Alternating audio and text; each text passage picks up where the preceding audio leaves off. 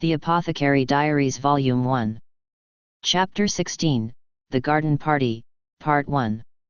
With about an hour to go until the party started, Consort Gyakuyo and her ladies-in-waiting were passing the time in an open-air pavilion in the gardens.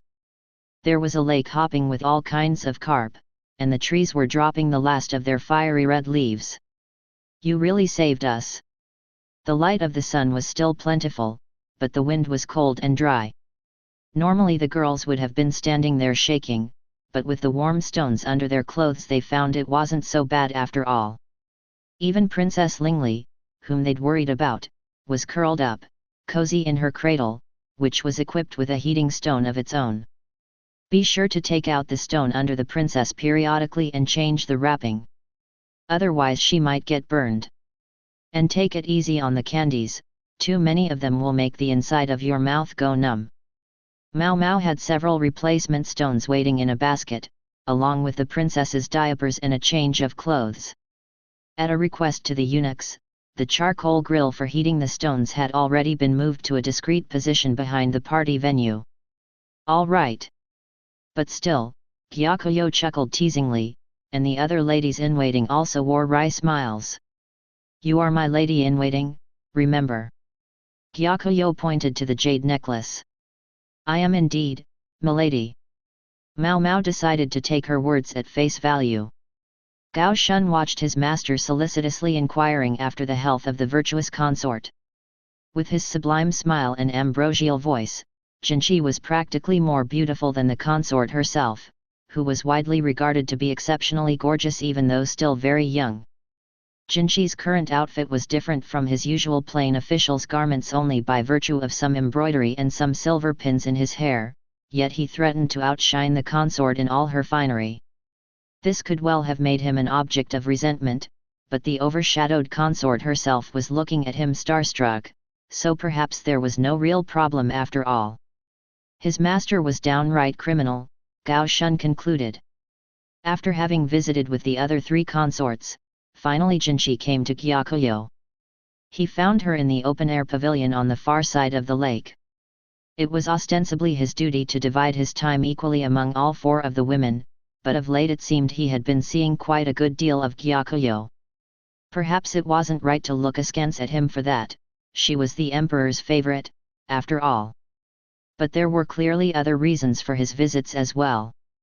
It seemed his old habit of playing endlessly with his toys had never been cured. Troublesome, Gao Shun thought with a shake of his head. Jinchi bowed to the consort. He praised the beauty of her scarlet outfit. She certainly did look lovely in it, Gao Shun privately agreed.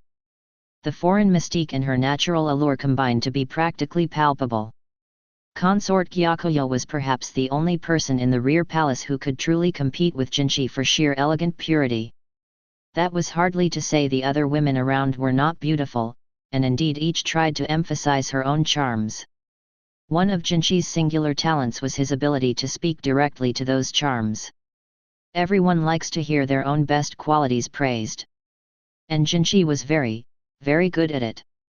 He never lied, either. Although at times he refrained from telling the entire truth. He affected complete nonchalance, but the left corner of his mouth twitched ever so slightly upward. From long years of service to him, Gao Shun recognized this. It was the look of a child with his toys. Troublesome. On the pretext of fawning over the young princess, Jinchi worked his way closer to a petite lady-in-waiting. The girl Gao Shun saw was a stranger. An unfamiliar lady-in-waiting, expressionless, but seemingly contemptuous of Jinchi. "Good evening, Master Jinchi." Mao Mao was mindful not to let her thoughts, "Doesn't he have anything better to do?" show on her face. Gao Shun was watching, so she wanted to remain calm if she could. "Put on a touch of makeup, have we?" Jinchi asked indifferently. "No sir, I've not." She had put the slightest dab of red on her lips and at the corners of her eyes, hardly enough to consider makeup at all, otherwise she was entirely natural. A few speckles remained faintly beside her nose, but they were hardly worth noticing. "But your freckles are gone." "Yes. I got rid of them." The ones that remained were tattoos she had applied herself with a needle long ago. She hadn't pricked too deep, the diluted pigments would fade within a year. Even knowing they wouldn't last forever, her old man had been less than thrilled that she was doing essentially the same thing they did to criminals. You mean with makeup? Yes. Jinchi said probingly. He knitted his brow and squinted at Mao Mao. No. It was removing my makeup that got rid of them. Maybe I should have just nodded along, she thought. But it was too late for Mao Mao to change answers now. And it would be annoying to have to explain. I don't understand what you're saying. It doesn't make any sense. Quite the contrary, sir. It makes perfect sense. Nobody said makeup could only be used to make things more beautiful. Sometimes married women were known to use the stuff to make themselves less attractive. Mao Mao had been caking dry clay and pigments around her nose every day. Artfully combined with her tattooed freckles, they came to look like discolorations, or perhaps birthmarks. And no one would have imagined she would do such a thing, so no one noticed. She was just another girl with freckles and splotches on her face. Homely, they called her. But that was another way of saying there was nothing special about her, that she didn't stand out from the crowd, she looked average. Just a touch of red pigment could change that impression completely, make Mao Mao seem a different person altogether. Jinchi had his hands on his head as if he couldn't understand what he was hearing. But why use makeup that way? To what purpose? Sir, to prevent myself being dragged into some dark alley. Even in the red light district, there were some who were starved for women. They mostly lacked money, could be violent, and many of them had sexually transmitted diseases. The apothecary's shop was set up fronting the street in a part of one of the brothels, so it was sometimes mistaken for a display window that happened to have an unusual theme. There were many out there who enjoyed indulging their lusts. And Mao Mao, naturally, wanted to avoid them. A waifish runt of a girl, and with freckles to boot, seemed less likely to be targeted. Jinchi listened to this with astonishment and what seemed to be mounting horror. And were you ever? A few tried. Mao Mao, taking his meaning, scowled at him. But ultimately it was the kidnappers who got me, she added spitefully. Such people saw good-looking women as the greatest prizes they could send to the rear palace. It just so happened that Mao Mao had forgotten her makeup that day when she went into the woods to gather herbs. As a matter of fact, she had been looking for dyes to refresh her fading tattoos. It would seem she had been just that close to not being sold. Jinchi put his head in his hands. I'm sorry. This is my failure as an overseer. It didn't appear to please him, as the one responsible for so much in the rear palace, to obtain women in this manner. Jinchi suddenly lacked his normal sparkle, a cloud seeming to hang over him. There's scant difference between being sold by kidnappers and being sold off to give a family one less mouth to feed, so I don't care. The former was a crime and the latter was legal. Though if the person who bought her from the kidnappers claimed not to have known how she had been obtained, they would likely go unpunished. Many women came to the rear palace through precisely this loophole. Their captors knew that if they sent enough women, enough different kinds, one might catch His Majesty's imperial eye and a portion of the resultant salary increase would go directly to the kidnapper's purse. As for why Mao Mao continued to use her makeup here in the rear palace, it was the same reason she had pretended to be unable to write. At this point it no longer mattered, but she wasn't quite sure when would be the right time to suddenly appear with an unfreckled face, and the momentum had simply carried her along. You're not angry? Jinchi looked puzzled. Of course I am. But it isn't your fault, Master Jinchi. Mao Mao understood that it was foolish to expect perfection from a country's administrators. One could try to protect against floods, so to speak, but some storm would always overwhelm the preparations. I see. You must pardon me. His voice was flat, almost affectless. How unusually direct of him. Mao Mao was just about to look up when something jabbed her in the head. That hurts, sir. This time she didn't hide her displeasure when she looked at Jinchi. She wanted to know what he had done. "Does it? I give this to you." He wasn't wearing his usual saccharine smile, but looked caught between melancholy and embarrassment. Mao Mao touched her hair, which was supposed to be unadorned, to feel something cold and metallic resting there. "All right. I'll see you at the banquet," Jinshi said, departing the open-air pavilion with a wave over his shoulder. It was a man's silver hair stick that he had put in her hair. One of those he himself had been wearing, she presumed. It looked plain at first glance, but was closely worked with delicate designs. It would probably fetch a tidy sum if she were to sell it. "Wow, lucky you," Yinghua said, looking wistfully at the accessory. Mao Mao considered giving it to her, but as the other two ladies wore the same expression, she wasn't sure what to do.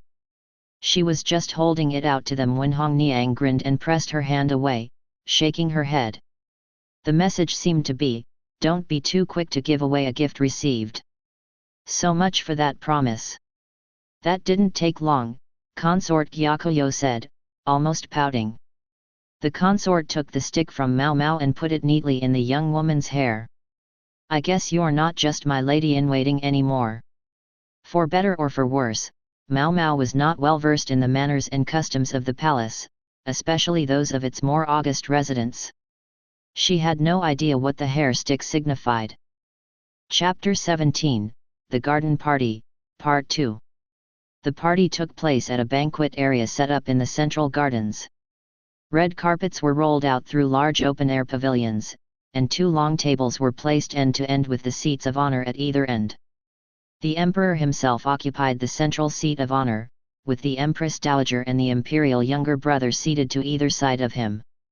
On the east side of the table were seated the precious consort and the virtuous consort, while on the west side were the wise consort and the pure consort.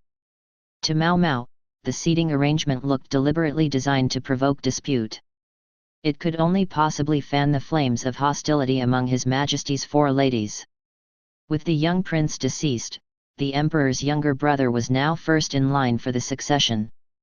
Although the imperial younger brother was, like the ruler himself, the son of the empress dowager, it seemed he rarely saw the light of day. A seat of honor had been provided for the prince, but in fact it was empty. He was frequently ill, rarely leaving his room and performing no official duties. Everyone had a different explanation for this, that the emperor was quite fond of his substantially younger sibling and wanted to keep him calm for the sake of his health, that he wanted to keep the prince isolated and out of sight, or that the empress mother was overprotective and refused to allow the young man outside. At any rate, none of it had anything to do with Mao Mao. The food wouldn't be served until afternoon. At the moment, the guests were enjoying musical performances and dances. Consort Gyakuyo was attended only by Hong Niang, unless they had some particular business. Her other ladies held station behind a curtain and awaited any instructions. The Empress Dowager was currently rocking the princess in her arms. The woman exuded a class and unfading beauty that could not be ignored even with the four esteemed consorts around her. She appeared so young that, seated beside the emperor, she could easily have been taken for His Majesty's queen. And the Empress Dowager was, in fact, relatively young. When Yinghua had told Mao Mao exactly how young and when Mao Mao had done a little figuring from the current emperor's age to determine how old his mother must have been when she bore him, it was enough to make her profoundly suspicious toward the previous sovereign. There were those possessed of a special deviancy by which they favored very young girls, but how should one react when one's own ruler had possessed such a proclivity? In any event, the Empress mother had held strong and given birth to the child, and for that at least, Mao Mao respected her. As Mao Mao was having these thoughts, a gust of wind sprang up. She felt herself shiver. They couldn't even bother to set up a tent for us, she thought. The curtain she stood behind was only just enough to keep the attendants out of sight, it did little to block the wind.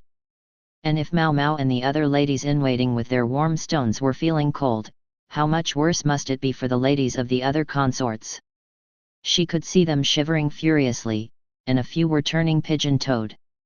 She didn't think there would be any particular problem with going to use the toilet at that moment, but maybe there were certain pretenses that just had to be kept up with the other ladies watching. It was a problem, the way these ladies-in-waiting felt compelled to play out proxy battles on behalf of their mistresses. And the head ladies-in-waiting, who might have been able to whip them into line, were busy attending the consorts. There was no one to stop the subordinate women. At the moment, they were almost like two paintings, one of which could be entitled Consort Gyakuyo's Forces Confront Those of Consort Li Hua, and the other of which could be called The Forces of the Pure Consort Confront Those of the Virtuous Consort. And let it be noted that Gyakuyo's forces consisted of just 4 women, less than half of those they were ranged against. The numbers were against them, but Yinghua was striving to make up the difference. What's that? Plain? What are you, dumb? Ladies-in-waiting exist for one reason: to serve their mistress. What good would it do them, preening and posturing? Apparently there was an argument over their outfits. The ladies across from Mao Mao and Yinghua served consort Li Hua, and as such their ensembles were based on the color blue. The outfits were frilly and heavily accessorized, making them rather more conspicuous than Gyakuyo's retinue. You're the one who's dumb. If a lady doesn't look good, it reflects badly on her mistress. But what else would you expect from someone who'd hire such a clumsy oaf? The girls from the Crystal Pavilion all set up a giggle. OOP, I think I'm being made fun of. Mao Mao had the thought almost as if it were about someone else. No doubt she was the oaf in question. She was just as aware as anyone that she was hardly above average in any way by the standards of the rear palace. The proud lady making these pronouncements was one of those who had defied Mao Mao before. She had force of personality, but without anything to ground her, she was constantly saying, "I'm going to tell my father." To shut her up, Mao Mao had found her when she was alone once and pinned her against a wall, sliding a knee between the girl's thighs and tickling the nape of her neck with one finger. "Fine," she had said. "Let's just leave you two embarrassed to tell him anything." After that, the girl had kept her distance. Guess the red light district gave me a unique sense of humor. At least one that didn't work with sheltered children of the nobility. Now the young woman always kept Mao Mao at arm's length, flinching away as if afraid of what might happen to her next. Too inexperienced with the ways of the world to take a joke for what it was. "I can see she's not here. I guess you left her behind." Good choice. It would be humiliating for the consort to have such a hideous creature around. I'm sure she wouldn't even get a single decorative hair stick. The serving woman had evidently completely missed Mao Mao. That's not very nice. After we worked together for 2 months, too. It was taking the best efforts of 2 other women to keep Yinghua from tackling the nasty attendant, and Mao Mao thought maybe it was time to put this little argument to rest. She went around behind Yinghua, holding up her hand to hide her nose, and looked at the young women in blue. One of them glanced at her suspiciously, realized who she was looking at, went pale, and started whispering to the other woman. With her hand in front of her nose, they realized it was Mao Mao even without her freckles. Word worked its way along the chain of serving women like a whisper game until it reached the haughty lady at the front. The finger she had been pointing imperiously started to shake, and her mouth hung open. Her eyes met Mao Mao's. "Finally noticed me, huh?" Mao Mao smiled her biggest smile, looking to Li Hua's ladies-in-waiting like a wolf who had cornered her prey. Ahem. Apparently the woman was so flabbergasted she could hardly think of anything to say. "Yes? What?" Yinghua said, not knowing Mao Mao was standing behind her grinning. The suddenly meek-looking lady-in-waiting puzzled her. "I think you've had enough for today. Just be glad I'm letting you off." With that barely coherent parting shot, the lady bolted for the far end of the curtained area. There were plenty of open spaces, but she pointedly chose the one farthest away from Mao Mao and Gyakuyo's other women. Mao Mao looked at Yinghua and the others, who were staring open-mouthed. "Funny. It still hurts." Yinghua composed herself and then saw Mao Mao. "Bah, I always knew she was a witch." "I'm sorry you had to hear that." What a thing to say about someone so sweet. Yinghua sounded downright apologetic. It doesn't bother me, Mao Mao said. Anyway, don't you want to change your hand warmers? It really didn't bother Mao Mao, so it was no problem. But Yinghua wouldn't stop frowning and offering her looks of sympathy. No, it's all right. They're still warm. Still, I can't help wondering why that girl broke out shivering so suddenly. The other two ladies in waiting seemed to be asking the same question.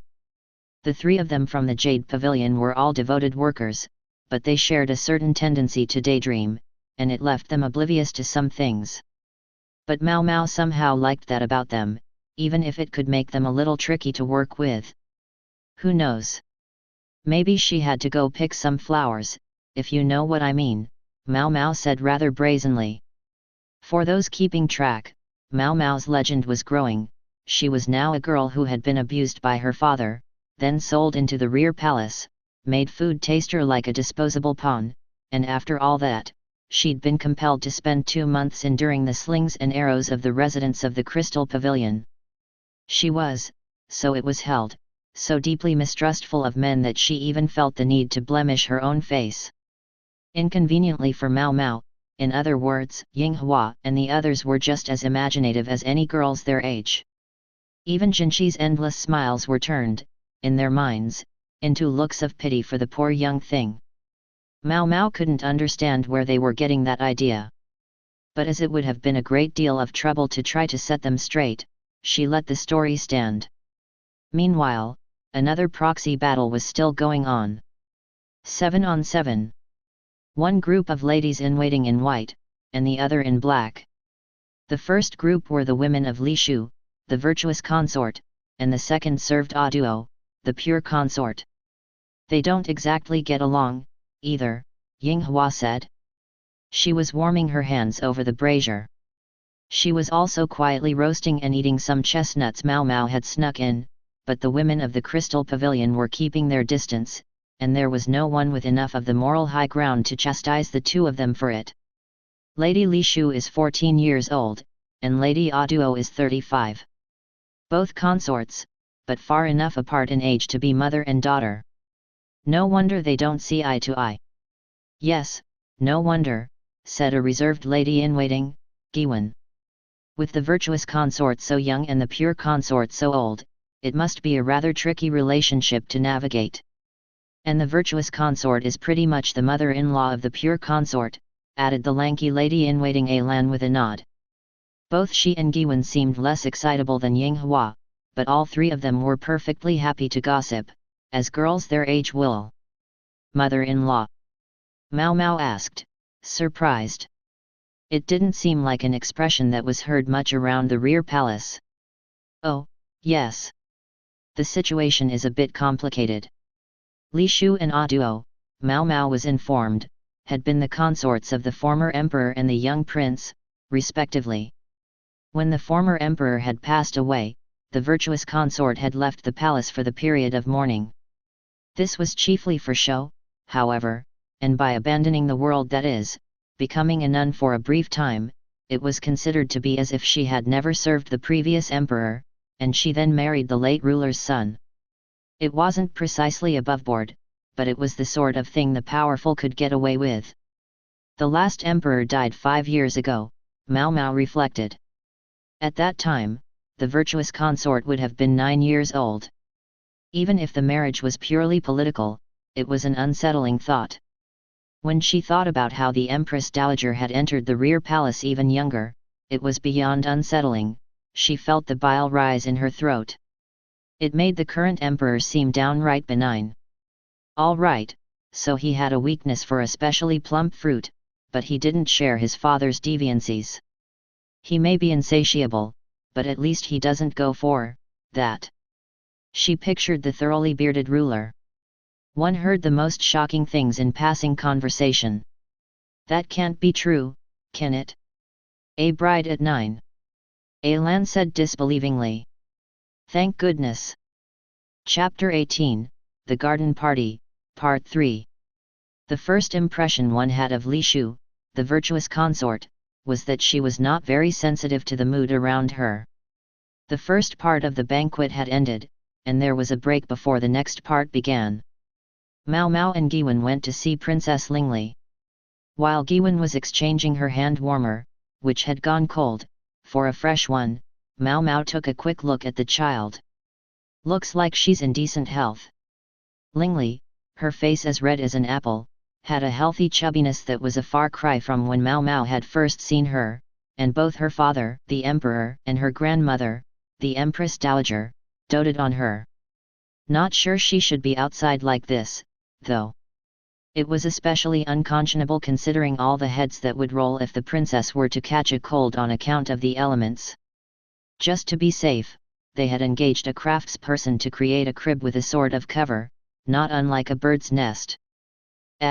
She's cute. I guess that's a good enough reason. Ah, a fearful thing, babies, this one could tug on even Mao Mao's heartstrings, and she had no special fondness for children. When Lingli began squirming to get out, Mao Mao packed her assiduously into her carrier and was just handing her to Hong Niang when she heard a pronounced snort from behind her. A young woman in elaborate peach-pink sleeves was looking at her. Several ladies-in-waiting were lined up behind her. She had a charmingly childish face herself, but at the moment her lips were pursed in obvious displeasure. Perhaps she was upset that Mao Mao had gone straight to the child without paying her respects to her. Would this be the young bride, then? Mao Mao wondered. Hong Niang and Giwen were bowing respectfully to her, so Mao Mao followed suit. Consort Li Shu, still looking thoroughly put out, marched off with her ladies-in-waiting in her wake. Was that the virtuous consort? That was her, all right. She stands out in a crowd. But it seems she can't read one. Each of the emperor's 4 ladies was assigned a distinctive color palette of her own. Consort Gyakuyo's was ruby and jade, Li Hua's ultramarine and crystal. To judge by the color of her attendants' robes, Duo, the pure consort, must have been given the color black. She lived in the garnet pavilion, suggesting the garnet was the gemstone with which she was associated. If they're going by the 5 elements, you'd expect the last color to be white. The light pink color worn by Consort Li Shu seemed dangerously close to duplicating the red of Consort Gyakuyo. The 2 ladies were seated beside each other at the banquet, creating the impression that their colors clashed. Actually, she realized the argument among the serving women that she had inadvertently eavesdropped on had been about roughly the same subject.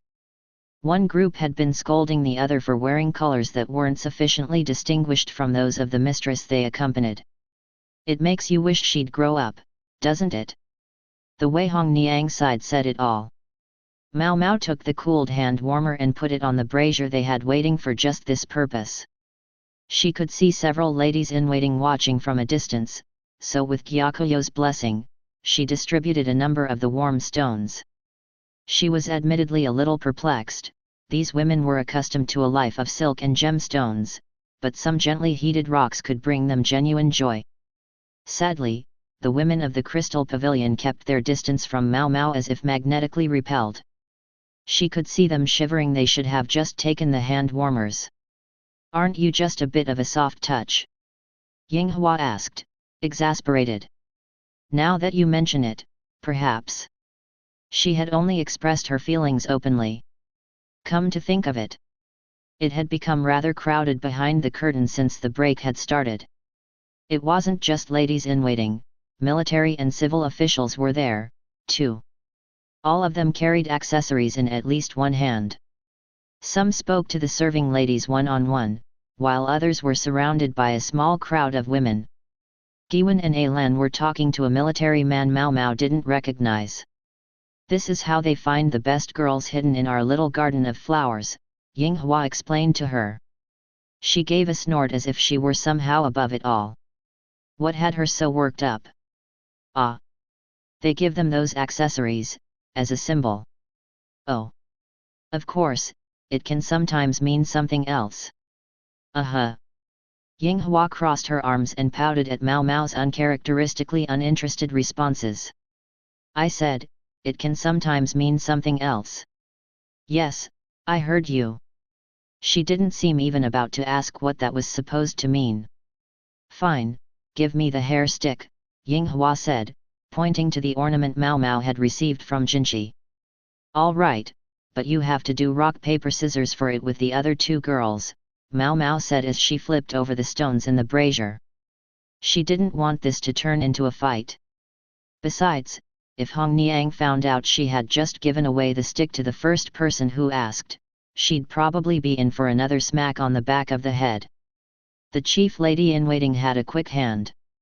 For Mao Mao, who had every intention of getting back to her home after her 2 years of service were up, making it in the world held no attraction.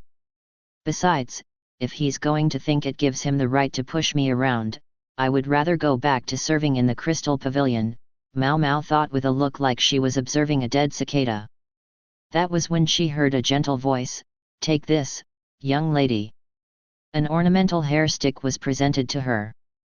A small, light pink coral decoration bobbed from it. Mao Mao looked up to discover a virile-looking man giving her an ingratiating smile. He was still young, and had no beard. He looked manly enough as far as it went, but his diligent smile aroused no feelings whatsoever in Mao Mao, who had an uncommonly strong resistance to such things. The man, a military officer, saw she wasn't reacting the way he had expected, but he didn't withdraw the proffered gift. He was in a half-crouch, so his ankles were starting to shake. At length Mao Mao realized she was leaving this man in something of a dilemma. "Thank you." She took the hair stick, and the man looked as pleased as a puppy who'd satisfied its master. A mongrel puppy, Mao Mao thought. "Well, ta-ta, then. Nice to meet you. Name's Li Haku, by the way. If I ever thought I was going to see you again, I might try to remember that." There were still a dozen hair sticks tucked in the belt of the big dog now waving to Mao Mao. Presumably he was passing them out to everyone so as not to embarrass any ladies-in-waiting by omission. Rather polite on his part. I guess maybe I was unfair to him, Mao Mao thought, looking down at the coral ornament. "Did you get one?" Giwan asked, coming over to her with the other girls.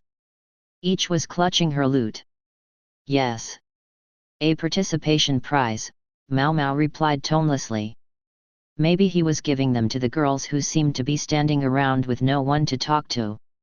"What a lonely way of looking at it," said a familiar, refined voice from behind her. Mao Mao turned and was confronted with that well-endowed consort, Li Hua. "She's looking a little plumper. Still, though, not as robust as she had been before. The last of the shadows on her face, though, only cast her beauty into higher relief. She wore a dark navy skirt and a sky-blue overgarment with a blue shawl over her shoulders. Might be a bit cold for her. So long as Mao Mao was a servant of consort Gyakuyo, she couldn't directly help Li Hua. After she had left the Crystal Pavilion, even updates on the consort's health came to her only via Jinchi's periodic remarks. Even if she had dared to try to visit the Crystal Pavilion herself, Li Hua's ladies-in-waiting would have chased her away at the door. Mao Mao bowed the way Hong Niang had taught her. "It has been too long, milady." "Yes, too long," Li Hua said, touching Mao Mao's hair as Mao Mao looked up at her. She pierced something through it, just as Jinchi had done. It didn't hurt this time. It just felt like there was something stuck in a bundle of hair. "Well, take care," Li Hua said, and moved elegantly away, chiding her ladies-in-waiting for their inability to hide their astonishment. But the women of the Jade Pavilion were equally nettled. Can't guess what Lady Gyakuyo is going to make of that." Yinghua flicked the protruding hair stick with a look of annoyance. On Mao Mao's head, a train of 3 quartz ornaments trembled. Afternoon, Mao Mao took Hung Niang's place behind consort Gyakuyo, for now it was time to eat. At Yinghua's insistence, Mao Mao had tucked the 3 hair sticks she'd received into her belt. The accessory Gyakuyo had given her was a necklace, so it would have been just as well for her to wear at least one of them in her hair, but whichever one she chose, it would have been perceived as a slight toward her other 2 benefactors. It was this constant need to be aware of how one's actions would impact others that made it so much work to be a lady-in-waiting. Now that she had the opportunity to observe the banquet from the vantage point of one of the seats of honor, Mao Mao realized it was really quite an impressive production. Military officers lined the west side, civil officials the east. Only about 2 out of every 10 of them were able to be seated at the long table, the others stood in a neat line. In one respect, they had it worse than the serving women working behind the scenes, they had to stand like that for hours on end. Gao Shun was among those seated with the military officials. Mao Mao realized he was perhaps a more important man than she had given him credit for, but she was also surprised to see a eunuch take his place among the officialdom with such nonchalance. The big man from earlier was there, too. He was seated lower than Gao Shun, but considering his age, perhaps it only meant that he was just now starting to make his way in the world. Jinchi, meanwhile, was nowhere to be seen. One would have thought someone so dazzling would stand out in a crowd. As there was not, however, any real need to look for him, Mao Mao focused on the job at hand. Some wine came first as an apéritif. It was poured delicately from glass vessels into silver drinking cups. Mao Mao swirled the wine in the cup, taking her time, making sure there was no cloudiness. There would be dark patches if arsenic was present. As she let the wine swirl gently, she gave it a good sniff, then took a sip.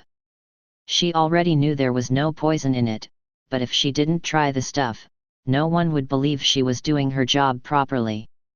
She swallowed, then rinsed her mouth out with clean water.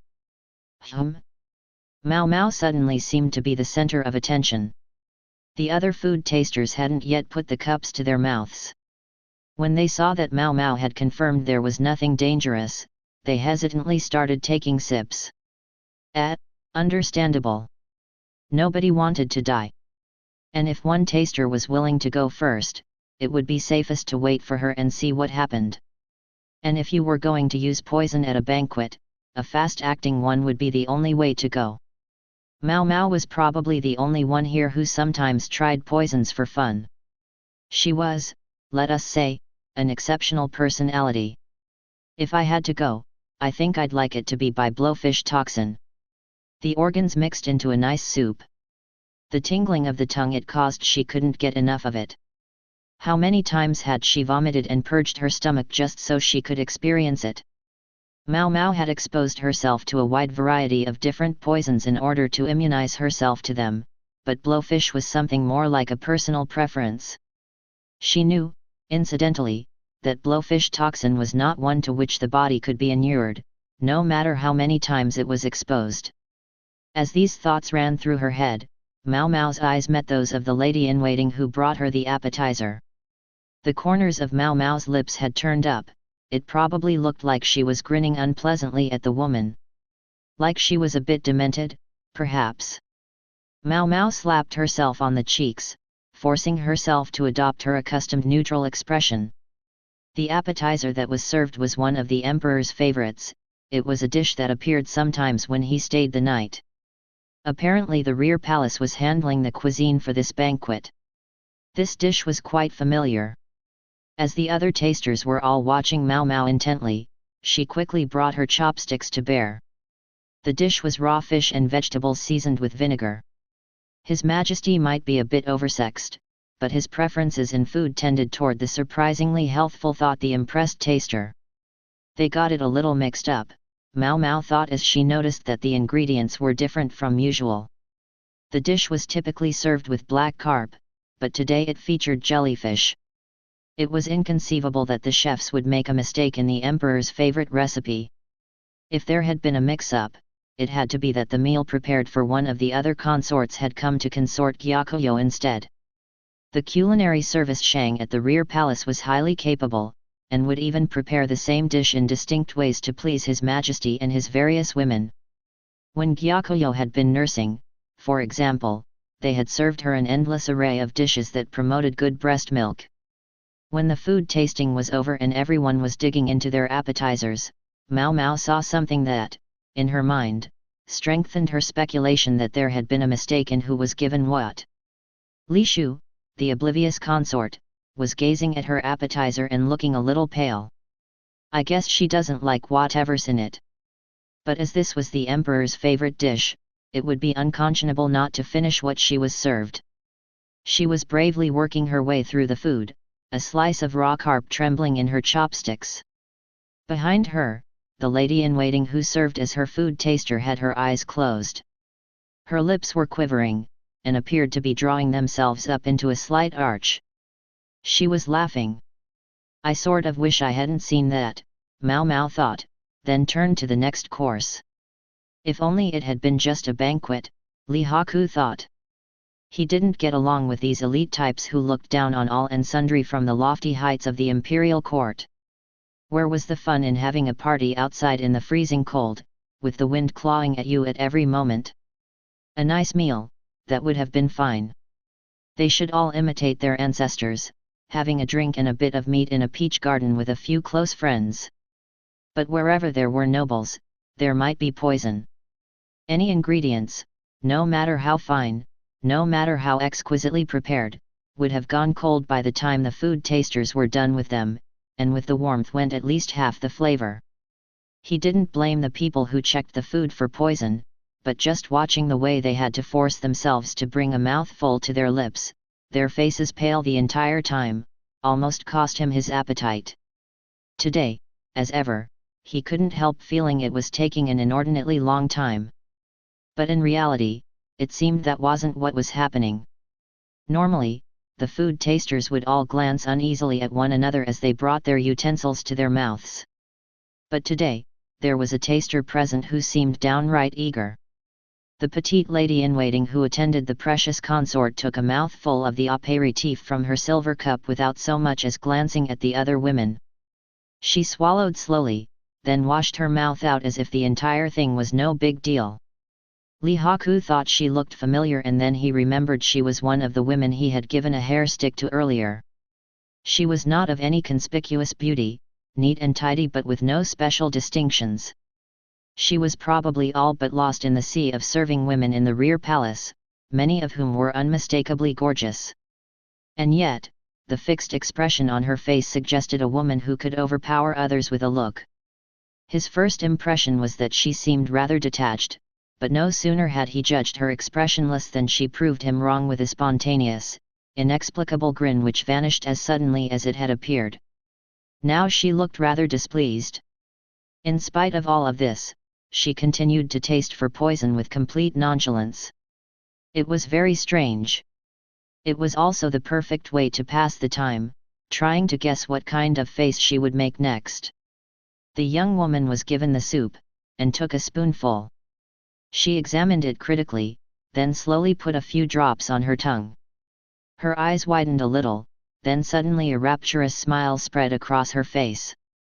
There was a flush in her cheeks and her eyes began to water.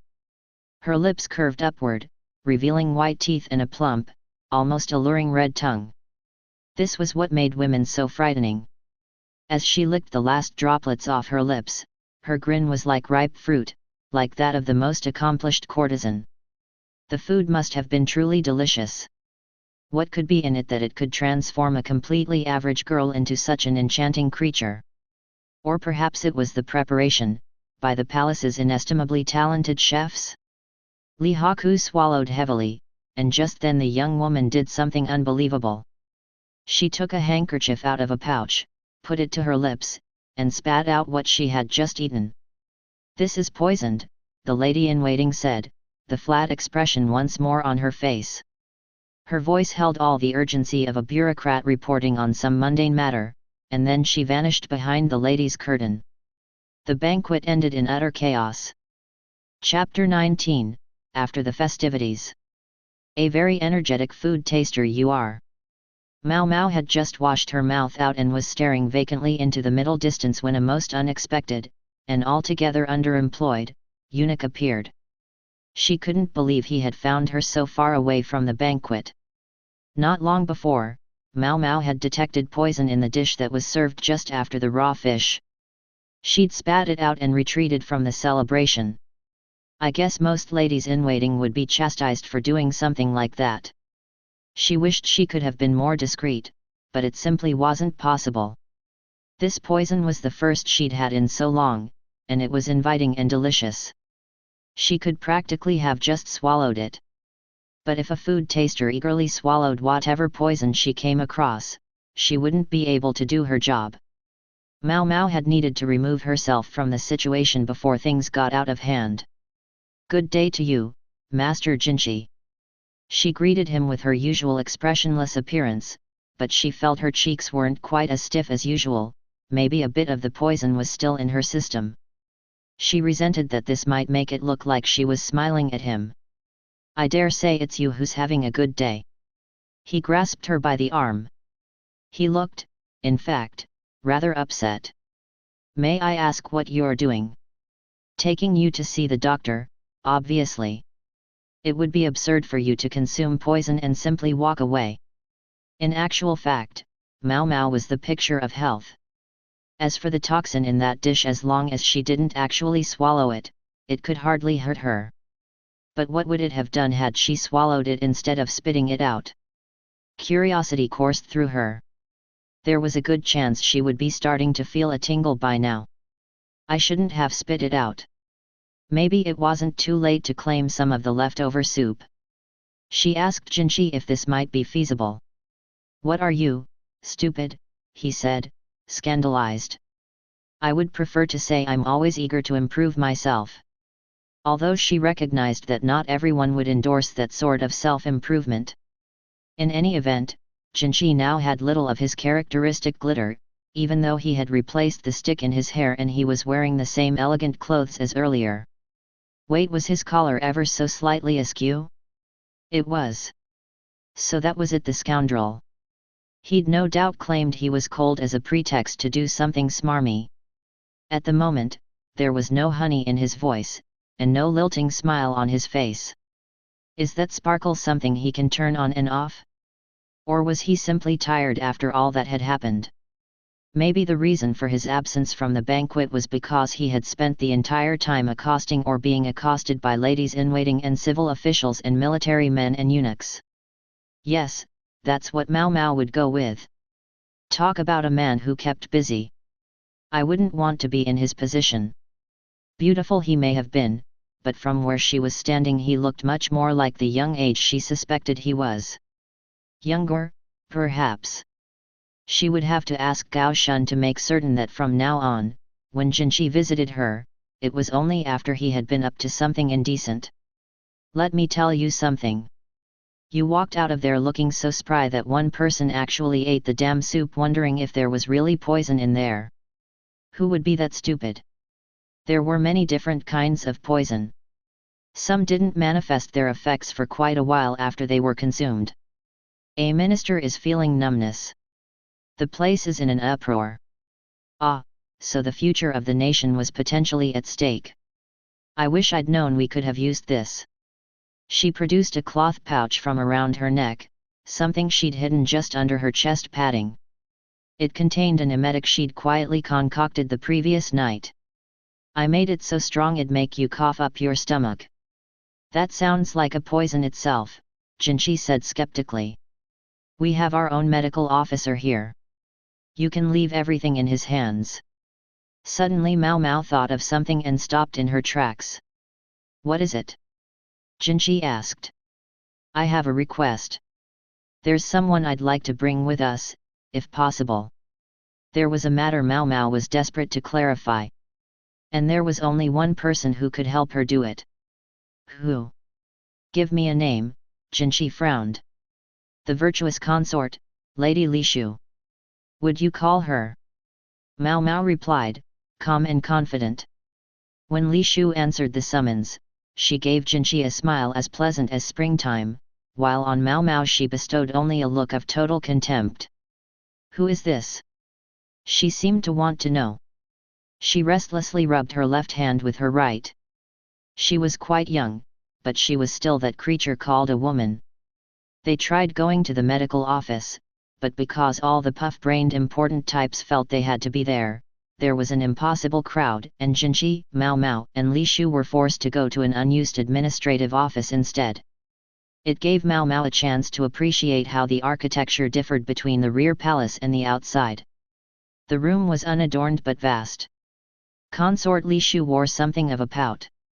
Mao Mao requested Gao Shun to usher away most of Li Shu's attendants, who had followed them in a gaggle, so that only one was left with the consort. Mao Mao took an antitoxin to help cool her head.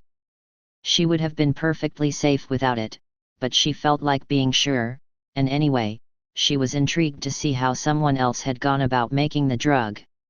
In this case, it caused her to vomit powerfully enough to bring up the entire contents of her stomach, a delightful emetic. Unlike the quack in the rear palace, the doctor of the main court was eminently competent. Jinchi watched Mao Mao grin the entire time she retched as if he couldn't quite believe what he was seeing. She thought it was rather rude of him, though, to stare at a young lady while she was vomiting. Now looking quite refreshed, Mao Mao bowed to Li Shu. The consort regarded her with a squint. "Pardon me," Mao Mao said, approaching Li Shu. The consort reacted with astonishment when Mao Mao took her left hand, rolling back the long sleeve to reveal a pale arm. "I knew it," Mao Mao said. She saw exactly what she had expected, a red rash stippling the normally smooth, unblemished skin. "There was something in the fish course that you shouldn't have been eating." Li Shu refused to look at Mao Mao. "What precisely do you mean by that?" Jinchi said, his arms crossed. The heavenly comportment had quietly returned, but he still wasn't smiling. "Some people simply can't eat certain things. Not just fish. Some can't stomach eggs, or wheat, or dairy products. I myself have to avoid buckwheat."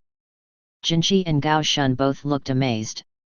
This from the girl who casually ingested poison. "Leave me alone," Mao Mao implored them silently. She had tried to accustom herself to buckwheat, but it caused her bronchial tubes to contract and threatened her breathing. It also made her break out in a rash, but only once it was absorbed by her stomach, so it was hard to judge an appropriate portion, and the effects took a long time to subside. Eventually, she had given up trying to inure herself to the stuff.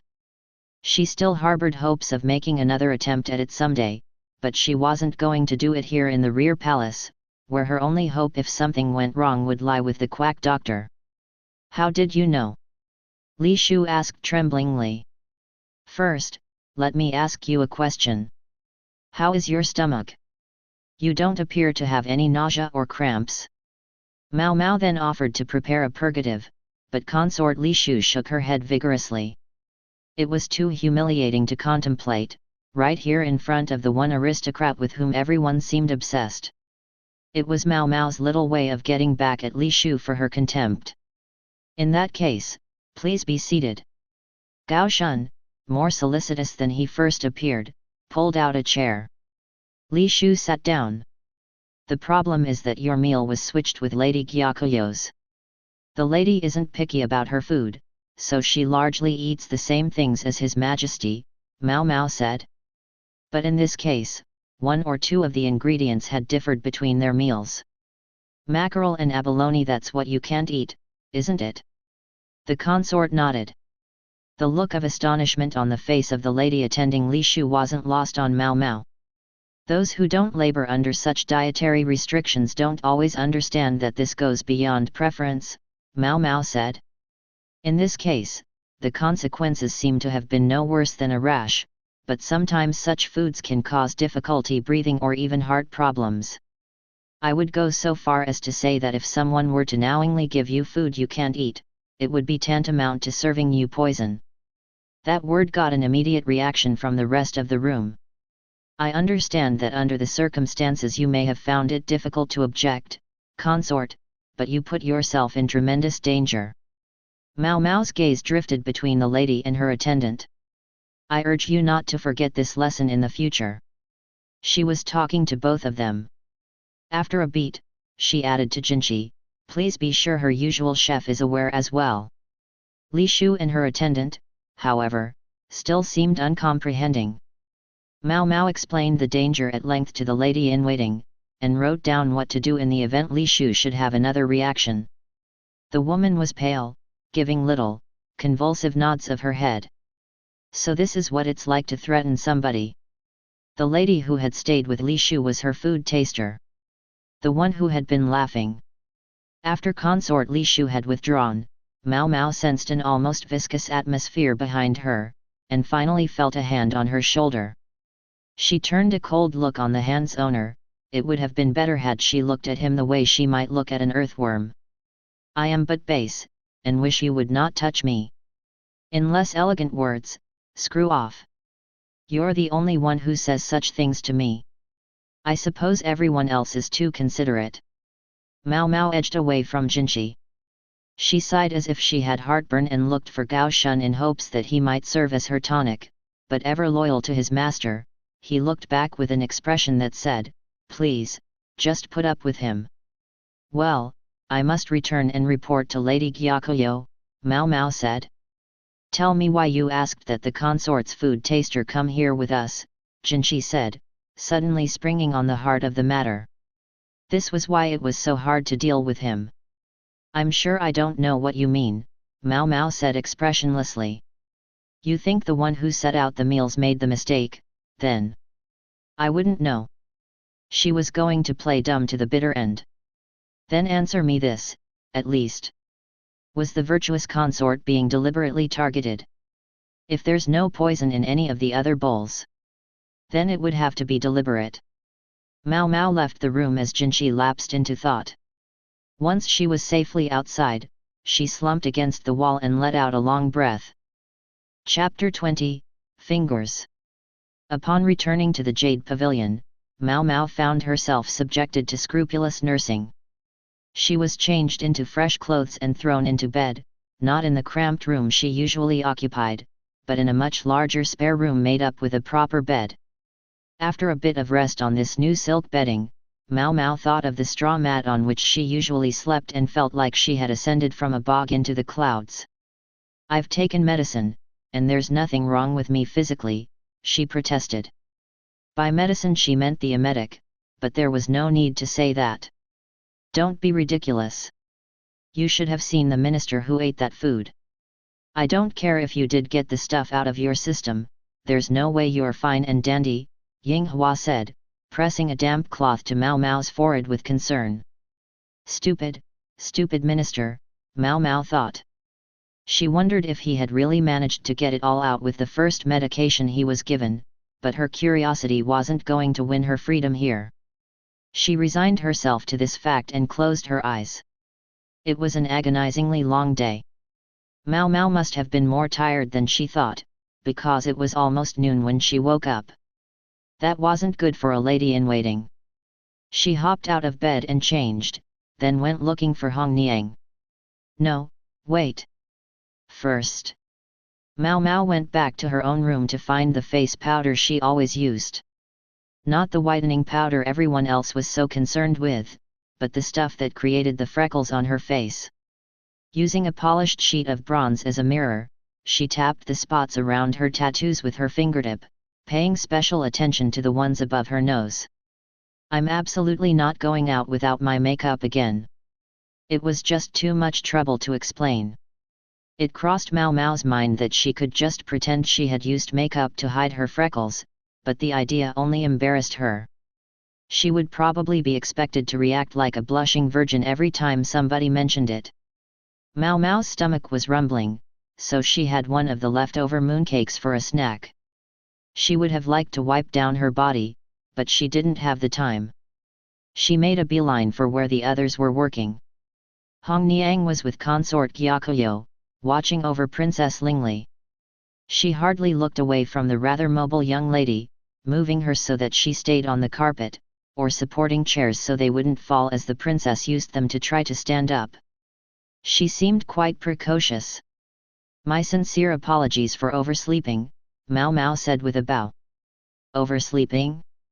You should have taken the day off. Gyakuyo put a hand to Mao Mao's cheek, looking worried. Hardly, milady. If you have need of me, please call, Mao Mao said, but she knew full well that she was rarely given any serious work to do and would probably be left alone.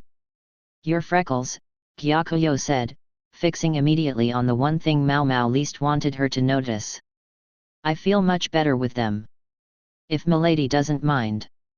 Yes, of course, Gyakuyo said, letting the matter go much more readily than Mao Mao had expected. Mao Mao gave her a probing look, but Gyakuyo said, absolutely everyone wanted to know who that lady-in-waiting of mine was. I thought the questions would never end. My apologies. Mao Mao suspected people didn't look favorably on a serving girl who declared the presence of poison and then simply left a banquet of her own volition. Privately, she had even fretted over whether she would be punished for it, and she was relieved to discover no reprimand was forthcoming. At least with those freckles, people won't recognize you right away. That might be for the best. Mao Mao had thought she'd been more subtle than that, but maybe she was wrong. Where had her mistake been? Oh, and something else. Gao Shun came by this morning looking for you. Will you see him? He looked like he had time on his hands, so I set him to waiting outside. Waiting? True, it was the emperor's favorite consort dispensing the task, but then, Gao Shun was no serving girl. Or perhaps he had taken on the job voluntarily. Mao Mao had the impression Gao Shun ranked reasonably high in the hierarchy, but he also seemed something of a soft touch. She could see any number of ladies-in-waiting falling hard for him. She especially had the sense that Hung Niang's eyes lit up when Gao Shun was around. The chief lady-in-waiting was 30 or so, and despite her good looks, her considerable competence had the side effect of scaring off potential suitors. Might we borrow the sitting room? Mao Mao asked. You may. I'll have him summoned immediately, Gyakuyo said, taking the princess from Hong Niang, who left to go call Gao Shun. Mao Mao had been just about to follow her, but Gyakuyo stopped her with a hand, and directed her to the sitting room instead. Master Jinshi sends this, with his regards, Gao Shun said promptly when he entered the room. He placed a cloth-wrapped package on the table. Mao Mao opened it to discover a silver bowl full of soup. Not the stuff Mao Mao had sampled, but the dish from which consort Gyakuyo had been about to eat. He had refused her yesterday, but in the end, had been kind enough to provide it. He was being polite, but this was also, Mao Mao surmised, an order to investigate. Please don't eat it, Gao Shun said with a distinct look of concern. Perish the thought, Mao Mao replied. But only because silver promotes rotting. Oxidized food was never tasty. Gao Shun didn't seem to realize she had her own reason for not drinking the soup. He watched her doubtfully. Mao Mao stared at the bowl, careful not to touch it directly. And she was staring at the bowl, not at the contents. Learning anything? Gao Shun asked her. Did you touch this with your bare hands? No, I only took out some of the contents with a spoon to ascertain whether they were in fact poisonous. Then he had wrapped it in a cloth to bring to Mao Mao, apparently leery of touching a bowl full of poison. That caused Mao Mao to lick her lips in anticipation. All right. Wait here a moment. She left the sitting room and went to the kitchen, rifling through the shelves looking for something. Then she went back to the room in which she'd been sleeping earlier. She ducked her head toward the fancy bed, splitting the cloth at the seams and pulling out some of what was inside before going back to where Gao Shun was waiting. To his eyes, she was simply carrying some white powder in one hand and soft-looking padding in the other.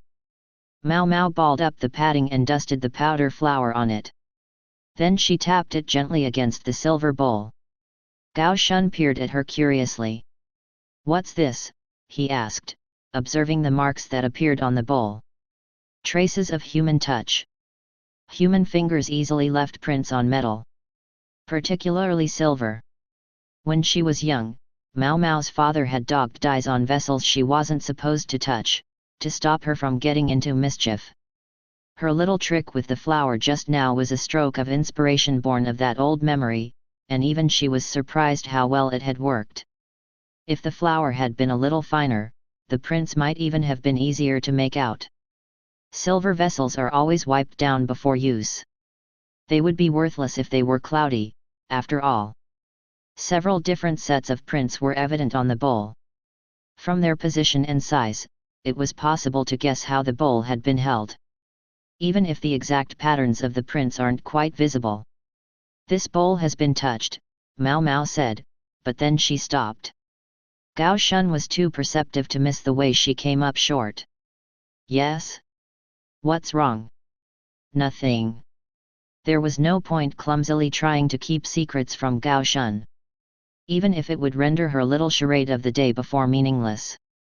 Mao Mao let out a small sigh.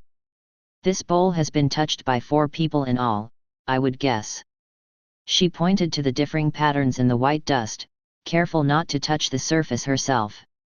"One doesn't touch the bowl while polishing it, so we can presume the prints belong to the person who doled out the soup, the one who served it, the virtuous consort's food taster, and one more unidentified person." Gao Shun turned an intense look upon her. "Why the food taster?" Mao Mao wanted this to end quietly, but it would all depend on how this taciturn man reacted. "It's simple.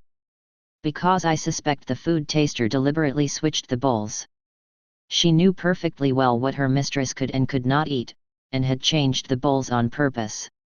With malice aforethought. Mao Mao set the bowl down, an unpleasant look flashing across her face. "It's a form of bullying."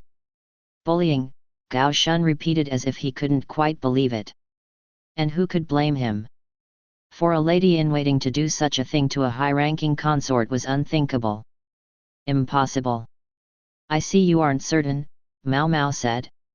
If Gao Shun didn't appear to wish to know, Mao Mao had no inclination to tell him. She didn't like to speak from assumptions, after all. But she might have to, if she was to explain why the fingerprints of the lady-in-waiting were on this bowl. Mao Mao decided it would be better to give her honest opinion than to make any half-baked attempts to throw Gao Shun off the scent. "Would you let me in on what you're thinking?" Gao Shun asked, his arms crossed as he studied her. "Very well, sir. Please understand that this is ultimately just speculation on my part." "That's fine. To begin with, consider the unusual situation of consort Li Shu. She had become the concubine of the previous emperor while still very young, and soon found herself becoming a nun when he died. Many women, especially the rich ones, were taught that it was their wifely duty to commit themselves totally, body and spirit, to their husbands. Though she may have understood the political reasoning, Li Shu must have found it appallingly unvirtuous to be married to the son of her former spouse. "Did you see what consort Li Shu was wearing at the garden party?" Mao Mao asked. The virtuous consort had been attired in a gaudy pink dress that seemed well above her station. Gao Shun said nothing, suggesting her reputation was poor in the circles he ran in. "It was, somewhat gauche, shall we say?" Mao Mao offered. But consort Li Shu's attendants, for their part, had all been wearing clothes that were mostly white. In any normal situation, the ladies-in-waiting would have collectively convinced their mistress to wear something more prudent, or else they would have coordinated their outfits with hers. Instead, what they did made consort Li Shu look like a clown. A lady-in-waiting was there to support her mistress. This was something Hong Niang had drilled into consort Gyakuyo's other women. Yinghua had said something similar during the banquet. Something about wearing subdued clothing to make their mistress stand out all the more. With that in mind, the argument with consort Li Shu's ladies-in-waiting about clothing took on a new aspect. The pure consort's ladies-in-waiting were reprimanding them for their unconscionable behavior. The callow Li Shu was at the mercy of her serving women, who must have flattered her and insisted the pink dress would look good on her. There was no doubt in Mao Mao's mind. In the rear palace, all around were enemies, the only people one could trust were one's ladies-in-waiting. And these had betrayed that trust to humiliate their mistress. "And you believe they further switched the food purely in order to make consort Li Shu's life more difficult?" Gao Shun said tentatively. "Yes. Though funnily enough, it saved her. Poison came in many varieties. Some were quite strong, but showed no immediate effects. In other words, had the bowls not been switched, Li Shu's food taster would still have shown no ill effects, and the consort would probably have drunk the soup, presuming all was well. I think that's enough speculation for today. Mao Mao picked up the bowl again and pointed to the rim. I suspect these are the fingerprints of whoever put the poison in here. Perhaps they pinched the rim of the bowl while they did so. One must never touch the rim of a food vessel, something else Hong Niang had taught them. One's fingers must not dirty anything that might be touched by the lips of some noble person. That's my view of what happened, Mao Mao said. Gao Shun rubbed his chin and gazed at the bowl. May I ask you one thing? Yes, sir. Mao Mao passed the vessel, still cradled in its cloth, back to Gao Shun. Why did you attempt to cover for that woman? In contrast to Mao Mao's strained expression, Gao Shun appeared downright curious. Compared to a consort, Mao Mao said, the life of a lady-in-waiting is all too cheap. Particularly that of a food taster. Gao Shun nodded easily as if he understood what she was saying. I'll make sure Master Jinchi understands the situation. My thanks. Mao Mao politely watched Gao Shun leave and then she slumped into a chair.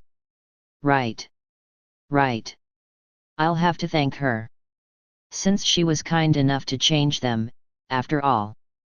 Mao Mao really ought to have drunk it, she thought. Such is how matters stand, sir, Gao Shun said, concluding his report on what he had learned at the Jade Pavilion. Jinchi, who had been too busy to go himself, ran a hand through his hair thoughtfully. Papers were piled on his desk, and his chop was in his hand. In the whole administrative office, large but barren, only he and Gao Shun were present. I never cease to be impressed by what a fine talker you are, Jinchi said. If you say so, sir, his ever-intense aide said curtly. Whatever the case, it was clearly an inside job. The circumstances would seem to suggest so, Gao Shun said, furrowing his eyebrows. He always got right to the point. Jinchi's head hurt. He wanted to stop thinking. Among other aggravations, he'd had no time to sleep since the day before, nor even to change his clothes. It was enough to make him want to throw a temper tantrum. Your, poker face is slipping, sir. Jinchi's usual sweet smile was gone. He wore a sullen look that honestly looked more appropriate for a man of his youth. And Gao Shun seemed to read him like a book. No one else is here. Does it really matter? His minder was always so strict. I am here. You don't count. Yes, I do. Jinchi had hoped the joke would get him out of this, but Gao Shun, serious and diligent, never did have a sense of humor at the right times. What a burden it was to have someone minding your every move from the day you were born. You're still wearing your hair stick, Gao Shun said, pointing to his head. Oh. Crap. Jinchi didn't usually talk that way. It was fairly well hidden. I doubt anyone noticed. Jinchi pulled out the stick to reveal an accessory of considerable craftsmanship. It was carved in the shape of the mythical Kylin, a sort of cross between a deer and a horse. It was said to be the chief of the sacred beasts, and the right to wear its likeness was conferred only upon those of considerable rank. Here. Keep it somewhere safe. Jinchi tossed the stick nonchalantly at Gao Shun. Be careful with that. It's immensely important. I understand. You certainly don't. And then, having gotten in the last word, the man who had been responsible for Jinchi for well-nigh 16 years left the office. Jinchi, still comporting himself like a child, laid down across the desk. He still had so much work to do. He needed to hurry up and make some free time for himself. All right, let's get to it. He gave a great stretch and picked up his brush. In order to have too much time on his hands, first he had to finish his work. Chapter 21, Lihaku. The attempted poisoning, it seemed, was a much bigger deal than Mao Mao had given it credit for. Xiaolan hounded her about it relentlessly. A spot behind the laundry shed had become the serving girl's favorite spot to gossip. Now Mao Mao and Xiaolan sat there on wooden boxes, eating skewers of candied hawthorn berries, a treat Xiaolan seemed to especially love. She would never believe I was right in the middle of it all. Xiaolan looked younger than her years as she wolfed down the sweets, kicking her dangling legs. She was another one who had been sold into the rear palace, but this poor farmer's daughter seemed to be enjoying her new life. Cheerful and talkative, she seemed less despondent that her parents had sold her into servitude than she was glad to have enough to eat. The one who ate the poison, it was one of the ladies-in-waiting where you work, wasn't it, Mao Mao? Yes, it was, she said. She wasn't lying. She just wasn't quite telling the truth. I don't know much about it. You think she's okay? I think she's fine. Mao Mao wasn't sure exactly what kind of okay Xiaolan had in mind, but an affirmative answer seemed in order. Awfully uncomfortable with the conversation, Mao Mao dodged a few more questions before Xiaolan pursed her lips and gave up.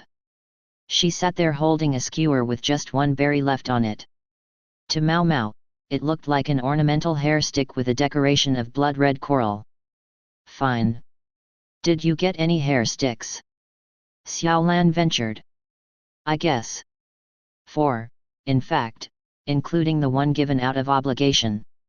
And counting the necklace from consort Gyakuyo. Why not? Huh. So you can get out of here, then. Xiaolan gave a carefree smile. This piqued Mao Mao's interest. What did you say? What do you mean, what did I say? You aren't leaving. Yinghua had been emphatic about the same thing. Mao Mao had all but ignored her. Now she realized she'd made a mistake. She held her head in her hands and fell into self-recrimination. What's the matter? Xiaolan asked, looking at Mao Mao with concern. Tell me more about that. Realizing that Mao Mao suddenly, and finally, seemed interested in something she was saying, Xiaolan puffed out her chest. You got it. And then the voluble young woman told Mao Mao everything she knew about how the hair sticks were used. The summons came for Li Haku just as he finished training. Mopping away sweat, he tossed his sword, the blade cracked, to a nearby subordinate. The practice grounds smelled of sweat and carried the warmth of exertion in the air. A spindly military officer handed Li Haku a wooden writing strip and a woman's ornamental hair stick. The accessory, decorated with pink coral, was just one of several he'd passed out recently. He'd assumed the women would understand he was giving them the ornaments out of obligation, not in seriousness, but apparently at least one of them hadn't. He wouldn't want to embarrass her, but it could be problematic for him if she were really in earnest. But then again, if she was beautiful, it would be a shame not to at least meet her. Idly mulling over how he would let her down gently, Li Haku looked at the writing strip. It said, Jade Pavilion Mao Mao. He'd given a hair stick to only one of the women from the Jade Pavilion, that cold-eyed lady-in-waiting. Li Haku stroked his chin thoughtfully and went to change his clothes. Men were typically forbidden from entering the rear palace. That of course applied to Li Haku, who still had all his various parts. He didn't expect to serve in the rear palace, indeed, he was quite concerned what it would mean if he did so. Terrifying though the place could be, however, with special permission women could be called from its precincts. The means one of several possible was a hair stick like this. Li Haku waited in the guardhouse by the central gate for the young woman to be brought to him. In the somewhat cramped space were chairs and desks for 2 people, and eunuchs standing, one before the door on either side. Through the door from the rear palace side appeared a petite young woman. Freckles surrounded her nose. Hers was the rare plain face in a place populated by exquisite beauties. And who are you? Li Haku growled.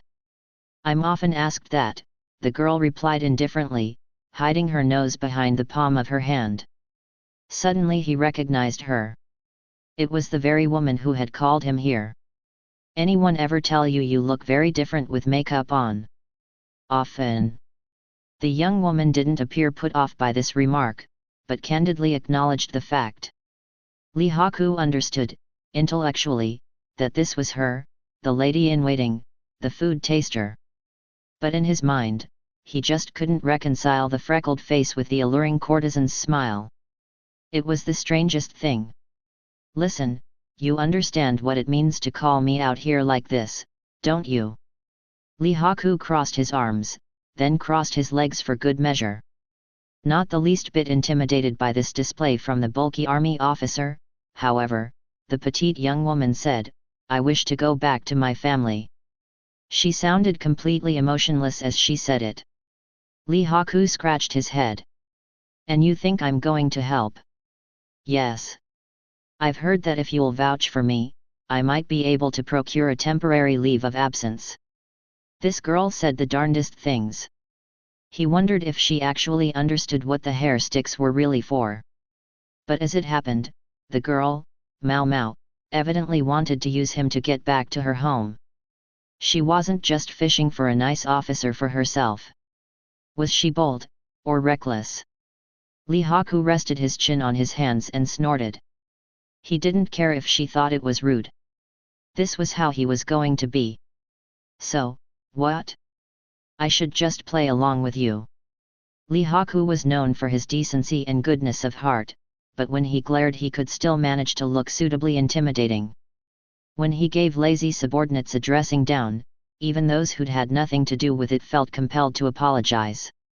And yet this Mao Mao didn't so much as furrow an eyebrow. She simply looked at him without emotion. Not exactly. I believe I have a way of showing my gratitude.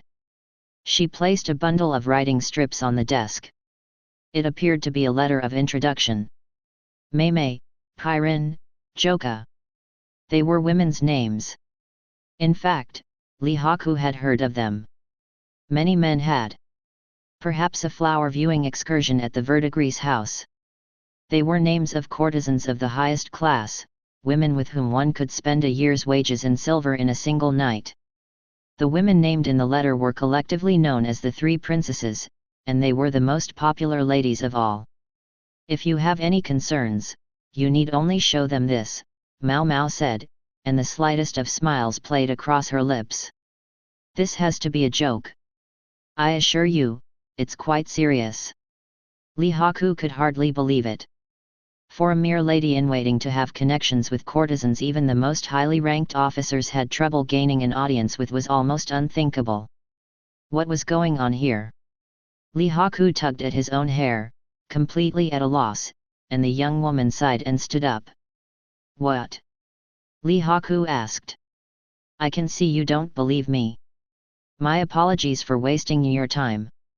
Mao Mao quietly withdrew something from the neck of her uniform. Two things, in fact. Hair sticks, one in quartz, the other, silver. The implication was clear, she had other options. Again, I'm sorry.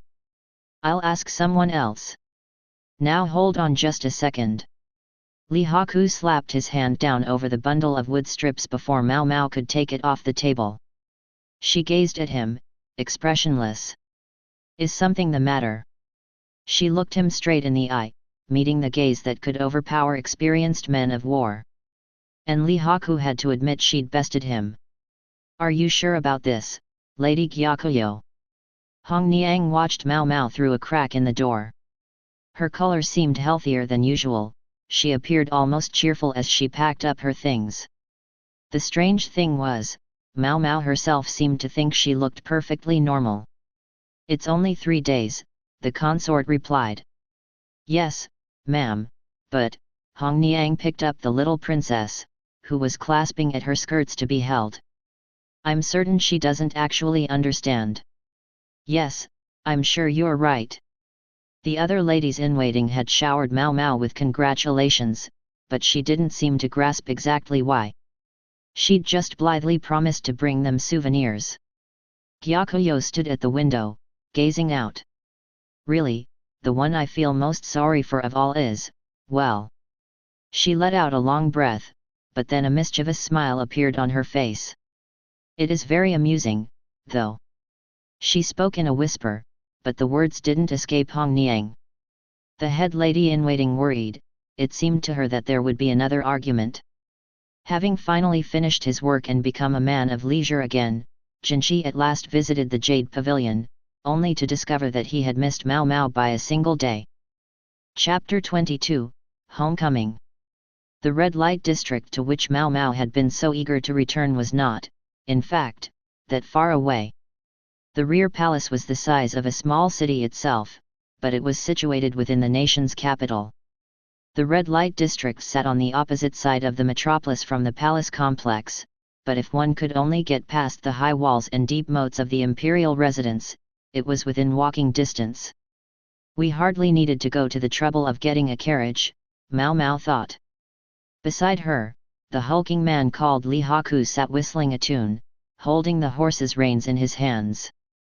His high spirits could be attributed to the fact that he now realized Mao Mao's story had been true. The prospect of meeting the most famous courtesans in the land would put any man in a good mood. Courtesans, it should be said, were not to be simply lumped together with the run of common prostitutes. Some of them sold their bodies, yes, but others sold purely their accomplishments. They didn't take enough customers to be popular in the crass sense. Indeed, this helped drive up their perceived value. To share even a cup of tea with one of them could take a substantial amount of silver, let alone a night. These revered women became idols of a sort, objects of the common people's admiration.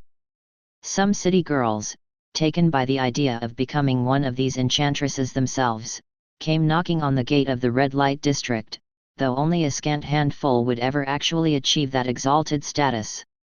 The Verdigris house was among the most venerable of the establishments in the capital's pleasure quarter. Even the least notable of its ladies were courtesans of the middle rank.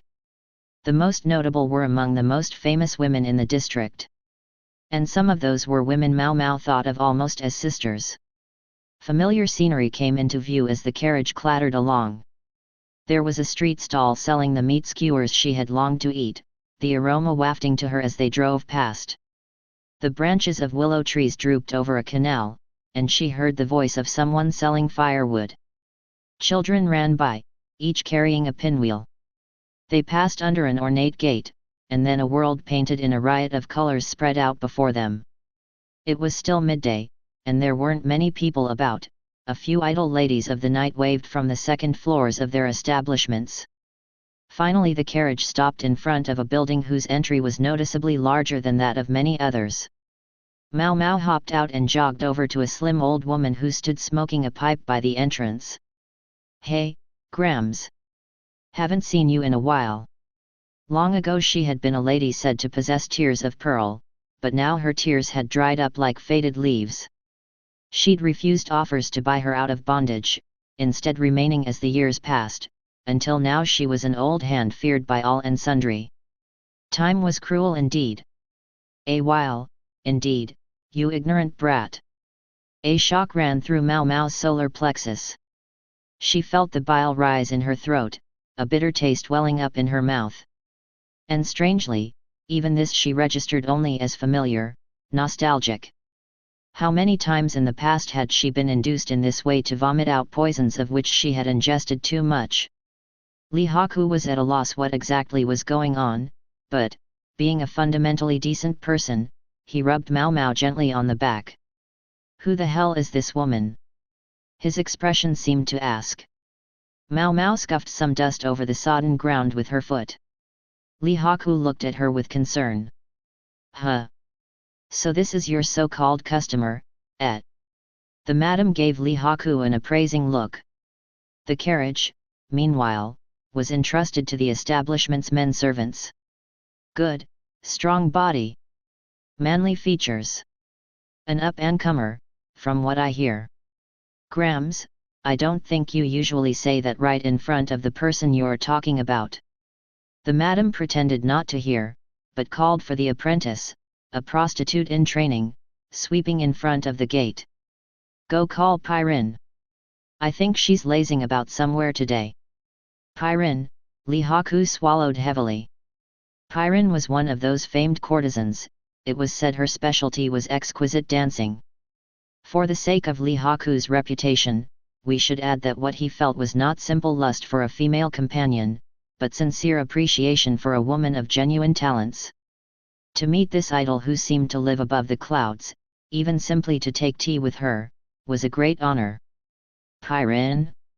I mean, Yet, maybe Pairin could do extremely fine work for those who were to her liking. Master Lihaku, Mao Mao said, giving the big but currently vacant-eyed man beside her a jab. How confident are you in your biceps? Not quite sure what you mean, but I like to think I've honed my body as well as any man. Is that so? Best of luck, then. Lihaku gave her a final, puzzled tilt of the head as the young apprentice led him away. As for Mao Mao, she was thankful to Lihaku for bringing her here, and wanted to provide him with something that would adequately express her gratitude. And a night's dream could provide a lifetime's memory. Now, Mao Mao.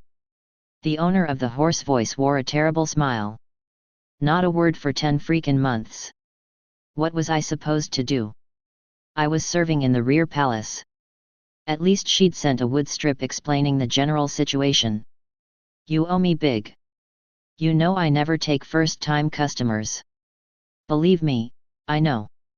Mao Mao pulled a pouch out of her bag. It contained half her earnings from the rear palace to date. She'd specially asked for an advance on her salary. Huh, the woman sniffed, peering into the pouch. Not nearly enough. I admit I didn't expect you to actually produce Pairin. She'd thought the money would cover a night's dalliance with a highly ranked courtesan. Besides, the likes of Lihaku would probably have been satisfied even to get a glimpse of the 3 princesses. At least pretend it'll cover a cup of tea together. Please, for me. Dumbass. A muscle-brained bozo like that? Pairin LL bite, and you know it. Yeah, I might have guessed. The most esteemed courtesans didn't sell their bodies, but that didn't mean they couldn't fall in love. Such was the way of things. Let's just say it's out of my hands. Never. It's going on your tab. There's no way I can pay that much. Don't think even the rest of my salary would make up the difference. No way. Mao Mao was deep in thought. The woman was clearly messing with her. Not that that was anything new. Bah, worst comes to worst, you can pay off your debt with your body. I know His Majesty's your only customer in that big, fancy palace of yours, but it's the same idea. And don't worry about all those scars. We get certain types who like that sort of thing. For lo these many years, the madam had persisted in trying to get Mao Mao to become a courtesan. Having spent her entire life in the red light district, the woman didn't think of a courtesan's lot as an unhappy one. I still have a year left on my contract. Then spend it scaring me up more customers. Not old farts, either.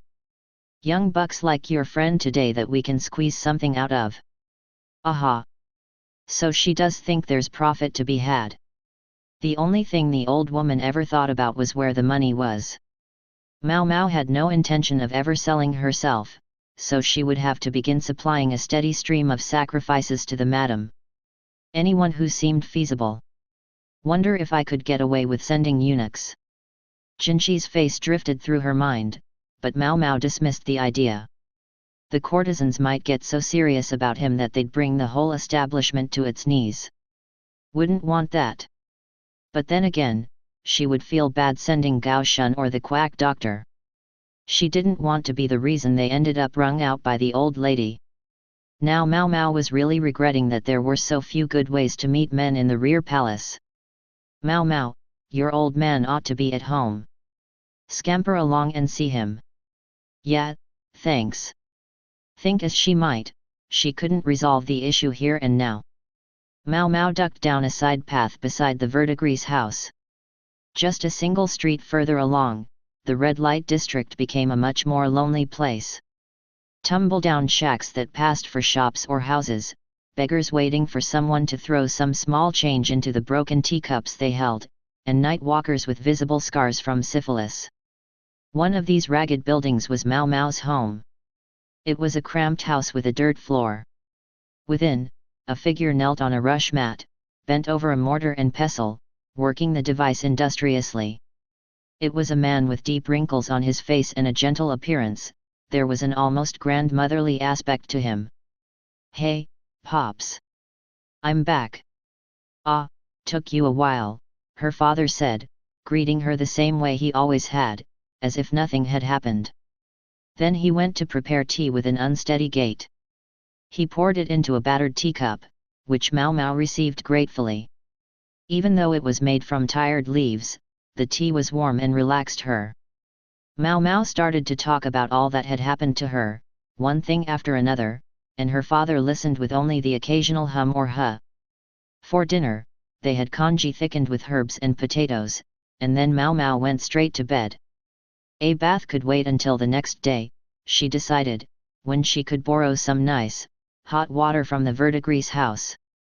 She curled up on her simple bedding, a mat laid out on the dirt floor. Her father pulled a kimono over her, then stoked the fire in the oven to ensure it wouldn't go out. The rear palace. That's karma, I suppose, her father whispered, but the words didn't reach Mao Mao, she was already asleep. Chapter 23, Wheat Stalks. Oh yeah! The crowing of the rooster woke Mao Mao up, and she shuffled outside her dilapidated house. There was a small chicken coop in the back and a shed for farm implements, along with a wooden crate. From the fact that the hoe was missing, she gathered her father was in the field. He kept one in a grove just outside the red light district. He knows that's not good for his legs. Her father was getting on in years, and she wished he would stop with the difficult physical labor, but he showed no sign of doing so. He liked to make his medicines from herbs he had grown himself. Hence, a motley collection of strange plants sprouted around their house. Mao Mao plucked a leaf here and there, checking how the plants were doing. She glanced at the discreet wooden crate. It bore a sign with characters in brushwork reading, "Hands off." Mao Mao swallowed at that. She nudged the lid back and peeked in, although it did her heart rate no favors. If she remembered correctly, the crate contained various ingredients left to stew in wine. She seemed to recall the ingredients being very lively and difficult to catch. After a moment, Mao Mao put the lid back just the way it had been. It seemed people were heeding the sign. Ever the careful thinker, her father had wisely put just one thing inside the box.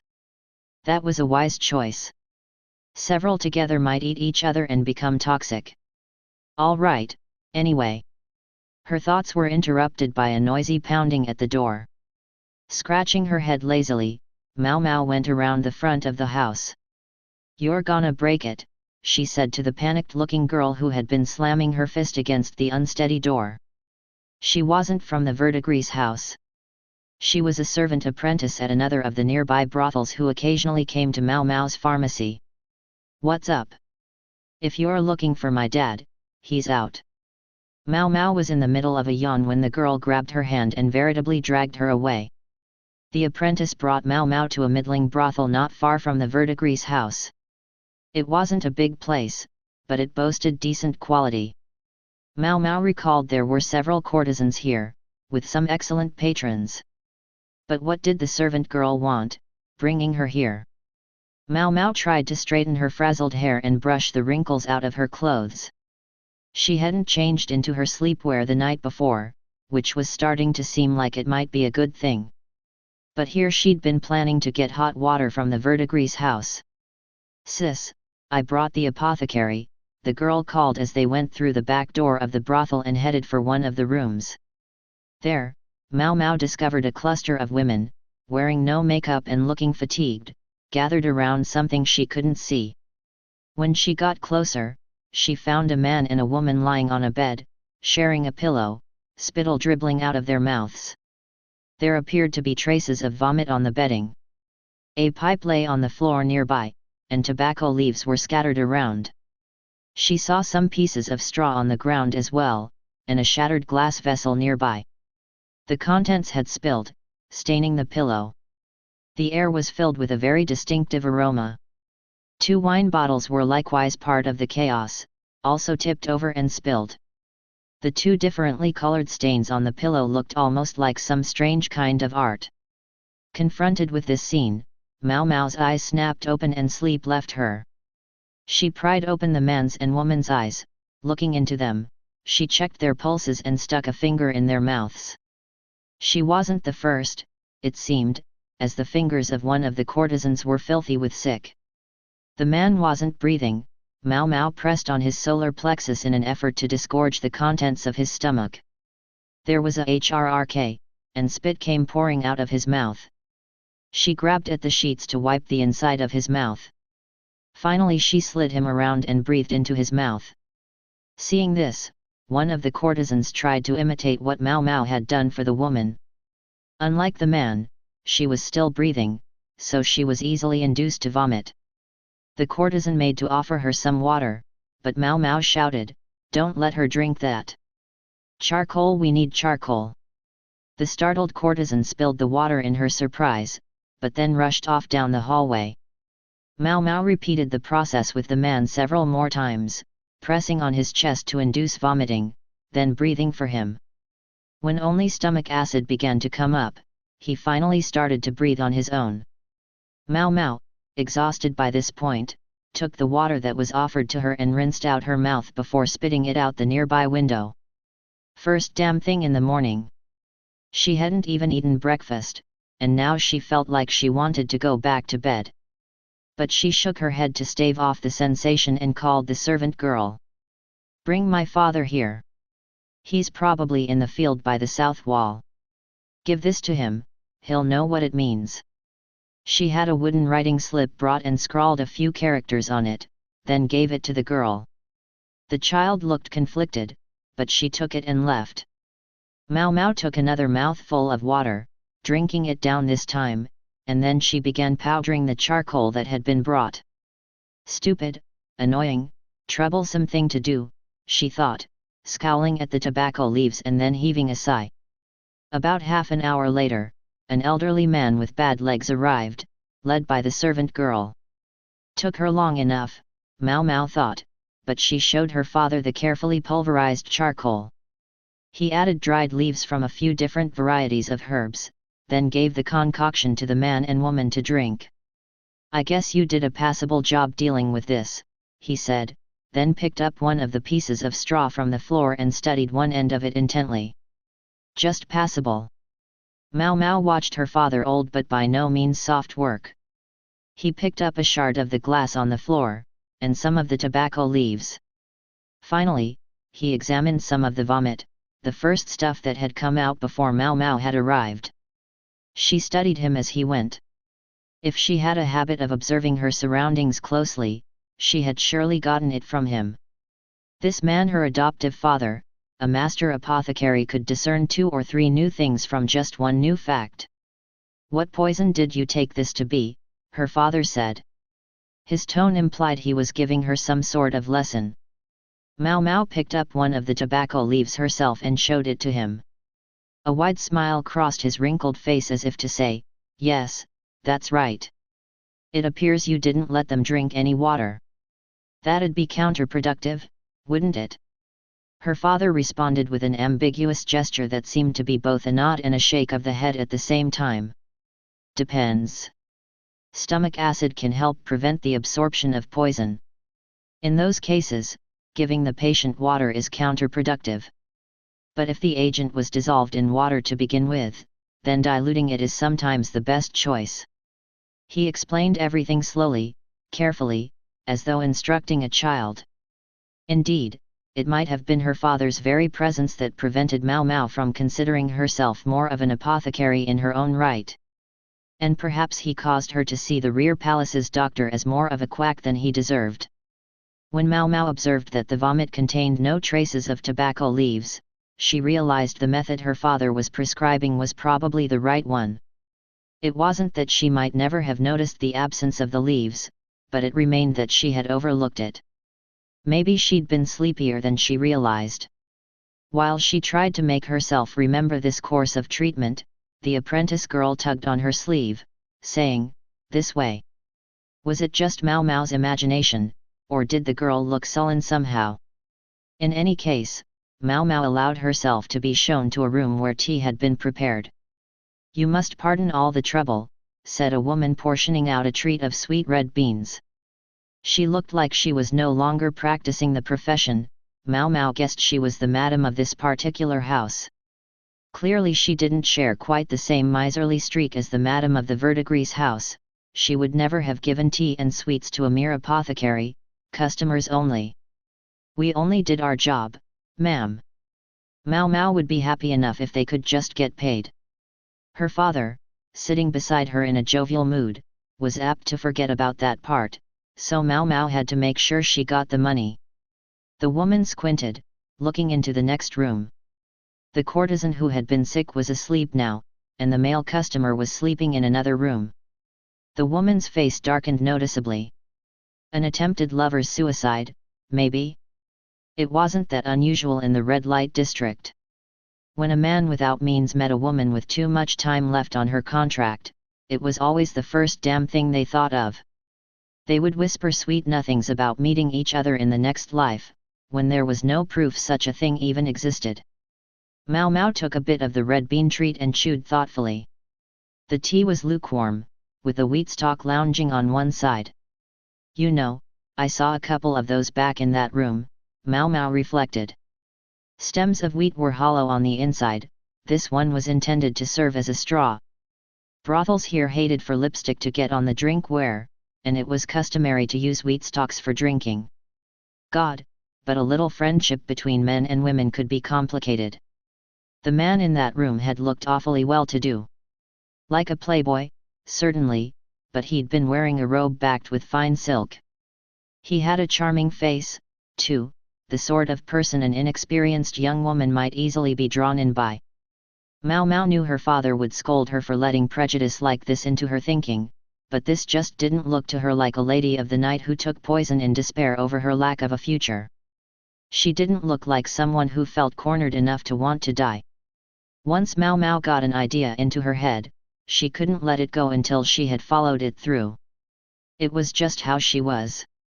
Once she was sure her father had gotten the money from the madam, she said, "I'm going to go check on the patient," and left the room. The man was in worse shape than the courtesan. When Mao Mao headed for his room on the far side of the building, she noticed that the door was slightly ajar. And through the small crack, she saw something very strange. It was the servant girl, the disconsolate child who had brought her here, and she was raising a knife over her head. "Hey! What are you doing?" Mao Mao said as she hurried into the room and took the knife from the child. "Don't you stop me! He deserves to die."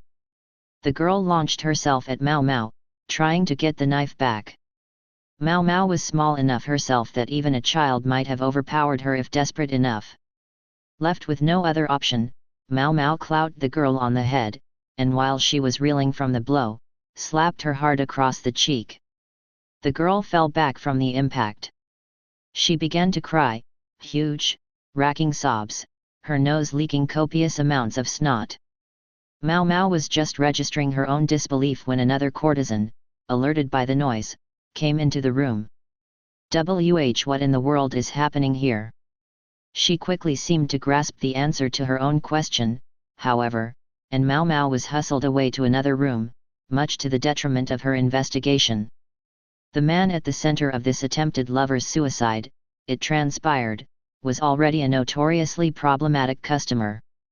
He was the third son of a wealthy merchant family, and he had a history of using his handsome looks and silver tongue to get into a courtesan's good graces, stringing her along with vague promises of buying out her contract, before casting her aside when he tired of her. At least one woman had subsequently despaired of her life and killed herself. This wasn't his first encounter with near-fatal resentment, either. Other women, enraged by his philandering, had attempted to stab him or even poison him. As the son of his father's favorite concubine, though, Daddy always managed to buy the boy's way out of trouble, and it left him a rotten, spoiled child. Recently he had even prevailed upon his father to have bodyguards see him safely to the brothels. "This girl's older sister worked at another shop," explained a courtesan as she stroked the child, who continued to cry. The servant girl's sister had been one of those the man had loved and left. The last word the girl had gotten from her sister was a letter joyfully communicating that she was to be bought out of her contract. And the next thing the child heard of her was that she had killed herself. How must she have felt? She became close to one of the girls here. The one you saved from poisoning today. The woman looked at Mao Mao apologetically. Look the other way, is that what she's asking me to do? The woman's hope, it seemed, was to share this sorry tale in order to earn Mao Mao's sympathy and keep her mouth shut. Thankfully, the commotion hadn't reached the room where her father and the madam were. If Mao Mao chose not to say anything, the child would most likely go unpunished. What a pain! Personally, she felt that if a customer was known to be that much trouble, they should have just banned him, but apparently it was the unfortunate courtesan herself who had invited him in. If it got out that there had been an attempted double suicide, this establishment would have quite a headache to deal with. Part of why everyone seemed so grateful to Mao Mao and her father was that, as repugnant as he might be, the man in question was still the son of an important family, and she had saved him from dying. Which, to the little servant girl, must have felt like an unbearable injustice. Can't say I blame her, Mao Mao thought. She'd happened to be at home today, but for the past many months, Mao Mao hadn't been in the red light district. It was plausible to suspect that this little girl, who did the shopping and other errands for her house, would have been aware of when Mao Mao's father was and wasn't home. Besides, for an emergency like this, one would normally go to the doctor, not the apothecary. Had the child deliberately chosen a moment when the pharmacist would be out? It implied an intimidating quickness of mind for one so young. That might also have explained why she had been so slow bringing Mao Mao's father. It was a testament to how much she hated this man. Finally Mao Mao said simply, "I understand," and went back to her father. "Quite a welcome home, this," her father said lightly. He and Mao Mao were heading back to their little shack, having spent most of the morning on the incident. Mao Mao relieved her father of the coin purse, double-checked the contents, then gave it back to him. The amount suggested there was a bit of hush money included. The notorious customer was in stable condition, but this was probably the last time he would be allowed around here. Not just this brothel, but the entire red light district. Word traveled fast in a place like this. When they got home, Mao Mao settled in a creaking chair and kicked out her legs. She never had gotten that hot water. She was lucky it wasn't the sweating season, but thanks to all that rushing around she was perspiring anyway, and it felt icky. Almost as uncomfortable was this business about the double suicide. Something about it nagged at her. The man in question had been such a lowlife that even the apprentice girl hated him, and from what the others had said it sounded like the person he most looked out for was himself. Would a man like that get sucked into some overheated display of love like a double suicide? Did the courtesan poison him, then? Maybe he hadn't chosen to commit suicide. But Mao Mao quickly gave up the idea. There'd already been at least one attempt to poison the man, he wouldn't be too quick to eat anything a courtesan offered him. Mao Mao crossed her arms and grunted to herself. Her father watched her as he crushed some herbs in a mortar. After a beat he said, "Don't say anything based on an assumption." For him to say that suggested he already had an inkling as to the truth of the incident. Mao Mao looked at him ruefully, then slumped against the table. She tried to bring to mind everything that had been at the scene of the incident. Had she missed something? There was a man and woman, collapsed. The scattered tobacco leaves, the glass vessel with its. Now Mao Mao registered that unless she was remembering wrongly, there had been only one glass vessel at the scene. And the wheat stalks. 2 different colors of alcohol. Without a word, Mao Mao got up and stood in front of the water jug. She ladled up some of the contents, then put them back. Her father watched her do this several times, before he sighed and put the powdered ingredients into a container. Then he rose and shuffled over to stand in front of her. "It's over now," he said. "It's done."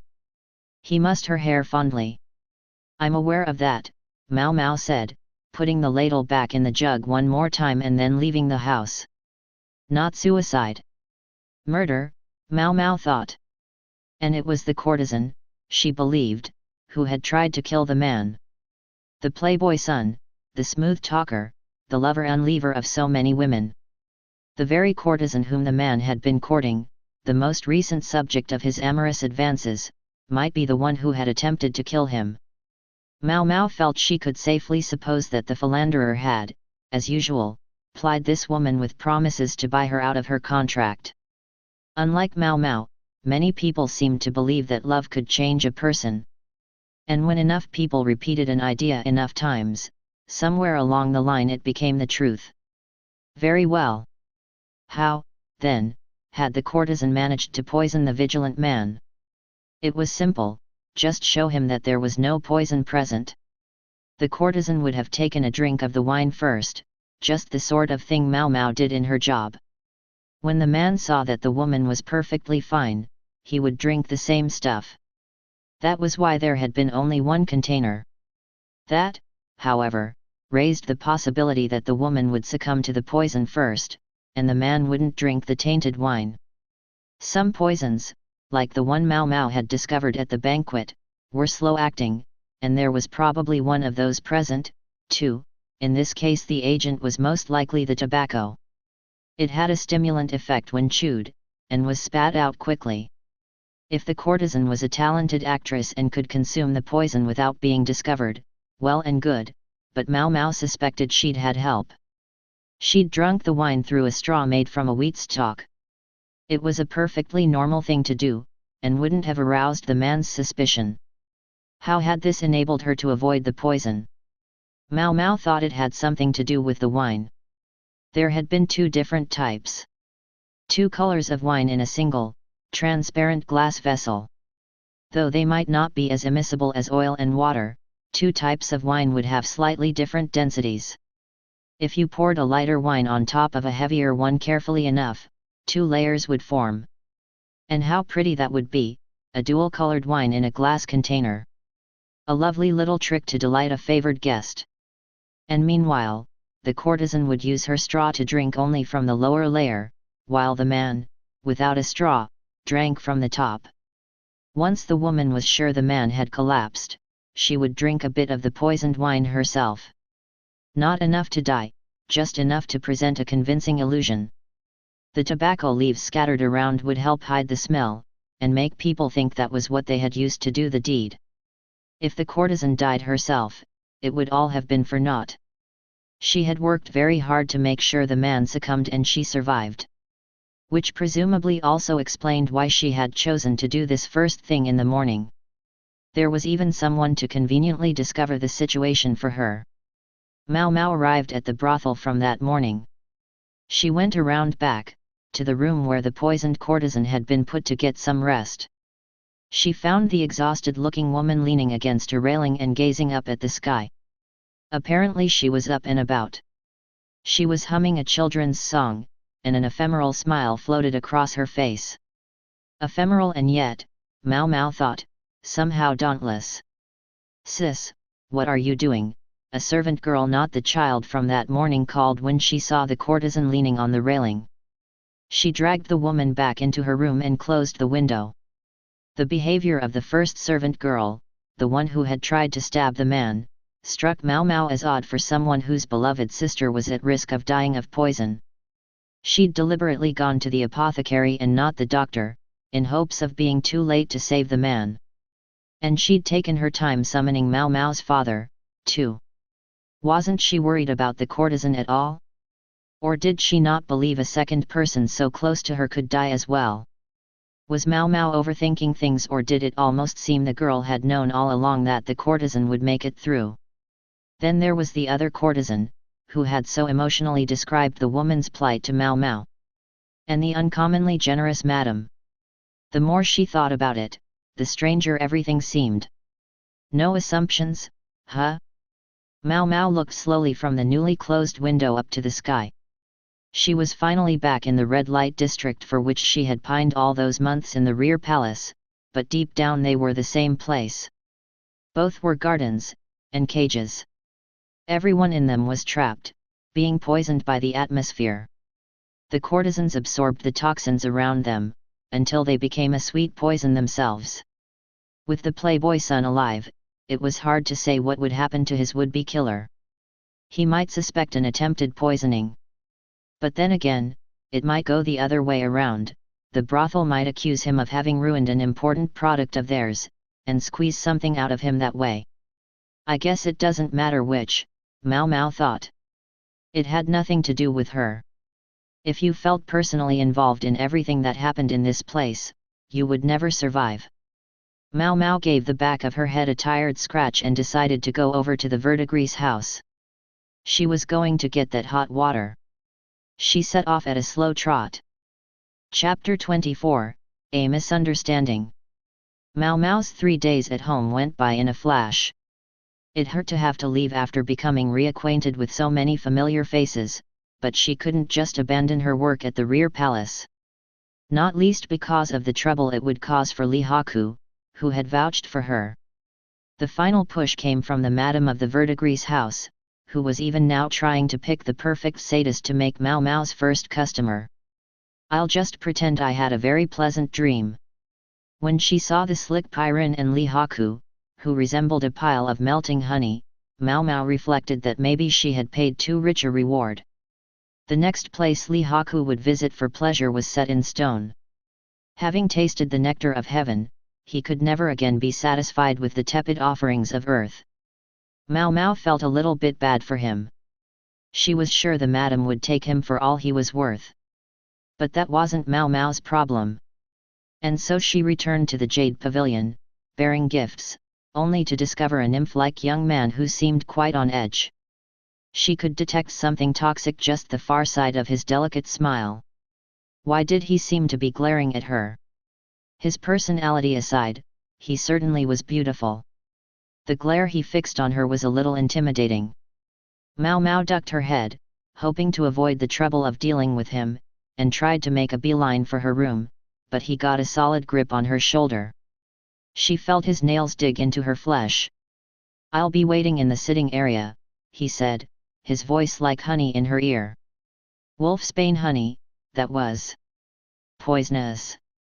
Behind him, Gao Shun was urging Mao Mao with his eyes not to fight it.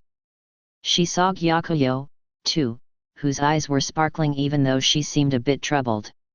Finally, there was Hong Niang, looking at Mao Mao with what she took to be reproach, and the other 3 ladies in waiting, looking on more with curiosity than concern. She expected to be well and truly interrogated after this was over. Whatever this is. Mao Mao set down her baggage, changed into her uniform, and went to the sitting area. "You asked for me, sir." Jinchi was alone in the room. He was dressed in a simple official's uniform, but he wore it well. He was seated in a chair with his legs crossed, resting his elbows on the table in front of him. And to Mao Mao's eyes, he appeared to be in a worse mood than usual. Maybe it was just her imagination. She hoped it was just her imagination. Yes, that's what she would go with, it was her imagination. Jinchi's customary sedative, Gao Shun, was nowhere to be seen. Neither was consort Gyakuyo. And that made the situation unbearable for Mao Mao. "I see you had a little visit home," Jinchi began. "Yes, sir." "And how was it?" "Everyone seemed in good health and good spirits." "That's what matters."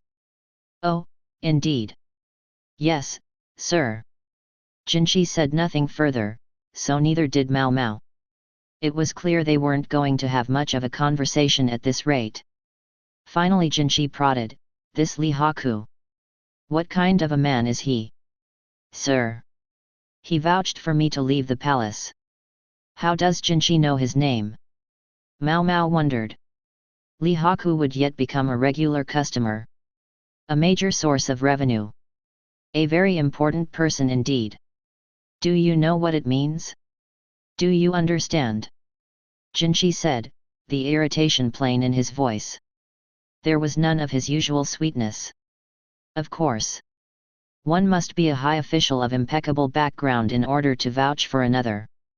Jinchi looked absolutely taxed by this response, as if enervated by the statement of the obvious. "Did he give you a hair stick?" "Me and quite a few others." He was passing them out to every girl in sight. Apparently he felt obliged to do so. For all his intimidating look, Lee Haku could actually be quite generous. The design of his accessory was clean and simple, but the workmanship was solid, and it was overall a quite lovely piece. If Mao Mao ever lacked money, she could probably sell it for a decent price. You're telling me I lost out to that? That I was bested by a bauble some hack felt obliged to give you. Wow, I've never heard him talk like that, Mao Mao thought, puzzled by Jinqi's unfamiliar tone. Clearly, something was wrong. I gave you a hair stick, too, as I recall, Jinqi went on, but I didn't see hide or damned hair of you when you needed someone to vouch for you. He looked positively sullen. His alluring smile had been replaced by the pout of a petulant boy, and suddenly he looked hardly older than Mao Mao. Perhaps younger, even. Mao Mao marveled that a single change of facial expression could alter how a person looked so drastically. This much she understood. Jinqi was displeased that she had leaned on Li Haku for help rather than coming to him. Mao Mao couldn't say it made sense to her. Why should he want one more thing on his to-do list? Wouldn't his life be easier without?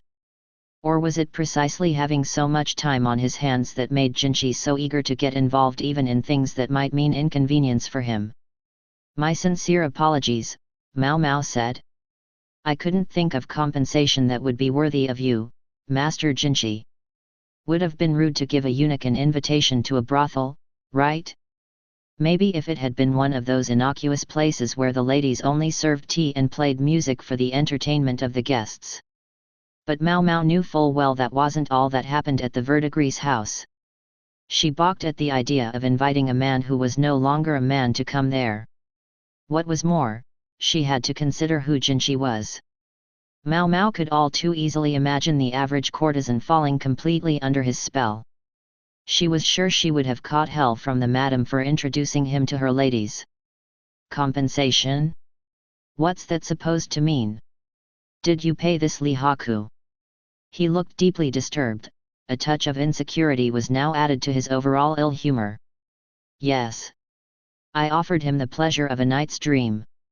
And I don't think he'll be back to reality for a while, she added privately.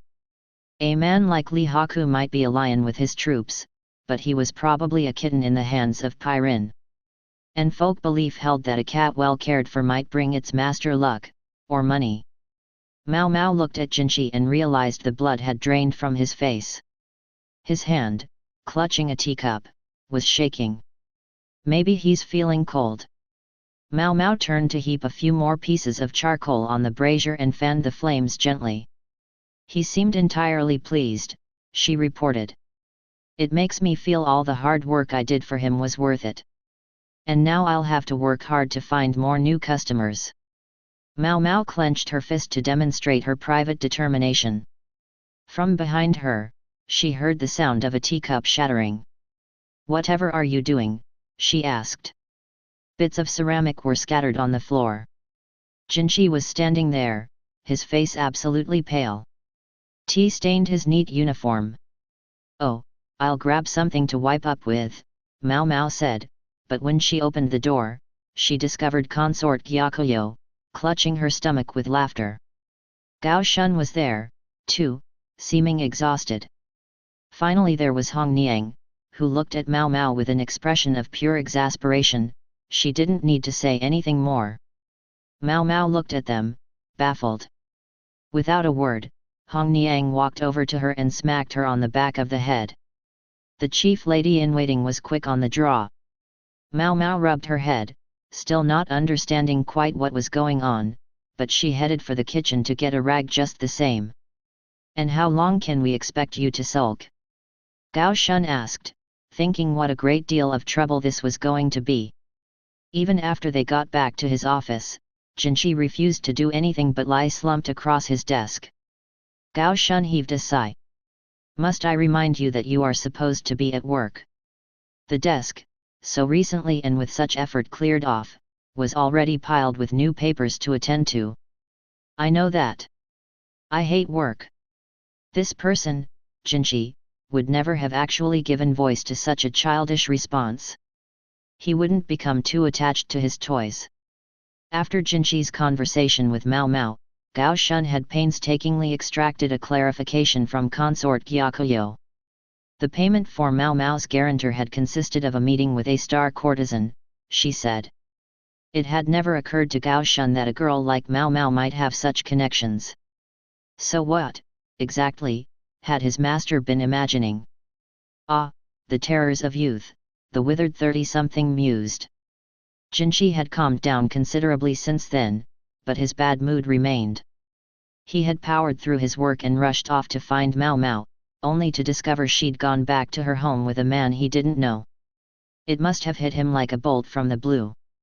That was too bad, Gao Shun thought, but he couldn't spend all his time soothing the tantrums of an overgrown child. At length, Jinshi started putting his chop to the accumulated papers. If, at a glance, he judged a paper was one he couldn't approve, he set it to one side on his desk. No sooner had he gone through the pile than an under-official arrived with a new armload. Jinshi could stand to ponder some of the papers just a little longer, Gao Shun thought, watching his master work. Many of them were proposals from officials whose ideas would benefit no one but themselves. Gao Shun lamented that the young master's workload should increase for such a sordid reason. Before he knew it, the sun was going down, and Gao Shun lit the lamp. "Pardon me, sirs." Gao Shun saw a subordinate coming and moved to intercept him. "We're done working for the day," he said. "Perhaps you'd be so kind as to come by tomorrow." "Oh, it's not a business matter, sir," the man said with a hurried wave of his hand. "In fact..." And then, furrowing his brow, the messenger related a most urgent situation. Chapter 25, Wine. "What terrible news," Consort Gyakuyo said, her face darkening. Standing before her, Jinshi's heavenly countenance was likewise troubled. "I guess some bigwig is dead." Mao Mao was there, too, but she was simply present, feeling none of the emotion of the moment. It might have seemed cold, but she wasn't sentimental enough to muster any sympathy for someone whose name she had never heard and whose face she had never seen. The deceased had been more than 50 years of age, anyway, and the cause of death was drinking too much. You reap what you sow, that was all there was to it. Or it should have been. Even after completing her food-tasting duties, Mao Mao couldn't leave the room. Jinshi had apparently sent Hong Niang on some kind of errand, and as a consequence Mao Mao had to stay instead. Even a eunuch couldn't be alone with a royal consort, a lady-in-waiting had to be present. The salient point was that Jinshi had charged Hong Niang, and not her minion Mao Mao, with the task. And that means he's plotting something, Mao Mao thought. And she was right. "Do you think the cause of death was truly too much wine?" Jinshi inquired, and his lovely gaze was focused not on the consort, but just over her shoulder, in other words, on Mao Mao. There were a number of ways to die of drink. Even Mao Mao, who enjoyed her alcohol, understood it became a poison if one drank too much. Any medicine did if the dosage was too large. Chronic drinking could induce dysfunction of the liver. Too much at one time could cause death on the spot. In this case, it was the latter, an overabundance of drink at a party among compatriots. Allegedly, the victim had partaken liberally from a generous jug. "That certainly would kill you," Mao Mao remarked flippantly as they came to the guardhouse by the main gate. It was the same place she had met Li Haku. Still a simple room with only the barest furnishings, but today tea and snacks were provided and a brazier was lit to ward off the cold. "But it was half as much as usual," Jinshi said. "Half as much wine as usual, presumably." Gao Shun took something from a serving girl who appeared from outside the rear palace. The girl said nothing, only bowed her head and withdrew. "Frankly, I can't bring myself to believe he died of drink," Jinshi said. "Not Kounan." Kounan was the name of the dead man. He had been a splendid warrior who drank wine by the jugful, and from what Jinshi and Gyakuyo said, he wasn't a half-bad person, either. Gao Shun placed the object he'd received from the serving girl on the table. It was a gourd flask. Gao Shun poured from it into a small drinking cup. "What's this?" Mao Mao asked. "The same wine that was served at the party," Jinshi informed her. We took it from one of the other jugs that was present. The one Kounan was drinking from had been overturned and all the contents spilled out. So we'll never know if that jug had poison in it. After all, poison would be the next obvious culprit, if it wasn't the wine proper that had killed him. Quite right. Jinshi obviously knew how unrealistic his hopes were, bringing Mao Mao this alcohol to examine. The fact that he did so anyway, that he clearly wanted closure on this matter, made her curious. Did he owe the dead man a favor? He just needs to turn that stupid charm back on, Mao Mao thought. Lately Jinshi had looked so much more childish to her, she couldn't help it. Honestly, it was easier on her when he huffed and puffed and ordered her around. Now she brought the wine to her lips and lapped at it gently with her tongue. Hello, what's this? The wine tasted both sweet and sour at once. It was as if it had started out sweet, and then someone had added a pinch of salt. It's like cooking wine. A most unusual flavor, she commented, looking intently at Jinshi. Yes. It was Kounan's personal preference. He had quite the sweet tooth. He enjoyed a sweet wine and would only take sweet snacks with it. Jinshi almost seemed in a rapture as he described the deceased. Kounan could be presented with the finest smoked meats, or luxurious rock salt, but he wouldn't touch them, according to Jinshi. Way back when, he used to enjoy more savory foods, but then, one day, out of the blue, he completely reversed himself. So much so that almost all his meals became exclusively sweet. The hint of a smile, genuinely spontaneous, it seemed, drifted across Jinshi's face. Sounds like he was flirting with diabetes, Mao Mao said, unsparingly presenting her opinion. Don't sully my memories with bleak reality, if you please, Jinshi said ruefully. So a man who likes savory foods suddenly prefers sweet ones instead, Mao Mao thought as she drained her cup and poured more alcohol from the gourd. She drank it down and repeated the process.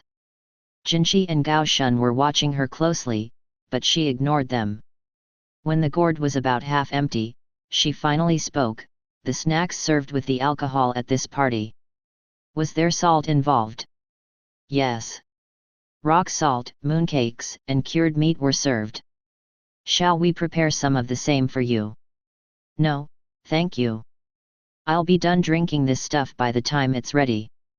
If they were going to offer me snacks, I wish they'd done it sooner. A good, salty meat would have complemented the wine perfectly. That's not exactly what I was thinking, Jinshi said, annoyed. Mao Mao poured herself more wine. She paid no heed to Jinshi's transparent disbelief that she was going to resume drinking. The chance for a tipple was such a rare one, outside the occasional mouthful she tasted for poison, and she was going to take advantage of it. Mao Mao drank the gourd dry, to the last drop. She was tempted to let out a big, boozy whoop of satisfaction, but considering the presence of nobility, decided to refrain. Do you have the actual jug Master Kounan was drinking from? Yes, although it's in pieces. That's fine. Let me see it. Oh, also, there's something I'd like you to check into for me, Mao Mao informed them. The next day, Jinshi summoned Mao Mao once again. They came to the same room as before. Jinshi's customary place of business seemed to be the office of the matron of the serving women, but her quarters had been quite busy recently with women coming and going. The offices of the other two service divisions were much the same. Maybe it had something to do with the approaching end of the year. I knew it, Mao Mao thought as she reviewed the paper summarizing the results of the investigation she'd requested. She looked at the shard of pottery that had likewise been brought to her, where it sat on the wrapping cloth that had been used to transport it. There were whitish grains stuck to it. She picked up the shard and licked it. Are you sure it's safe to be doing that? Jinshi reached out as if he might stop her, but Mao Mao shook her head. It's not poisonous. There's not enough of it for that. Her words sounded portentous, but clearly puzzled Jinshi and Gao Shun. Mao Mao went over to the brazier with the paper wrapper that had held the report and started it burning. Then she held the shard of the jug near the flame. The color of the fire changed. Salt? Jinshi asked, peering at the flames. He had evidently learned his lesson from the last time she'd shown him this trick. That's right. Apparently there was so much of it in this jug that even after the liquid evaporated, grains of it remained. There had been salt in the wine Mao Mao had tasted, as well. Not something added during the production process, but more like the sort of stuff that might be served as a snack. It had simply been thrown into the wine. If the attendees at the party generally preferred more savory flavors, then wine that was too sweet wouldn't be to their liking. Everyone knew how you could dust salt around the rim of a cup, but to have put the stuff directly into the wine, someone must have been either very drunk, or a complete culinary ignoramus. A pinch of salt was one thing and would have been fine, but the jug Kaunan had drunk from had contained copious amounts. Salt is essential to human survival, but too much of it is toxic, Mao Mao said. In that respect, it was like wine, too much at once could be fatal. When she considered the amount of wine Kaunan had drunk and the quantity of salt dissolved in it, it seemed a possible cause of death. But that doesn't make any sense, Jinshi said. No one could fail to notice they were drinking something that salty. I believe at least one person could. Mao Mao turned the report toward them. It contained details of Kaunan's personal habits. You told me, Master Jinshi, that one day Master Kaunan spontaneously went from preferring salty foods to preferring sweet ones, yes? Yes, that's right, Jinshi said. Wait, you can't mean? Yes. I think perhaps he stopped tasting saltiness. This man Kaunan had been a capable bureaucrat, diligent and dedicated to his work. His self-control, bordering on stoicism, was evident even from the somewhat superficial report. After the deaths of his wife and child in a plague some years ago, it said, he had lived for his work. Wine and sweet treats were his only pleasures. There are some illnesses that can rob a person of the sense of taste. They're said to be caused by imbalances in diet, or sometimes stress. The more straight-laced a person was, the more repressed their spirit could become. And the burden created by that condition could lead to illness. All right. Who put the salt in the wine, then? Mao Mao cocked her head. It's not my job to figure that out. Armed with the facts that the other jugs had been salted as well, and that Kaunan was a very serious person, she suspected Jinshi could work out the rest. Not everyone liked a diligent worker. They might decide to play a little prank on him while he was drunk. And when they saw he hadn't even noticed their joke, they might decide to lean into it until he did. Sometimes the alcohol takes over, so to speak, but would the perpetrators ever have expected this result? Cowards, running away like they did. Mao Mao had pulled up short of spelling it all out, though she could have. She was no more eager than anyone else to be the proximate cause of somebody's brutal punishment. Even though with all the clues she'd given Jinshi, it was as good as if she'd told him herself. Jinshi said something to Gao Shun, who subsequently left the room. Jinshi gazed after him for a moment. Careful observation revealed a small, tasseled ornament mounted with an obsidian on his belt. Is that a mourning emblem? And was it deliberate that he had made it so inconspicuous? My apologies. I appreciate your help, Jinshi said, turning that transcendent smile on her. Not at all. Mao Mao was keenly curious what the connection had been between Jinshi and Kaunan, but she held herself back from prying. If it turned out to be something indecent, I might be sorry I asked. After all, one could never be certain who was related to whom and in what way. Instead, she tried a less loaded question. Was he really such an outstanding person? Indeed. He was quite good to me once, when I was small. Jinshi didn't elaborate, but closed his eyes. He seemed to be thinking back into the distant past, and it made him look just like an ordinary young man. It was an effect Mao Mao rarely saw from his preternaturally beautiful face. Huh. I guess he's human after all. It was too easy, with Jinshi's unearthly beauty, to forget that he was born of woman just like anyone else, it might have been easier to believe sometimes that he was the 1,000-year-old spirit of a peach. Of late, Mao Mao had increasingly found herself oddly unsure how to feel about this man, Jinshi. After he had stood silently for some moments, Jinshi seemed to recall something. He reached under the table and produced an object. A gourd? Mao Mao asked. He had come up with a gourd of substantial size. She could hear a splishing sound from whatever was inside it. Not the stuff from yesterday, though, he said. Then he handed the gourd to Mao Mao. It's yours, with my thanks. She pulled out the stopper and caught the rich aroma of spirits. Just try to drink it discreetly. Thank you very much, Mao Mao said with uncommon earnestness. So he does know how to be thoughtful, when he wants to be. Shortly thereafter, she was confronted with the saccharine face. She glanced at it reflexively. Yes, it was still the same eunuch. I can't say you look very grateful at the moment, Jinshi said. Is that so, sir? Well, perhaps you should worry less about my expression and more about the work you have to do now. For some reason, she thought she saw a tremor run through Jinshi. So she was right, he had shirked his business to come talk to her. It's one thing to have too much time on your hands. But to actively ignore your job? Perhaps you should go take care of it before the tasks pile up too much. Mao Mao conveniently ignored the fact that she hardly did any work herself. Jinshi blinked, and for a second he looked pained, but then a thought seemed to occur to him. A nasty, mischievous grin came across his face. Oh, I'm working quite diligently, he said. In what way, sir? Jinshi stroked his chin thoughtfully. One of the legal proposals that came across my desk suggested that in order to keep young people from drowning themselves in drink, there should be an age limit on the drinking of wine. Mao Mao looked at him, open-mouthed. It recommended drinking be forbidden before 21 years of age. His grin got even nastier. Master Jinshi, I beseech you not to pass such a law. I'm afraid it's not up to me alone, he said, his smile like a blossoming flower as he observed the misery on Mao Mao's face. Her lip curled down. She did the only thing she could do, and looked at him like an overturned beetle.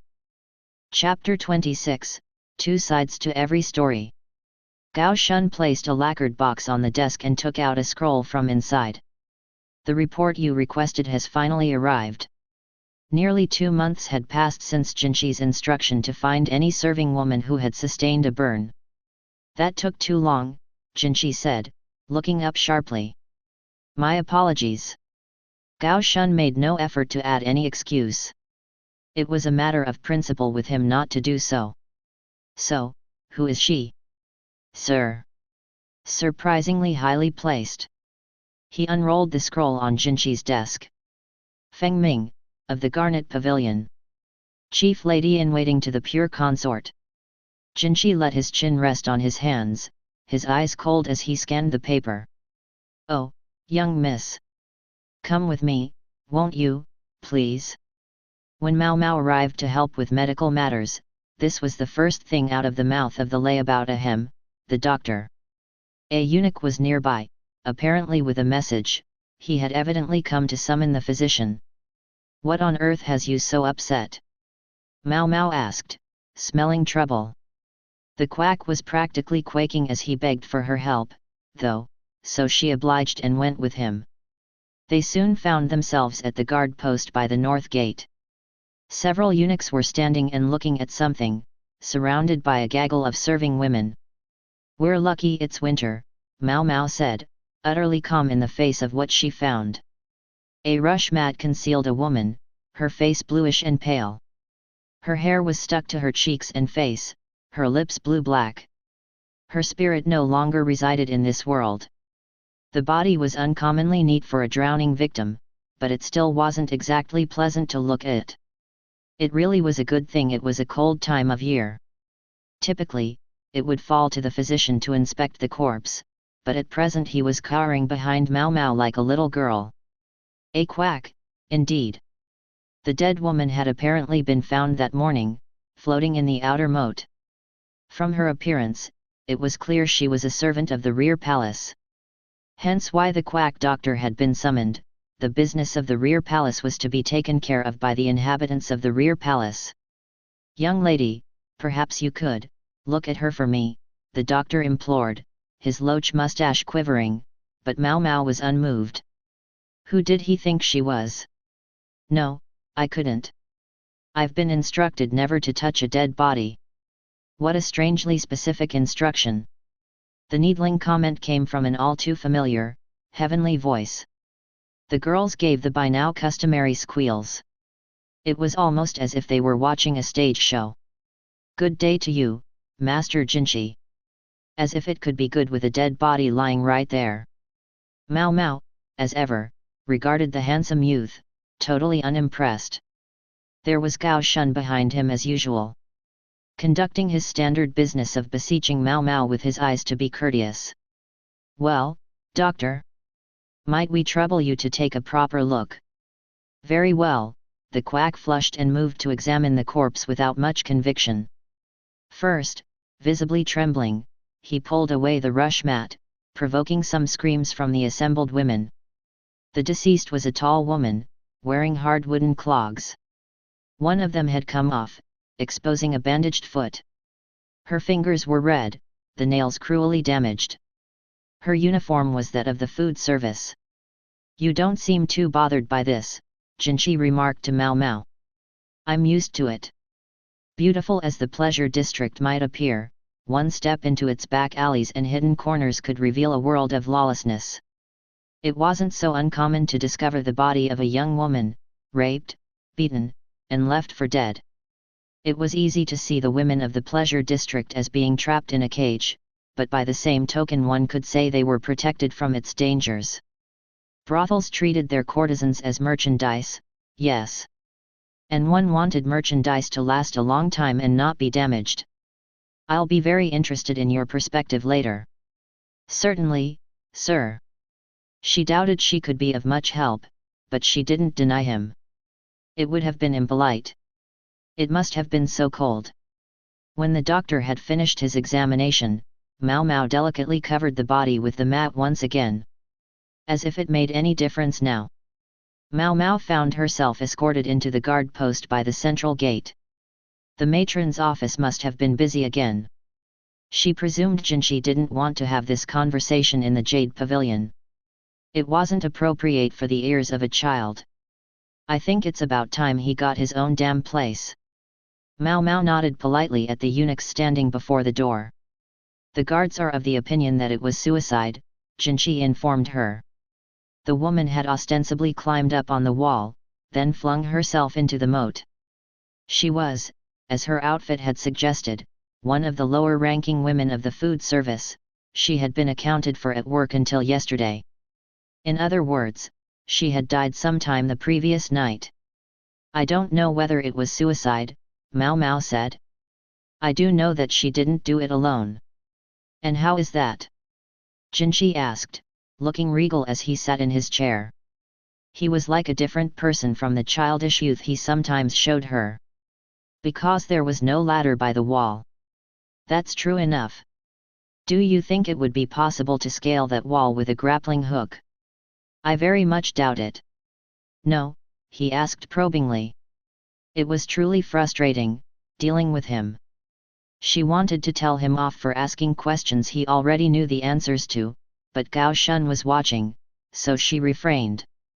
"There is a way to reach the top without any tools, but I don't believe that woman could have managed it." "Is there? What way would that be?" After the commotion surrounding the ghost of Princess Fuyo, Mao Mao had racked her brains trying to understand how the woman had gotten up on the outer wall. It wasn't a place one simply clambered up to.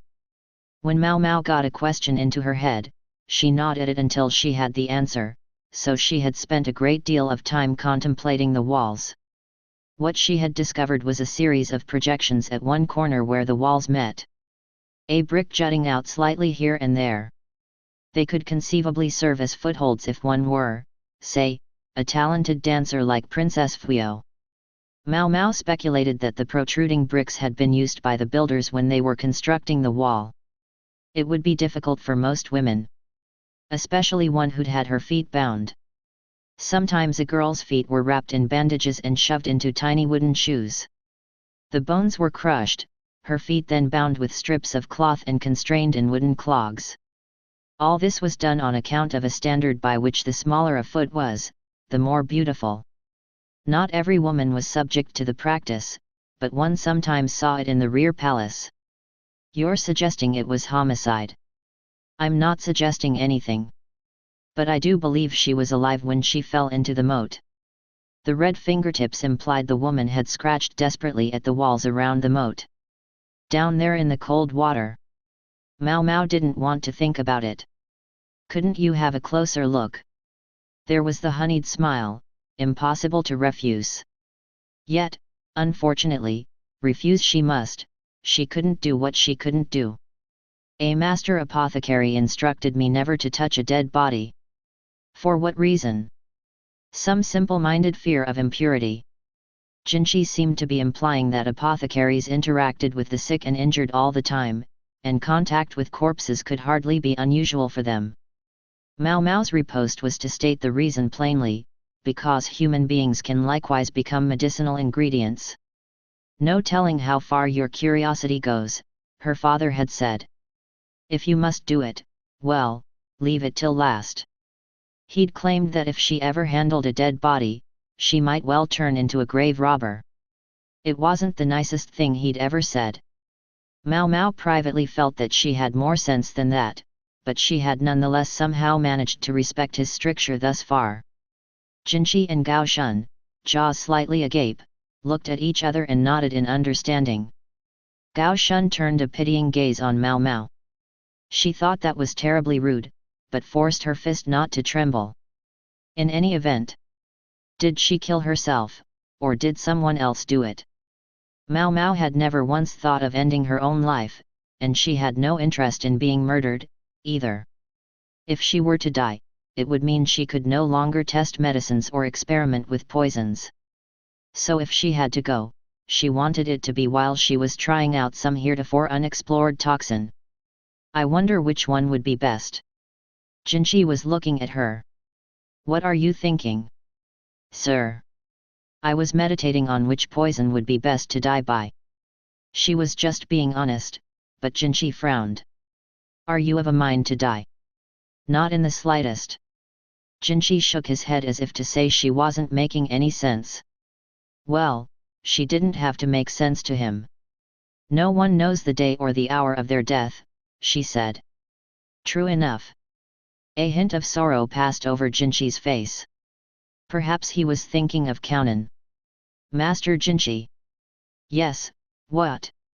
He looked at her skeptically. If, perchance, I must be put to death someday, may I humbly request that it be done by poison? Jinchi put his hand to his forehead and sighed. And why would you ask me that? If I should ever commit an offense that warrants such punishment, it would be you who handed down judgment, would it not? Jinchi studied her for a moment. He seemed in an ill temper, though she wasn't sure why. Indeed, he almost seemed to be glaring at her. Gao Shun was looking increasingly anxious behind him. Perhaps I just committed the offense. Pardon me, sir, I've overstepped myself. Strangulation or beheading would be equally acceptable. I don't follow, Jinchi said, visibly passing from anger to exasperation. Because I'm a commoner, sir, Mao Mao said. Commoners couldn't contradict nobles. It wasn't a matter of right or wrong, that was simply how the world worked. True, the way the world worked was sometimes turned on its head, but she didn't think there would be many who would be pleased with a revolution at this particular moment. The rulership in this day and age simply wasn't that bad. My head might be chopped off for the slightest mistake. I wouldn't do that. Jinchi watched her, unsettled. Mao Mao shook her head.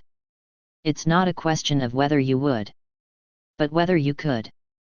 Jinchi had the right and authority to dispose of Mao Mao's life, but Mao Mao didn't have the same right. That was all there was to it. Jinchi's face was impassive. Was he upset?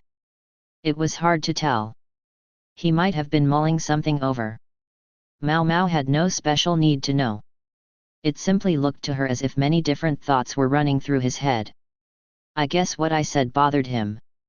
Neither Jinchi nor Gao Shun said anything further, and Mao Mao, with nothing more to do, bowed and left. A rumor reached her some time later that the dead woman had been present at the scene of the attempted poisoning not long before. She said as much in a note that had been discovered. The case was closed, ruled a suicide. Chapter 27, Honey, Part 1. Holding tea parties was legitimate business for the consorts. Gyakuyo had them seemingly every day.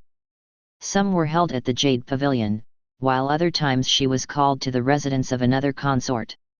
Excellent chance to sound each other out and play politics, Mao Mao thought. She wasn't a big fan of the tea parties herself. The subjects of conversation were mostly limited to makeup and trends in fashion. Boring talk interspersed with probing questions, a veritable microcosm of the rear palace.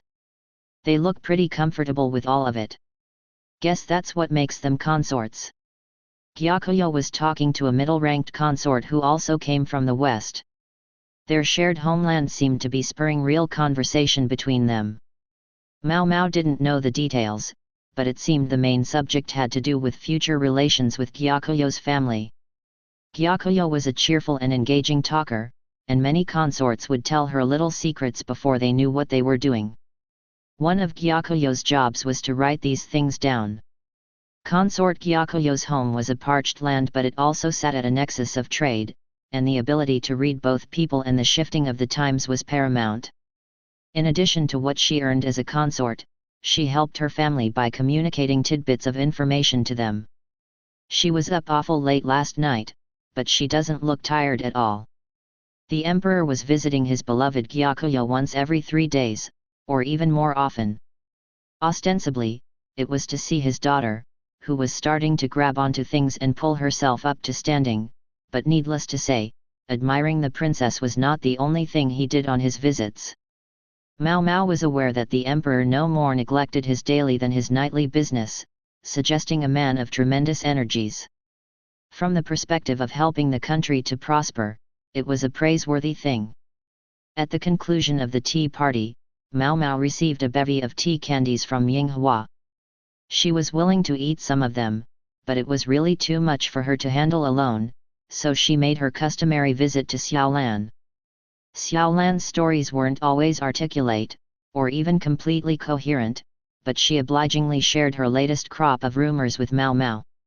Today she had talk about the serving woman who had killed herself, the attempted poisoning, and for some reason, something about the pure consort. They can talk about the emperor's 4 favored ladies all they want, but there's no getting around the fact that she's getting older. Consort Gyakuyo was 19, Li Hua was 23, and Li Shu just 14. But the pure consort Aduo was fully 35, a year older than His Majesty. It might still be possible for her to bear a child, but under the system operating in the rear palace, she could soon expect to be moved aside in a process they sometimes called being slid from one pillow to another. In other words, Aduo could not hope to become a mother of the nation. Talk was already going around about her possible demotion and who might be elevated to the rank of high consort in her place. Such chatter was nothing new, but because Aduo had been the emperor's consort since before his accession, and because she had in fact borne him a son at one time, the talk had rarely gained much traction. Mother of a dead little prince, Mao Mao thought. It was the same fate Li Hua had to look forward to if she didn't become pregnant with another child for His Majesty. And she wasn't really alone. Consort Gyakuyo couldn't assume she would hold pride of place in the imperial affections forever. For every beautiful blossom faded in time. The blossoms of the rear palace had to bear fruit, or they were worthless. As familiar as this logic was to Mao Mao by now, it never ceased to remind her that the palace was also a prison. She brushed a few stray crumbs of mooncake from her skirt and looked up at the overcast sky. Gyakuyo's partner for today's tea party was somewhat unusual. It was consort Li Shu, another of the 4 favored ladies. It was uncommon for consorts of the same rank to hold parties for each other, still more so when it came to the highest-ranked women. The nervousness was clear on Li Shu's childlike face. She was attended by 4 ladies-in-waiting, including the notorious food taster. Apparently the woman hadn't been punished as severely as Mao Mao had feared she might be. It was cold out, so the tea party was being held indoors. Some eunuchs were put to work setting up chaises longs for the ladies-in-waiting in the sitting room. The table had a mother-of-pearl inlay, and the curtain was changed for a new one with elaborate embroidery. To be perfectly blunt, they hardly put this much care into receiving the emperor himself, but it was the way of women to want to put their best foot forward for their peers. Makeup was likewise applied with gusto, and Mao Mao was summarily deprived of her freckles. The girls accented the corners of their eyes with red lines. It was a level of makeup men might have considered ostentatious, but that didn't matter. Here, the more gaudy of the 2 parties would be the victor. In their conversation, consort Gyakuyo seemed to do all the talking, while Li Shu nodded along meekly. Perhaps that was just what came of the difference in their ages. Behind Li Shu, her attendants seemed less interested in their lady than in the accoutrements of the Jade Pavilion, glancing this way and that at the ornaments and furnishings. Only the food taster stood dutifully behind consort Li Shu, across from Mao Mao, eyeing her erstwhile tormentor watchfully. "What's the story, here? First the women from the Crystal Pavilion, now this girl." Mao Mao wished people would stop treating her like some sort of monster. She wasn't a stray dog, and she wouldn't bite. Offhand, they look like perfectly ordinary ladies-in-waiting, Mao Mao thought. She'd once told Gao Shun that they bullied their consort.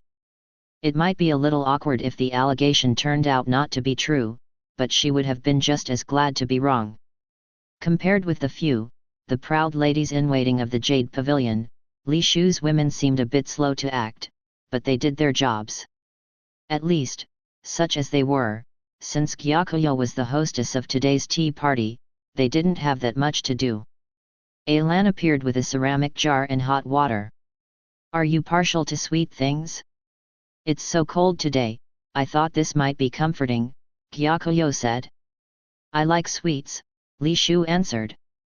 It seemed to make her feel a little more at ease. Inside the jar was citrus rind that had been boiled in honey. It would warm the body and soothe the throat, and could even help prevent colds. Mao Mao had made it herself. Gyakuyo seemed to like it, and had frequently served it at her tea parties lately. Despite her pronouncement that she liked sweets, consort Li Shu suddenly looked distinctly uncomfortable. The food taster likewise seemed as if she wanted to object to what was being poured into her lady's drinking cup. "Can't take honey, either?"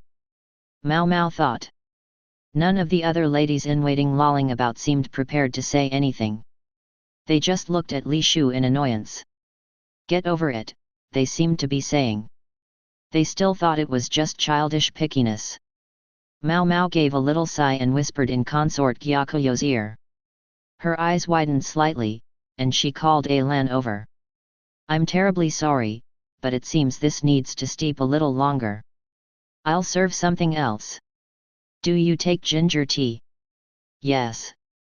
Thank you, ma'am," Li Shu said, sounding a little more upbeat. Changing teas had evidently been the right move. As Mao Mao glanced up, she saw Li Shu's ladies-in-waiting. She almost thought they looked disappointed. The impression only lasted for a second, and then it was gone. Come evening, that loveliest of eunuchs appeared, as ever. Nymph-like smile in front, Gao Shun behind. Mao Mao had the feeling lately that there were more furrows in Gao Shun's brow than before. Perhaps he had new troubles to contend with. "I hear you had a tea party with consort Li Shu," Jinchi said. "Yes, and it was lovely." Jinchi made regular rounds of the emperor's most prominent consorts, almost as if it was his business to keep things together in the rear palace. He seemed to sense something unusual in the day's get-together, and so felt compelled to involve himself. Mao Mao tried to make her exit before she got sucked into anything, but naturally, he stopped her. "Would you be so kind as to let go of me?" I wasn't done talking. When the sublime young man turned his gaze on her, Mao Mao could only drop her own eyes to the ground. She was sure she was looking at him as if he were a dead fish. Not a pretty fish, either. Probably one of those bottom-feeding ones. Ah, such friends you are, Gyakuyo said, laughing merrily. A little too merrily, and Mao Mao found herself replying, Lady Gyakuyo, a bit of acupressure around the eyes may help prevent wrinkles. Oops. Can't be talking like that. She had to be careful not to be rude to anyone but Jinchi. Guess that's not such a great idea, either. She'd already upset him just the other day. Too many little missteps like that, and she might find herself out of the eunuch's good graces, and perhaps meeting a prompt end by strangulation directly after that. Have you heard that the serving woman who killed herself is allegedly the perpetrator of the poisoning the other day? Mao Mao nodded, for it seemed by Jinchi's tone that he was asking her and not Gyakuyo. As for the consort, she seemed to sense that this conversation would best be held in private, and left the room. Mao Mao, Jinchi, and Gao Shun were left alone. Do you really believe the culprit committed suicide? That's not mine to determine. To turn a lie into fact was the prerogative of the powerful. She didn't know who had made the determination, but she suspected Jinchi was connected somehow. Would a mere serving woman have reason to poison the food of the virtuous consort? I'm afraid I wouldn't know. Jinchi smiled, a seductive look he could use expertly to manipulate people. Unfortunately for him, it didn't work on Mao Mao.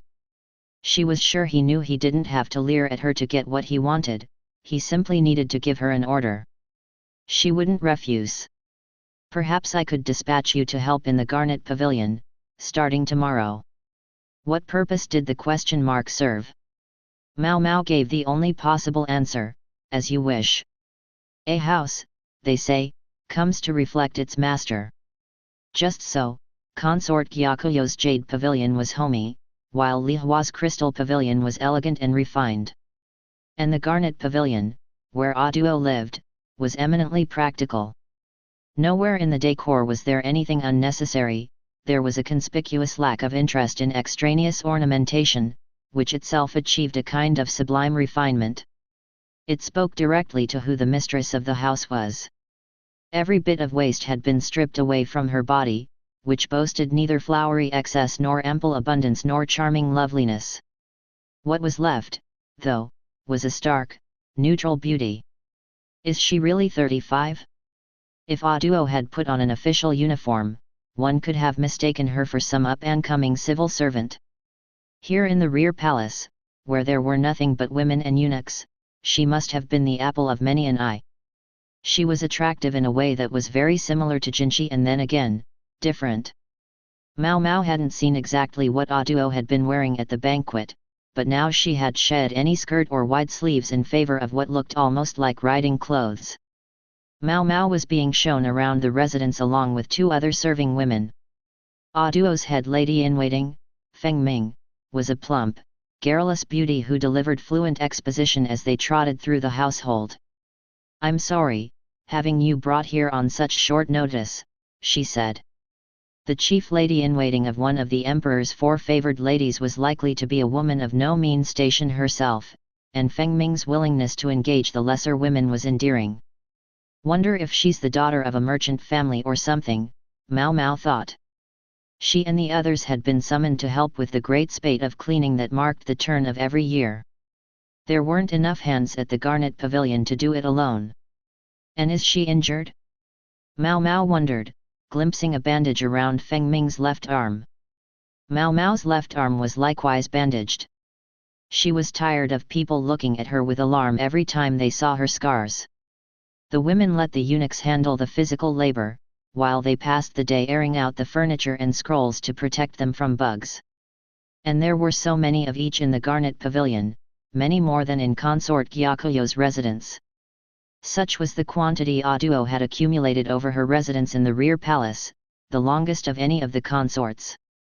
Mao Mao didn't go back to the Jade Pavilion that evening, but slept alongside the other two serving women in a large room at the Garnet Pavilion. She was given an animal fur blanket to ward off the cold that was indeed very warm. I haven't been told what to do exactly. Mao Mao concentrated on cleaning, just like Feng Ming said. The plump lady-in-waiting was generous with her praise, making it that much harder to slack off. Mao Mao started to suspect Feng Ming was in fact a dexterous user of people. Feng Ming seemed like the type of woman people had in mind when they talked about a good wife who did her chores with a glad heart. She had been with Aduo for the consort's entire time in the rear palace, meaning she was well past the usual age of marriage, and even Mao Mao found herself thinking that was something of a shame. She knew that as head lady-in-waiting, Feng Ming could earn more than many unskilled men, but she wondered if it had really never occurred to her to find a husband. Wasn't that something most people thought about? Mao Mao knew the other three ladies in the Jade Pavilion talked about it often. They had no intention of leaving consort Gyakuyo's side for some time yet, but still they dreamed of a dashing princeling appearing for them. Dreams are free, so have your fill, Hong Niang would say with a smile. Mao Mao found the remark strangely frightening. First time in a while I feel like I've actually worked, she thought. Then she curled up, just like her namesake, the cat, and was soon asleep. Is the mastermind behind that poisoning attempt really here? Mao Mao wondered. The ladies-in-waiting at the Jade Pavilion were extremely hard workers, but even by that standard, Mao Mao had to admit that the women at the Garnet Pavilion were no slouches, either. All of them adored consort Aduo and wanted to do their best work for her. This was as true of their leader, Feng Ming, as it was of anyone. She never let herself be constrained by her station. If she saw a speck of dust, she would grab a cloth and wipe it away herself. She hardly seemed like the chief lady-in-waiting to a highly ranked consort. Even the industrious Hong Niang would leave such tasks to the other women. I wish those proud peacocks at the Crystal Pavilion could see this. Consort Li Hua, it seemed, simply wasn't lucky in serving women. Maybe the reason she had so many of them was because each one did so little work. They were excellent talkers, but nothing more, and therein lay the problem. Then again, taking such problems in hand was one of the challenges of holding a high rank. Powerful loyalty, though, could bring its own troubles. It could motivate someone to attempt poisoning, for example. Some high official was trying to get his own daughter into the rear palace, leading to the prospective disenfranchisement of one of the four foremost consorts. If anyone was apt to be demoted, it was Aduo, but what if one of the other consorts' places were suddenly vacant? Gyakuyo and Lihua were more or less secure, but presumably the emperor didn't visit consort Lishu. Mao Mao suspected that was one of the reasons her ladies-in-waiting took her so lightly. His Majesty doesn't like them so, scrawny. Maybe it was a reaction against his father's preference for extremely young girls. The current ruler was only aroused if a woman had enough meat on her bones. Every consort he visited, not least Gyakuyo and Lihua, possessed a certain voluptuousness. As such, Lishu had yet to fulfill her duty as a consort. Maybe that was just as well for someone so young.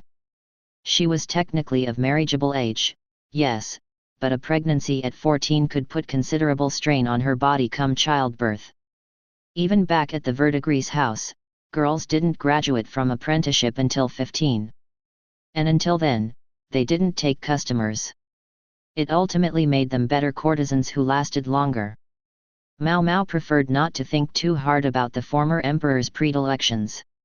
If one did a little math involving the respective ages of the current emperor and his mother, one arrived at a most unsettling number. In any event, if someone wanted to get one of the four ladies out of the picture, consort Lishu would be a logical choice. Mao Mao let her thoughts wander as she organized a kitchen shelf, upon which was a line of small jars. A sweet aroma tickled her nose. What should we do with these? Mao Mao, picking up one of the jars, said to a lady-in-waiting who was cleaning the kitchen with her. The two serving girls who had accompanied Mao Mao the day before were cleaning the bath and the living area, respectively. Oh, those. Dust the shelf and then put them back the way they were. Are these all honey? Lady Feng Ming's family are beekeepers. Ah. Honey was a luxury item. A person would be lucky to have even one variety, let alone a whole shelf full, but that explained it. Mao Mao peeked into several of the jars and saw honeys of different colors, amber, dark red, and even brown. They came from different flowers, and had different flavors. Come to think of it, she'd thought the candles they'd used for illumination the night before had a sweet scent. They must have been beeswax. Something nagged at her, something to do with honey. The subject had come up recently, she was sure. When you're done there, would you dust the second floor railing? It always gets missed when we're cleaning. Of course. Mao Mao put the honey back in its place and went up to the second floor with her rag. Honey. Honey. As she carefully dusted each post of the railing, she turned the word over in her mind, trying to remember what it represented. Well, now. From the second floor, she could see outside clearly, including some figures among the shadows of the trees. They evidently thought they were hidden, but they were obviously observing the garnet pavilion. Is that consort Li Shu? The young consort was there, with only one attendant, her food taster. None of this was making sense to Mao Mao. Her memory went back to the tea party, and Li Shu's unaccountable aversion to honey. Honey. She just couldn't let the thought go. Mao Mao appropriated the Jade Pavilion's reception area to report to Jinchi about what had transpired at the Garnet Pavilion. All of which is to say, I have no idea. What she didn't know, she didn't know.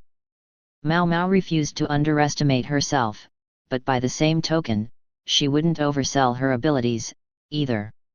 She was perfectly frank with the gorgeous eunuch. She'd told him all she'd come up with after 3 days in the Garnet Pavilion.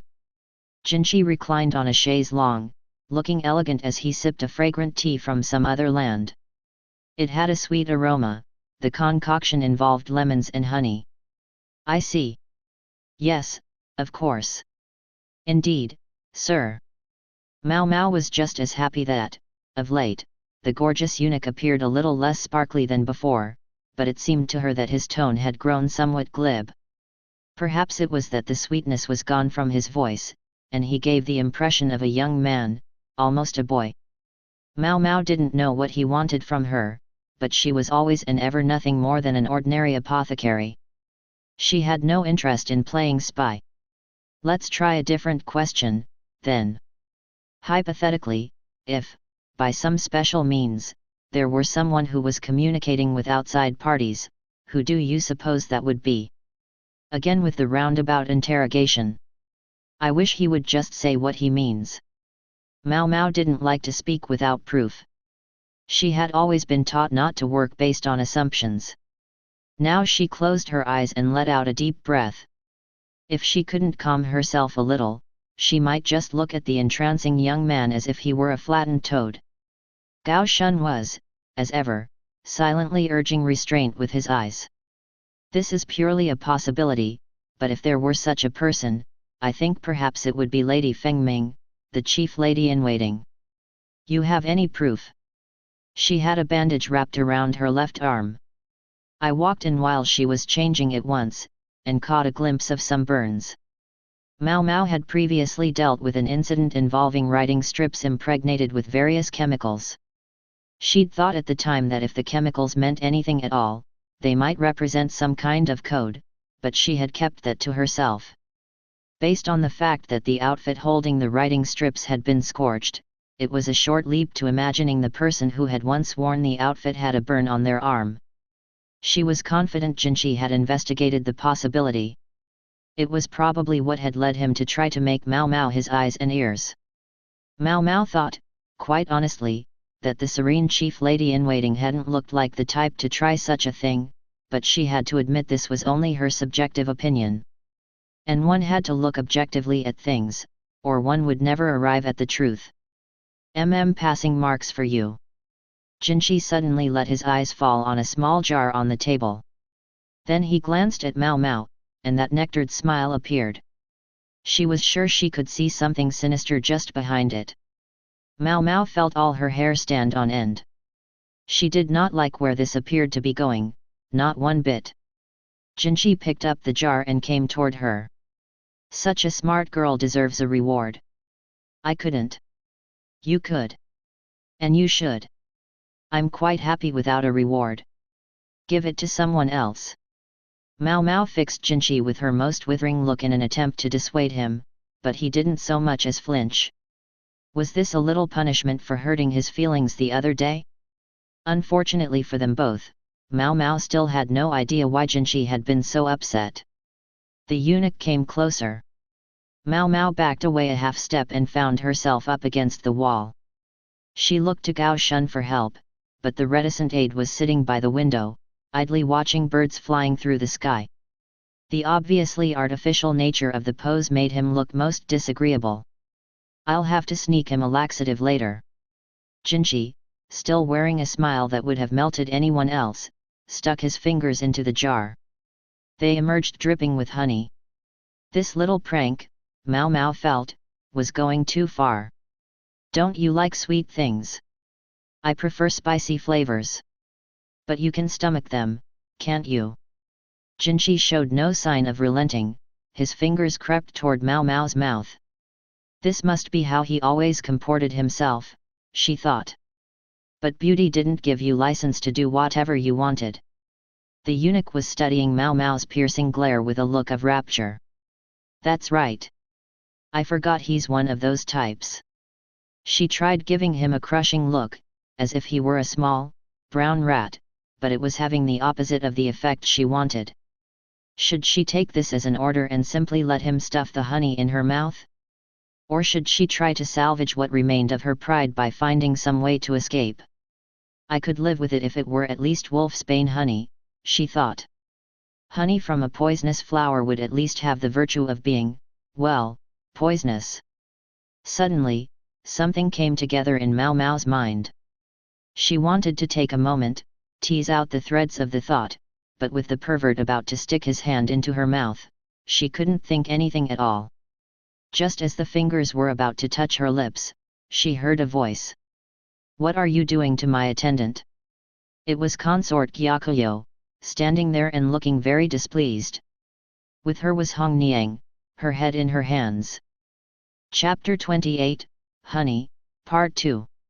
I grant Master Jinchi's joke went a little too far, but it really was just a bit of mischief. Perhaps you might find it in your heart to forgive him.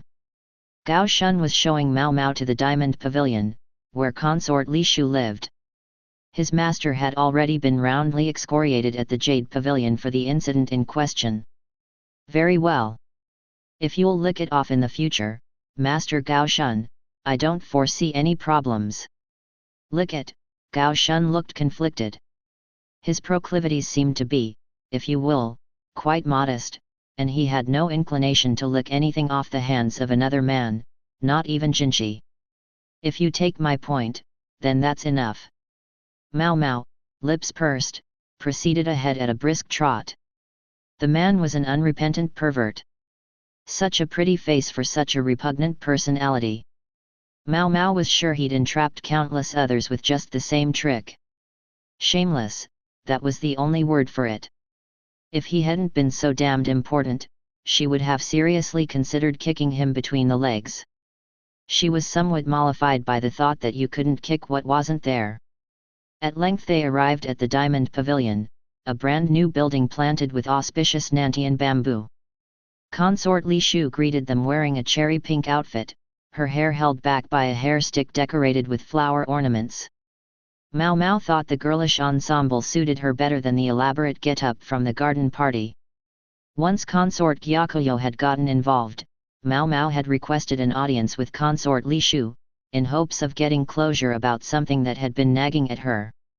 Li Shu didn't bother to hide her disappointment when she saw Jinchi wasn't with them. It was somewhat hard to blame her, he at least had that pretty face, after all. May I inquire what it is you wished to ask of me? Li Shu reclined on a chaise longue, hiding her mouth behind a folding fan made of peafowl feathers. She lacked the authority and presence of the other consorts, in fact, she almost seemed nervous. She was still so young. Yes, she was beautiful. They didn't call her the lovely princess for nothing, but she had yet to come into her womanliness. Indeed, she was even flatter than Mao Mao, who was as scrawny as a chicken. Two ladies-in-waiting stood apathetically behind the consort. Li Shu at first regarded the unfamiliar freckled woman with annoyance, but then she looked closer and appeared to realize Mao Mao was one of the ladies-in-waiting who had been at the garden party. Her eyes widened and her disposition seemed to improve somewhat. "Do you dislike honey, ma'am?" It would have been just as well for Mao Mao to start with some pleasantries or idle chatter, but it would have been tiresome, so she dispensed with them. Li Shu's eyes widened further. "How did you know? It was clear on your face." Anyone with eyes could have seen it, Mao Mao thought.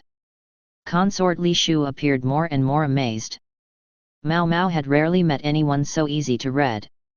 She went on, "Have you ever been sick to your stomach on account of honey?" Consort Li Shu appeared yet more astounded. Mao Mao took that as a yes. It's not uncommon for a person who has experienced food poisoning to become averse to the food that did it to them. This time, Li Shu shook her head. "That's not it. I don't remember it. I was only a baby at the time." As an infant, Li Shu had nearly died because of some honey. She found it hard to eat now because for her entire life, her nursemaids and ladies-in-waiting had told her to avoid it. "Listen, you little tart," a woman said nastily. "How dare you march in here and start interrogating Lady Li Shu? You're one to talk," Mao Mao thought. The woman had been at the tea party. She was one of those who hadn't made the slightest attempt to aid her honey-hating mistress. "Don't act like you're her friend now." The ladies-in-waiting seemed to have a simple con going. They treated visitors like villains, pretending to stand up for consort Li Shu. The guileless young woman came to believe there were enemies all around her. Her attendants assured her that they alone were her allies, and thus isolated her. Then the consort had no choice but to rely on her ladies. It was a vicious cycle. And so long as the consort didn't realize that it all came out of her ladies' malice, no one would ever figure it out. The women had simply made the mistake of getting overconfident at the garden party. "I'm here on Master Jinchi's orders. If you have some kind of problem with me, I'd advise you to take it up with him personally."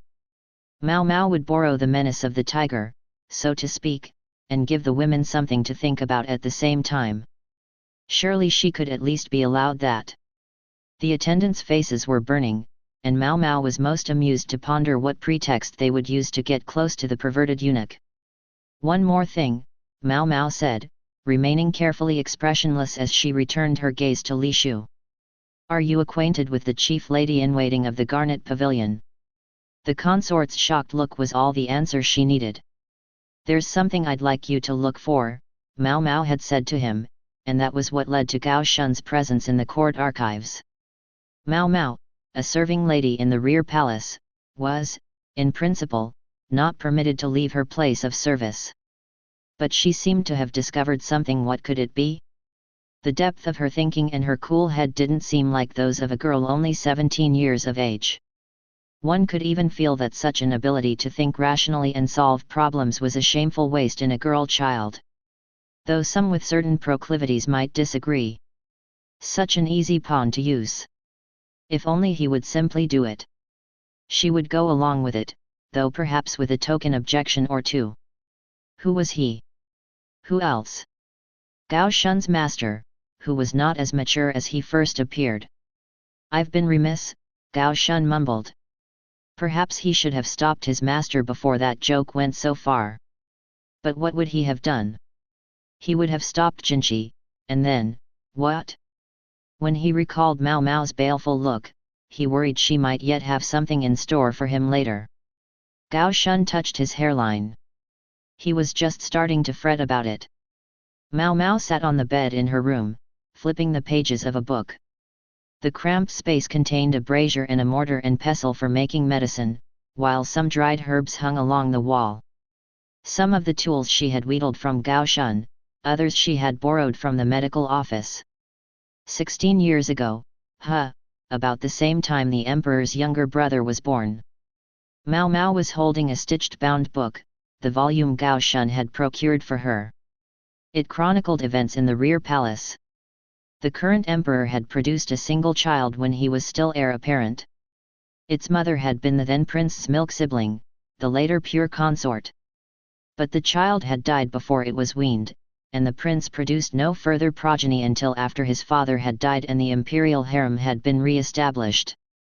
He only had the one consort during his entire princedom. She found it strange. Knowing that horny old man, she would have expected him to take a whole crowd of concubines.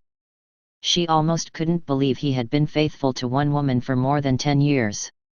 It only went to show that you couldn't rely on rumors and hearsay. Best to check the records for yourself. 16 years ago. A child dead in infancy. And the court doctor, Luo Men, banished. Mao Mao knew that name. The feeling that washed over her wasn't surprise so much as a sense that some pieces had fallen into place. On some level, she'd suspected something like this must be the case. Mao Mao made frequent use of the various herbs that grew around the rear palace. They weren't there naturally. Someone, she always assumed, had planted them. She knew one person who cultivated a panoply of herbs around his house. I wonder what my old man is up to, she thought of her father, who limped as he walked like an old woman. A practitioner as skilled and knowledgeable as he was wasted languishing in a pleasure district. Indeed, Mao Mao's mentor in medicaments was a former palace eunuch, missing the bone in one of his knees. Chapter 29, Honey, Part 3. A letter from Consort Gyakuyo. Yes. I was told to deliver it personally. I'm afraid Lady Aduo is attending tea right now. Feng Ming, Aduo's pudgy chief lady-in-waiting, regarded Mao Mao apologetically. Mao Mao opened the small wooden box she was carrying. Normally it might have contained a slip of paper, but this one held a small jar with a single red trumpet of a flower within. A familiar, sweet aroma drifted from it. Mao Mao saw Feng Ming wince. She must have recognized the blossom. So I was right? Mao Mao slid the jar aside, revealing a scrap of paper on which was written a list of specific words she suspected Feng Ming knew perfectly well. I would like to speak with you if I may, Lady Feng Ming, Mao Mao said. Very well, Feng Ming replied. I like the sharp ones, Mao Mao thought. Makes things so much quicker. Feng Ming, her face taut, ushered Mao Mao into the garnet pavilion. Feng Ming's personal chambers were laid out on much the same plan as Hung Niang's, but everything she owned was crammed into one corner. It seemed she was all packed. Yab. That tallies. Mao Mao and Feng Ming sat facing each other across a round table. Feng Ming served warming ginger tea, and a caddy on the table contained hard buns of bread.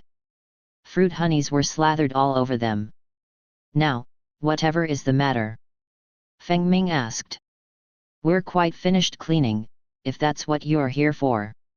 Her voice was gentle, but it had a searching quality. She knew why Mao Mao had come, but she wasn't going to be the one to start the conversation. When will you be moving, if I may ask? Mao Mao said, indicating the belongings in the corner. You're very perceptive. Feng Ming's voice immediately turned cold. The spring cleaning had been only a pretext. In order that a new consort might be in place by the time people made their formal New Year's greetings, Aduo was going to have to leave the garnet pavilion. Consorts who would not or could not bear children had no place in the rear palace. Not even if they had been the emperor's companion for many years. All the more so if they lacked any powerful backer at court to secure their status, as Aduo did. To this point, the fact that Aduo was the monarch's milk sibling, a bond closer than that with one's own biological parents, had protected her. Perhaps if at least the prince she'd borne had lived, she might have been able to hold her head up. I have a guess about her. Consort Aduo had the handsome beauty of a young man, there was hardly a hint of womanliness about her. If a woman could become a eunuch, she might look something like Aduo. Mao Mao hated to say anything based on an assumption, but when it was an obvious fact, sometimes that was all you could do. Consort Aduo is no longer able to bear children, is she? Feng Ming said nothing, but her silence was as good as confirmation. Her face grew harder and harder. Something happened during the delivery, didn't it? Mao Mao prodded. That has nothing to do with you. The middle-aged lady-in-waiting narrowed her eyes. They held no hint of the tender, considerate woman Mao Mao had met before, but burned with a deep hostility. In fact, it does. For the attending physician at the birth was my adoptive father. Mao Mao delivered this fact dispassionately. Feng Ming got to her feet. The medical staff at the rear palace was continually short-handed, so much so that even the quack who filled the position at the moment could hold on to his job. The reason was simple: a man who possessed that unique skill, well-developed medical knowledge, had no need to become a eunuch. It had probably been easy enough to foist the job on her socially inept old man. Consort Aduo's misfortune was that the birth of her child coincided with that of the imperial younger brother. Weigh the two in the scales of this court, and your lady's delivery was clearly deemed the less important. The baby survived the difficult delivery, but Aduo lost her womb. Then the child died young.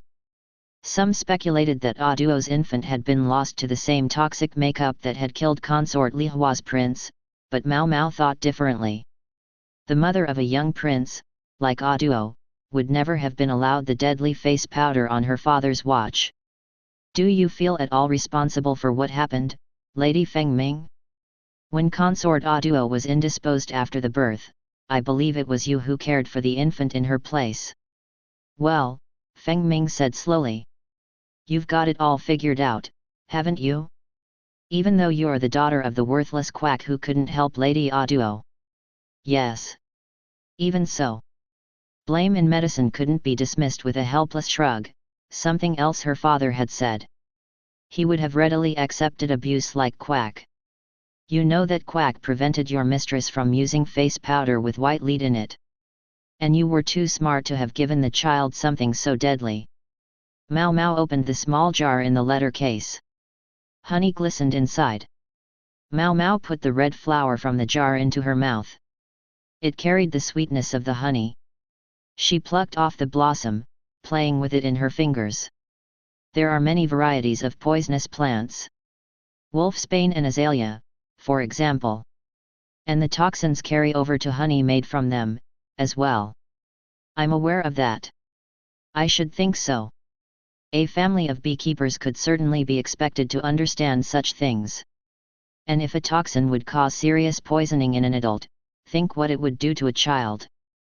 But you didn't realize that honey could contain poison that only affected children. It wasn't an assumption. It was fact.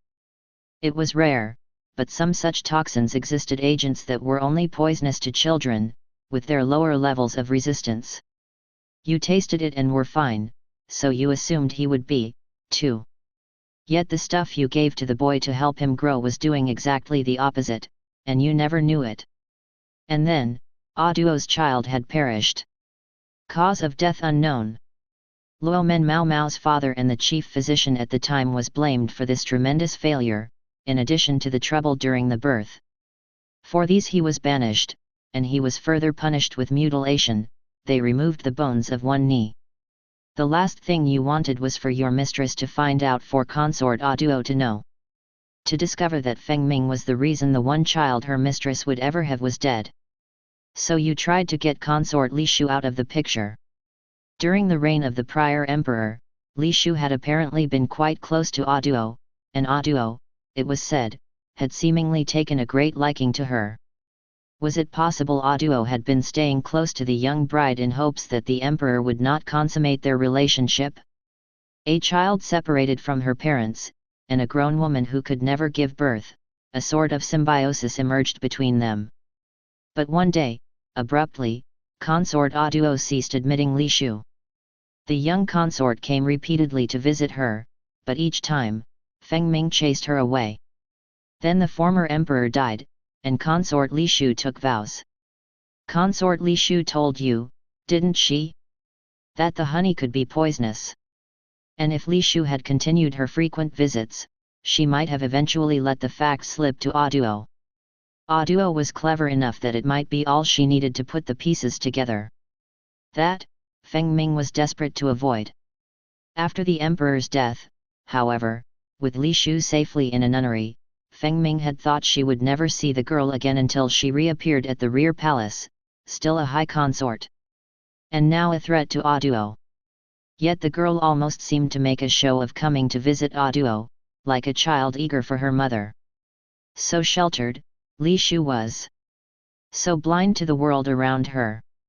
So Feng Ming decided to get rid of her. Across from Mao Mao there was no trace of the calm, caring chief lady-in-waiting. Feng Ming's gaze was as cold as ice. "What do you want?"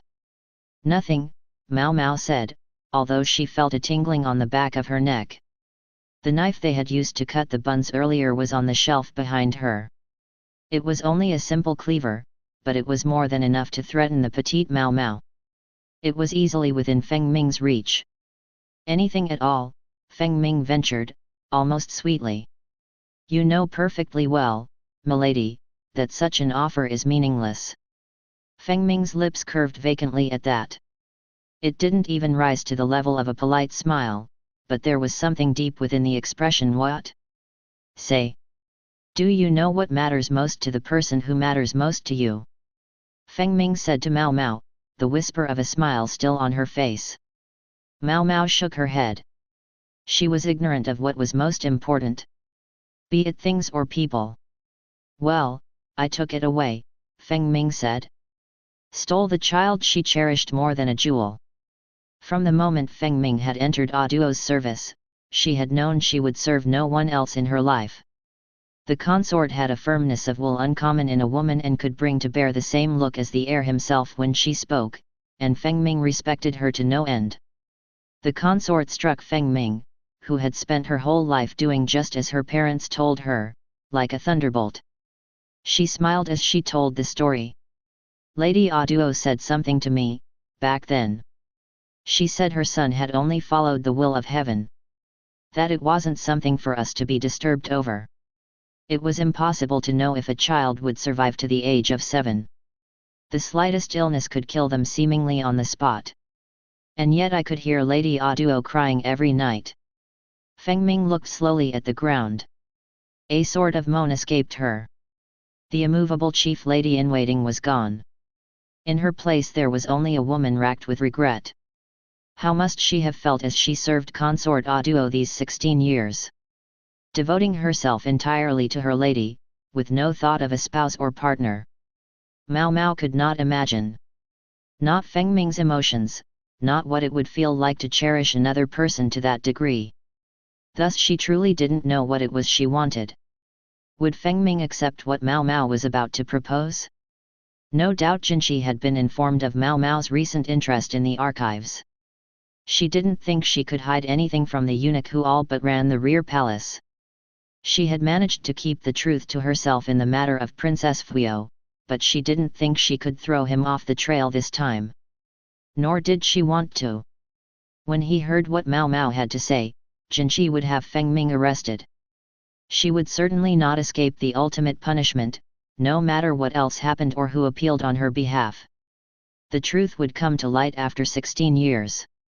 Things had been set in motion, and even if Mao Mao were to vanish here and now, sooner or later, Feng Ming would be found out. The chief lady-in-waiting was too smart not to realize that. There was only one thing Mao Mao could do for her. Feng Ming couldn't hope for a reduction in her punishment, nor for the intercession of consort Auduo. But her two motives could be reduced to one. She could continue to hide her motivation from consort Auduo. Mao Mao knew what a terrible thing she was saying. That it amounted to asking another woman to die. But it was the only thing she could think of. The only thing a young woman with no particular influence or authority could offer. The outcome will be the same. But if you can accept that. If Feng Ming could accept that, she would do as Mao Mao urged her. So tired. Mao Mao returned to her chamber at the Jade Pavilion and collapsed onto her hard bed. Her clothes were soaked with sweat, sweat that had poured off of her at the moment of highest tension, reeking of fear. She wanted a bath. Thinking she could at least change, she pulled off her outer garments, revealing a large cloth wrapped from her chest all the way down to her stomach. It held several layers of oil paper in place. "Glad I didn't need it," she said to herself. Getting stabbed still would have hurt. Mao Mao stripped off the oil paper and found herself a fresh outfit. Jinchi could only contemplate the fact in amazement. Who would have imagined that the attempted poisoning of consort Li Shu would end with the culprit's suicide? Jinchi was in the sitting area of the Jade Pavilion, describing this outcome to a reticent lady-in-waiting. He had already informed consort Gyakuyo. "And so Feng Ming is dead, by her own hand," he said. "How lucky for all of us," the lady-in-waiting replied with no special show of emotion. Jinchi rested his elbows on the table. Gao Shun looked like he wanted to object, but Jinchi ignored him. "Manners be damned. Are you sure you don't know anything about this?" he said. He sometimes had an inescapable feeling that this young lady was up to something. "I can tell you what I don't know what you're talking about. I'm given to understand you kept Gao Shun quite busy gathering books." "Yes. All for nothing, I'm afraid." She sounded so nonchalant he almost thought she was making fun of him. Then again, what else was new? It was possible she was carrying a bit of a grudge from his joke the other day he had gone a bit overboard. But for the most part, this seemed normal. She was giving him her standard looking at filth glare. It went beyond rudeness to achieve a purity all its own. The motive, as you guessed, was to help consort Aduo retain her seat among the four ladies. "Is that so?" Mao Mao looked at him with total disinterest. "I'm sorry to have to tell you that consort Aduo will indeed be demoted from her place as a high consort. She's to leave the rear palace and live at the south palace." "Retribution for the attempted poisoning?" Mao Mao asked. Ah, the cat had finally started to take an interest in the ball of string. No, the move was already settled. His Majesty's decision. The Emperor's long affection for Aduo must have been what allowed her to remain in an imperial residence, rather than being sent back to her home and family. Mao Mao's uncharacteristic show of interest promptly led Jinchi to get carried away. He stood and took a step forward, whereupon she tensed and took a half step back. So he was right, she hadn't quite gotten over his little japes. Naturally, Gao Shun watched them both with exasperation. It would do Jinchi no good if Mao Mao got too tense. He sat back down. The petite serving woman bowed her head and made to leave the room, but then she stopped. A branch of red, trumpet-shaped flowers decorated the room.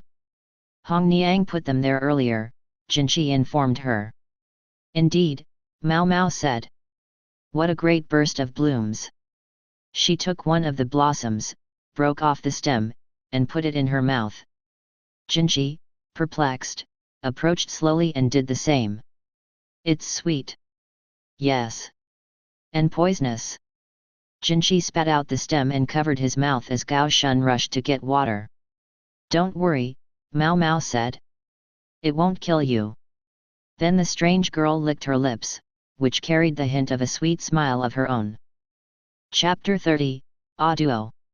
It was pure coincidence that Mao Mao sneaked out of the Jade Pavilion on that particular night. She couldn't sleep. The next day, the pure consort would depart the rear palace.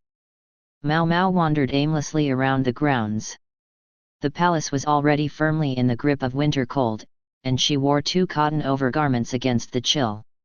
One thing hadn't changed in the rear palace: promiscuity was alive and well, and one had to be careful not to look too closely among the bushes or into the shadows.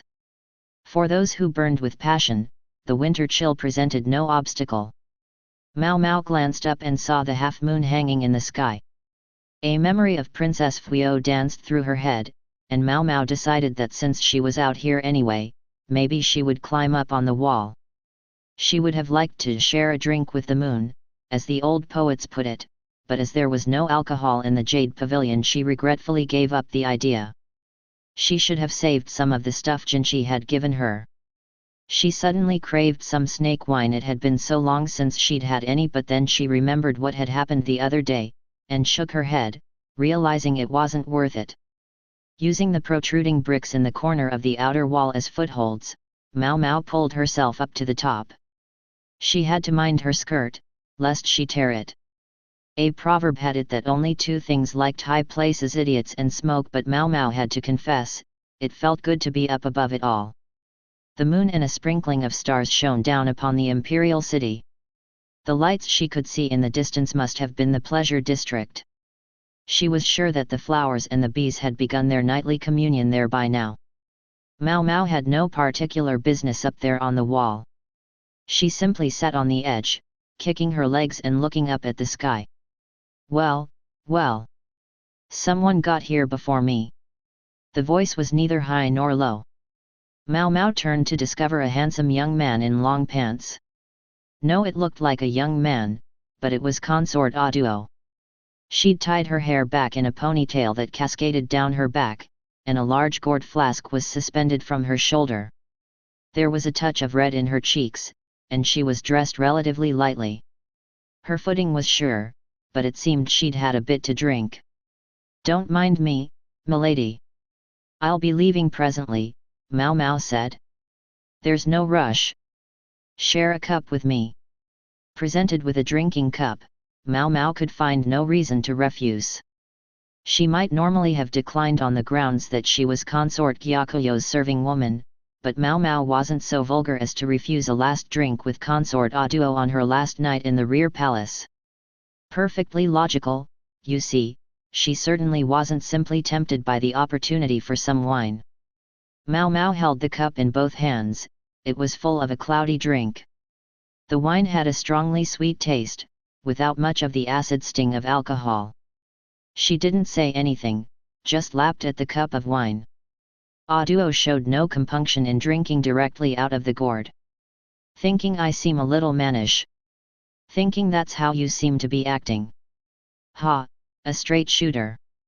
I like that." Aduo raised one knee, bracing her chin on her hand.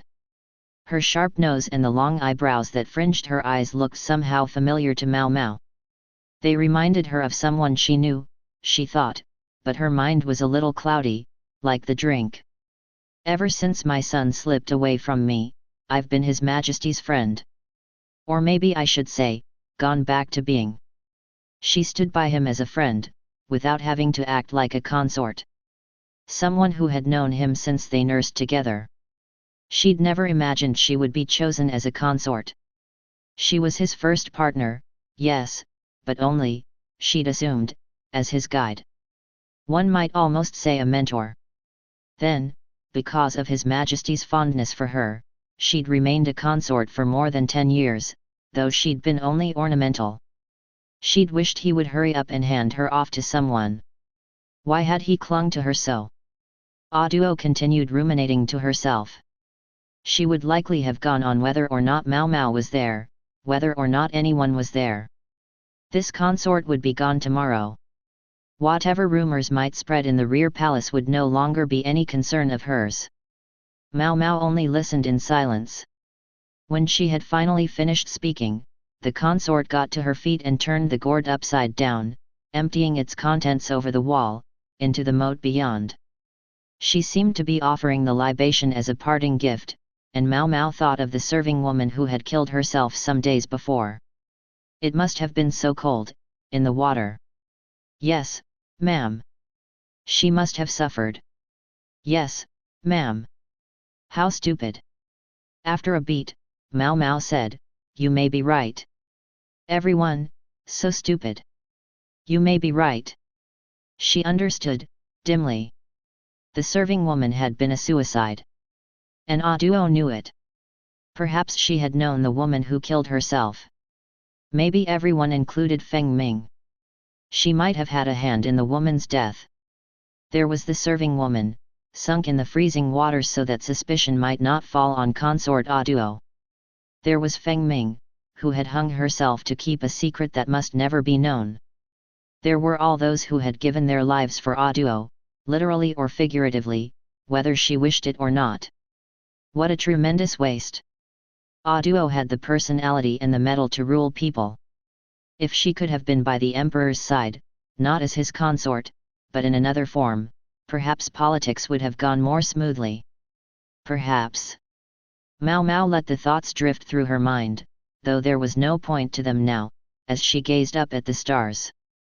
Aduo climbed back down the wall first, and Mao Mao, starting to feel properly chilly, was just doing the same when she was stopped by a voice.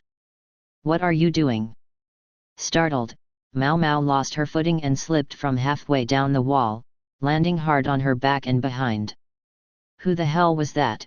she grumbled to herself. "Well, pardon me," the voice hissed, now right in her ear. She turned in surprise to see Jinchi, looking less than pleased. "Master Jinchi! What are you doing here? You took the words right out of my mouth." Mao Mao realized she hadn't felt any pain when she landed. There had been an impact, true, but no sense of having hit the ground. This was one mystery that wasn't hard to solve. She had fallen right on top of Jinchi. Whoops! Mao Mao made to get up again, but she couldn't move. She was held fast. "Master Jinchi, perhaps you could let go of me," she said, trying to sound polite, but Jinchi's arms remained resolutely wrapped around her midriff. "Master Jinchi!" He stubbornly ignored her. Mao Mao squirmed a little, turning to get a look at his face, and she discovered there was a flush in his cheeks. She could smell alcohol on his breath. "Have you been drinking?" "I was socializing." "Didn't have a choice," Jinchi said, and looked up at the sky. The winter air was crisp and clear, making the light of the stars seem even brighter. "Socializing?" "Right." Mao Mao looked suspiciously at him. Socializing in the rear palace could mean some very shady things. It could be argued that the emperor still gave the place's inhabitants a bit too much freedom, even if many of them were missing some very important parts. "I said, let go of me. Don't wanna. I'm cold." For all his beauty, the eunuch sounded downright petulant.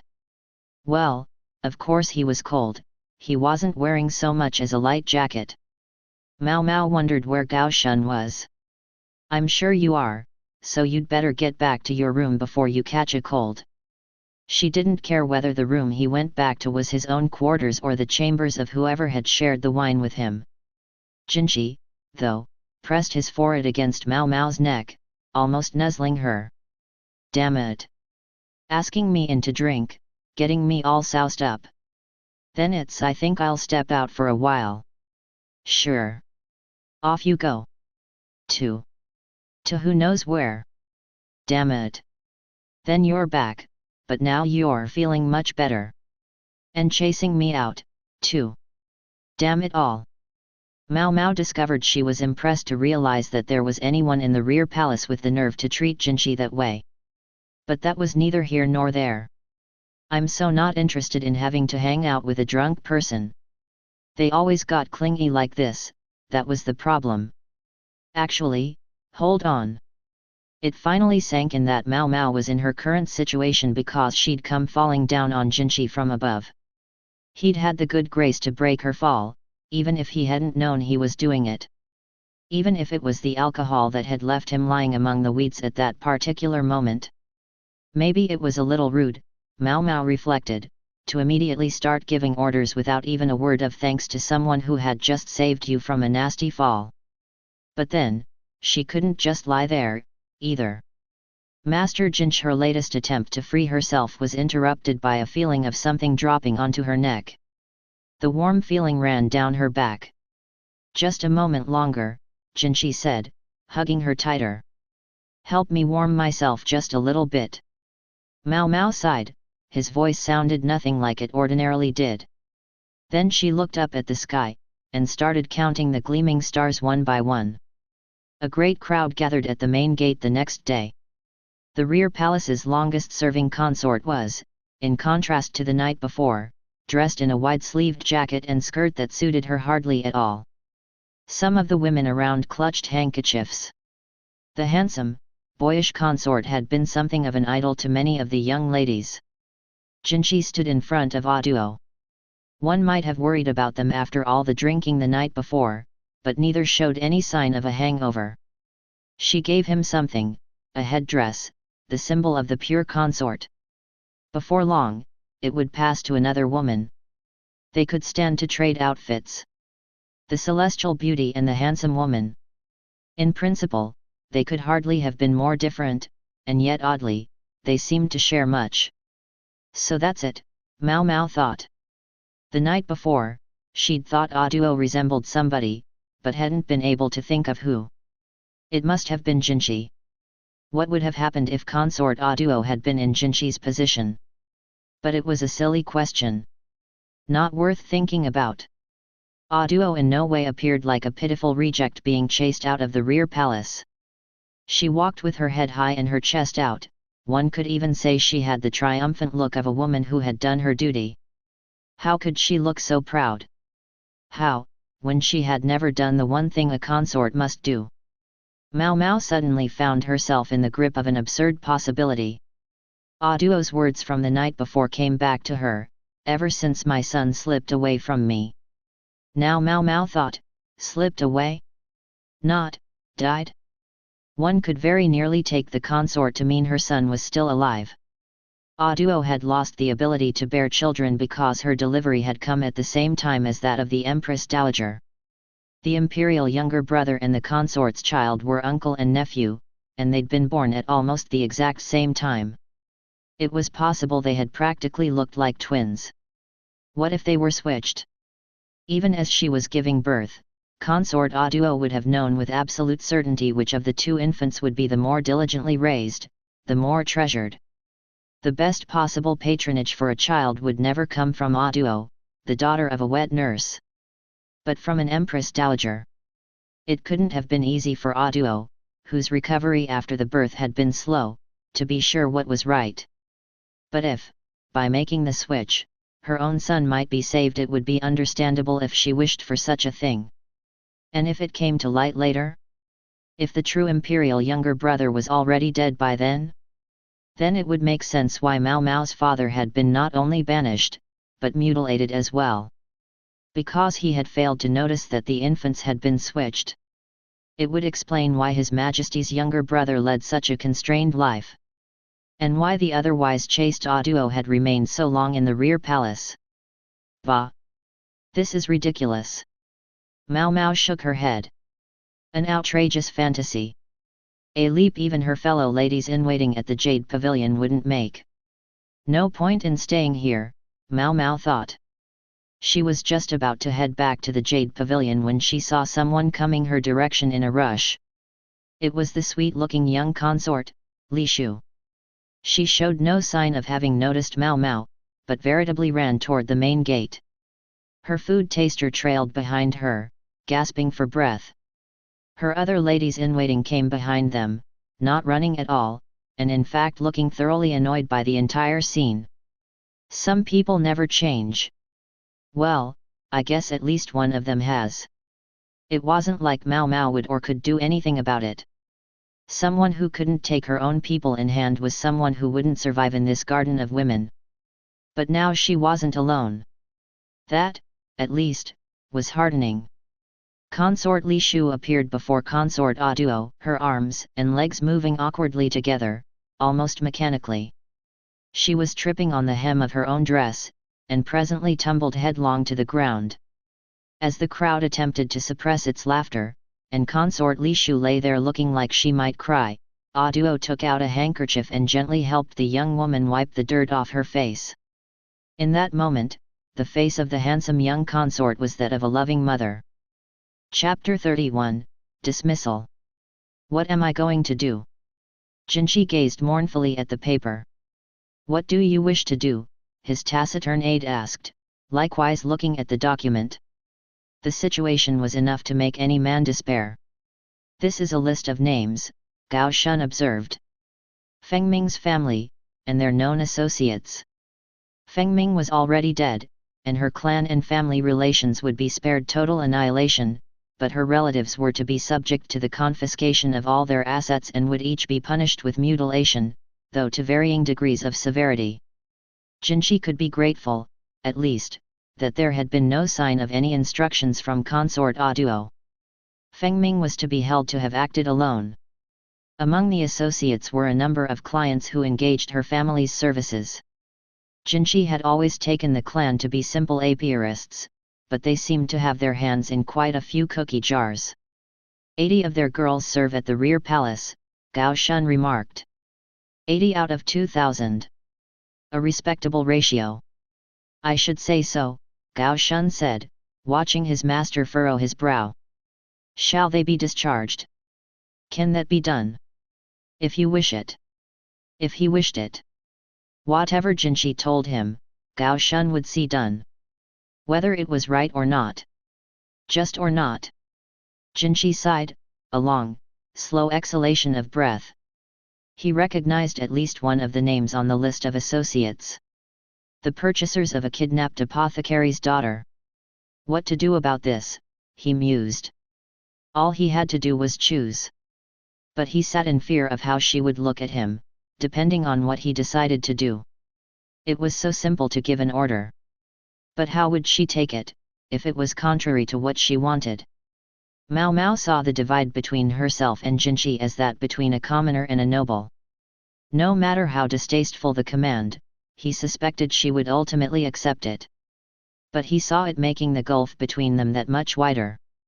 But send her away? He waffled. She wasn't here voluntarily, that much was true. Yet could he end her service at his own whim? And what if the ever-perceptive girl caught a whiff of it? Master Jinchi, Gao Shun said, as Jinchi turned the questions over and over in his mind. Was she not a very fortuitous pawn? His aide's words were coldly rational. Jinchi ran a hand across his brow. A mass dismissal. Yep, Xiao Lan said, munching on a dried persimmon. Mao Mao had helped herself to a few persimmons from the fruit orchard, then discreetly hung them under the eaves of the jade pavilion to dry. If anyone had noticed, she would have been in a spot of trouble. In fact, she actually was. There was no way Hong Niang would fail to notice the fruit. Gao Shun had arrived at just the right moment to save her skin. When Hong Niang discovered that he was quite fond of persimmons, she said she would let it go this one time, with a conspiratorial wink. I guess it's like, you know how sometimes they slaughter everyone related to a case like this? All the girls from all the merchant houses they had dealings with are going to have to quit. That's what I heard. Xiao Lan's explanation left something to be desired, but Mao Mao nodded. Not sure I like where this is going. Got a bad feeling about it, she thought. And her bad feelings had an unfortunate tendency to be accurate. Mao Mao's nominal family was a business and sometimes engaged in commerce. Feng Ming's family were beekeepers, so there could well be a connection between them. It'd be tough on me if they fired me now, Mao Mao thought. Besides, she was starting to like her life here. True, there was no question she would be happy to be able to go home to the pleasure district, but as soon as she got there, she would wind up in the clutches of the old madam, a woman who wouldn't let the smallest coin go unnoticed. Mao Mao still hadn't sent her any customers since Li Haku's visit. A fact that would not have escaped her calculating mind. She really will start selling me this time. Mao Mao said goodbye to Xiao Lan, then set off to find a person she would normally have had no interest whatsoever in seeing. How unusual.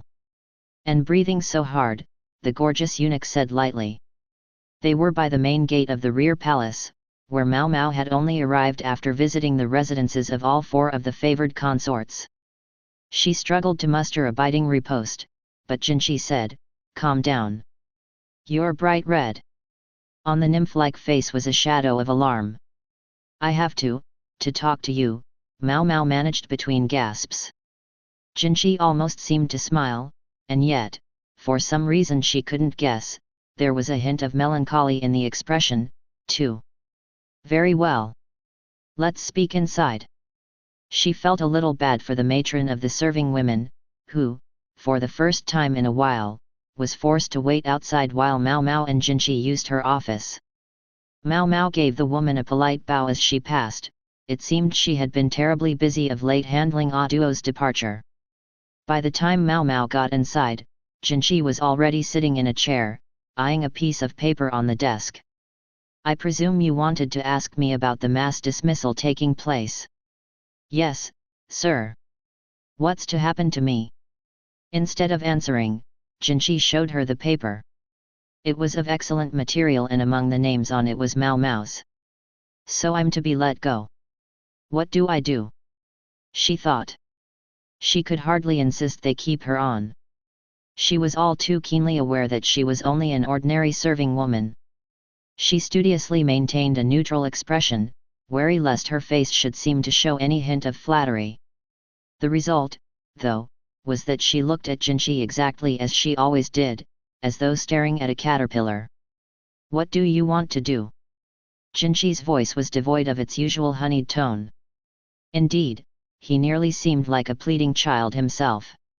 In fact, he sounded just like he had the night before Consort Auduo left. His face, though, remained frozen, grave. I'm only a servant.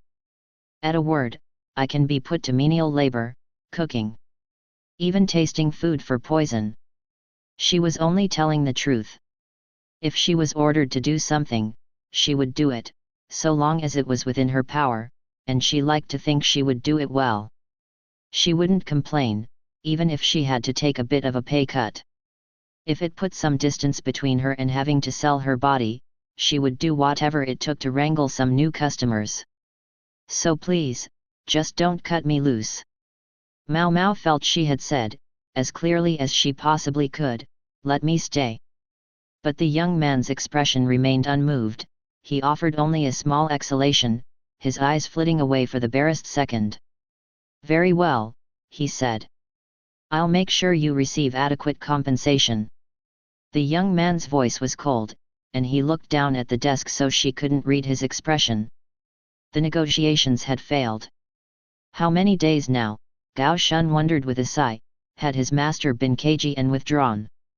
It wasn't interfering with his work, but when they got back to his room, he would only sit in a corner brooding, and Gao Shun was frankly getting a little tired of it. Jinchi was casting a cloud over the entire place. The boy with the enchanting smile and the captivating voice was not there. Mao Mao had left the week after receiving official notice of her dismissal. She had never been unduly warm, but she was also never rude, and she had gone from place to place in the rear palace to formally thank all her various acquaintances and benefactors.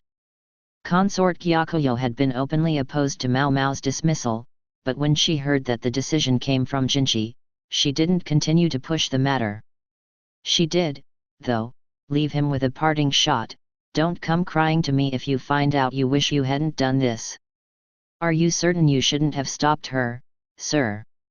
Don't say a word. Gao Shun crossed his arms, frowning. A memory from the past came back to him. How much strife there had been when the young man lost a favorite toy. How Gao Shun had suffered to give him something newer, and more enticing still. Perhaps he shouldn't think of her as a toy. Perhaps Jinchi had chosen not to stop her as his way of refusing to treat her as an object. What point would it serve, then, to find some other remarkable lady? It all portended a great deal of trouble. If no substitute will do, the only recourse is to the original, Gao Shun murmured, so quietly that Jinchi didn't hear him. One person in particular flashed through his mind. A military officer well acquainted with the girl's family. A great deal of trouble though it is. The long-suffering Gao Shun scratched the back of his neck. Epilogue, the eunuch and the courtesan. Time to work. Get going. The old madam hustled Mao Mao into a rather distinguished-looking carriage. This evening's job was apparently a banquet for some noble. Mao Mao could only sigh as they arrived at a large mansion in the north of the capital. She was just one of a number of people accompanying her sisters to the banquet. Everyone was dressed in gorgeous clothing and done up with ostentatious makeup. When she contemplated the fact that she was made up to look just like them, Mao Mao felt oddly queasy. Their party was ushered down a long hallway, up a spiral staircase, and into a large room. Lanterns hung from the ceiling, and festive red tassels dangled everywhere. Someone has money to burn, Mao Mao thought. 5 people sat in a row in the room. They were younger than she'd expected. Piran licked her lips when she saw the young men in the flickering lamplight. She was rewarded with a gentle jab in the side from Joka. When she wanted to, Mao Mao's sexy sister could be very quick about things, enough to make even the madam throw up her hands. Wish he'd made these introductions sooner. The men at this banquet were supposedly high officials from the palace. Li Haku had been the go-between. And with him involved, at least a portion of the profits should go to paying off Mao Mao's debts. If nothing else, she'd been given a substantial amount of severance pay, more than she'd counted on, so she'd escaped being forced to sell her body, but the madam still put her to odd jobs like this. Old hag! The way she clucked when she heard. The old lady really seemed to want to make Mao Mao a courtesan. She'd been maneuvering toward it for years now. She kept telling Mao Mao to quit wasting her time with medicine already, but that was never going to happen. What, was she simply going to swap her interest from pharmaceuticals to singing and dancing? Not a chance. As Mao Mao took in the room, she saw that everything was hugely ornate, each bottle of wine and every sitting mat was of the highest quality.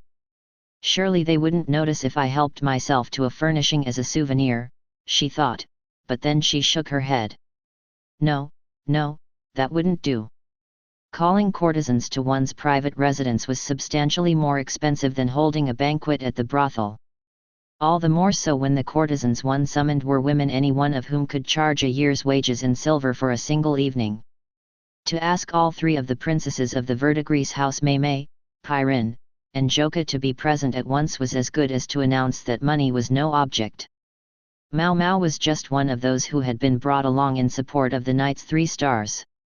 She'd learned to be mannerly, but she couldn't hold a tune, nor could she play the erhu.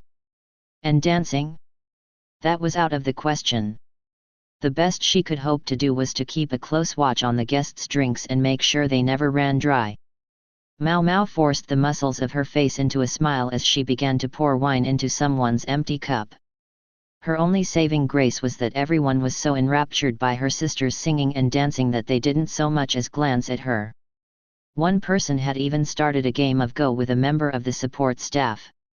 While everyone else laughed, drank, and enjoyed the show, though, she spotted one person looking down at the ground. What, bored? Mao Mao wondered. He was a young man dressed in fine silk. He rested a small cup of wine on one knee, sipping from it occasionally. A grey gloom clung to him. They're going to think I'm not doing my job, thought Mao Mao, who had a way of turning serious about anything she happened to be doing. She grabbed a good, full bottle of wine and sat down beside the melancholy young man. His sleek, dark bangs hid much of his face. For the life of her, she couldn't see his expression. Leave me alone, he said. Mao Mao was puzzled, his voice was oddly familiar. Her hand moved almost before she could think, any thought of propriety or politeness had vanished from her mind. Careful not to touch the young man's cheek, she lifted his hair. A gorgeous countenance greeted her. Her reserved expression promptly changed to one of total astonishment. Master Jinchi. There was no gleaming smile on his face now, no sweet honey in his voice, but still she would have known that eunuch anywhere. Jinchi blinked several times in succession, studied her for a second, then said uneasily, Who are you? A question I'm often asked. Anyone ever tell you you look very different with makeup? Frequently. The conversation gave her a sense of déjà vu. She let go of his hair and it fell back over his face. Jinchi reached out and tried to take her wrist. Why are you running? He looked sullen now. Please don't touch the entertainment, she said. It wasn't her decision, it was the rules. They would have to charge extra. Why the hell do you even look like that? Mao Mao refused to meet his eyes as she said uncomfortably, It's part-time work. At a brothel? Wait. Don't tell me you. Mao Mao gave Jinchi a glare. So he liked to question people's chastity, did he? I don't take customers myself, she informed him. Yet. Mao Mao didn't elaborate. What could she say? It certainly wasn't outside the realm of possibility that the madam would finally manage to force a customer on her before she was able to pay off her debt. Although thankfully, under the influence of her father and sisters, it hadn't happened so far. "How about if I bought you?" Jinchi drawled. "Huh." Mao Mao was about to tell him not to joke when an idea flashed through her mind. "You know, that might not be half bad." Jinchi caught his breath, startled. It was the face of a pigeon spooked by a pea shooter. Apparently the lack of sparkle opened the door to a great wealth of expressions. Lovely though the ethereal smile was, it almost didn't look human. It was nearly enough to convince Mao Mao that he must have two Hun spirits within a single Po spirit, two transient Yang souls for the single, corporeal Yin spirit. "It wouldn't be so bad, to work at the rear palace again," she said. Jinchi's shoulders slumped. Mao Mao looked at him, wondering what could be the matter. "I thought you quit the rear palace. Because you hated it." "When did I ever say such a thing?" In fact, Mao Mao was convinced she'd all but begged to stay on in order to pay off her debt, and it had been Jinchi who'd had her fired. The place had its troubles and difficulties, no question, but Consort Gyakuyo's ladies-in-waiting had been good women. And food taster was an unusual role, not one to which most people could or would aspire. "If there's anything I didn't like about it," Mao Mao said, "I suppose it would be that I wasn't able to conduct my poison experiments." "You shouldn't be doing those anyway." Jinchi rested his chin on his knee in place of his cup. His look of outright exasperation spontaneously slipped into a wry smile. "Hat. I know. It's who you are. I'm afraid I don't follow you. Anyone ever tell you you're a woman of few words?" "Too few." "Yes," Mao Mao replied after a beat. "Often." Jinchi's smile gradually grew more innocent. This time it was Mao Mao's turn to look annoyed. Jinchi reached out again. "I said, why are you running?" "It's the rules, sir." The information didn't seem to dissuade Jinchi, whose hand didn't move. He was staring fixedly at Mao Mao. She was getting a bad feeling about it. "Surely one touch is all right." "No, sir. There won't be any less of you afterward. It takes my energy." "Just one hand. Just a fingertip. Surely that's all right." Mao Mao had no answer. He was persistent. She knew him, knew he didn't give up. Mao Mao, helpless, closed her eyes and let out a deep breath. "Just a fingertip." The instant the words were out of her mouth, she felt something press against her lips. Her eyelids fluttered open and she saw a daub of her red lip color on Jinchi's lithe fingertip. He pulled his hand back almost before she realized what had happened. Then, to her amazement, he touched the finger to his own lips. That sneaky little. When he pulled his fingers away from his mouth, a spot of scarlet was left on his finely shaped mouth. His face relaxed a little and the smile became even more innocent. A flush entered his cheeks, as if a touch of the lip color had gotten on his face. Mao Mao's shoulders were shaking, but Jinchi's smile looked so profoundly youthful, almost childish, that she found she couldn't rebuke him. Instead she focused on the ground. "Damn, it's catching." Mao Mao's mouth formed a tight line, and her own cheeks were turning pink. She knew she hadn't used any rouge. Then she realized she could hear laughter, chuckling men and giggling women, and she discovered everyone was looking at them. Her sisters were grinning openly. Mao Mao was terrified to imagine what would come next. Suddenly she wanted to be anywhere else. Gao Shun appeared veritably out of the blue, his arms crossed as if to say, "Finally. That's one job done." It was all enough to make Mao Mao's head spin, and later she hardly recalled the rest of the evening. She never forgot, though, how her sisters hounded her about it afterward. Some days later, a gorgeous noble visitor appeared in the capital's pleasure district.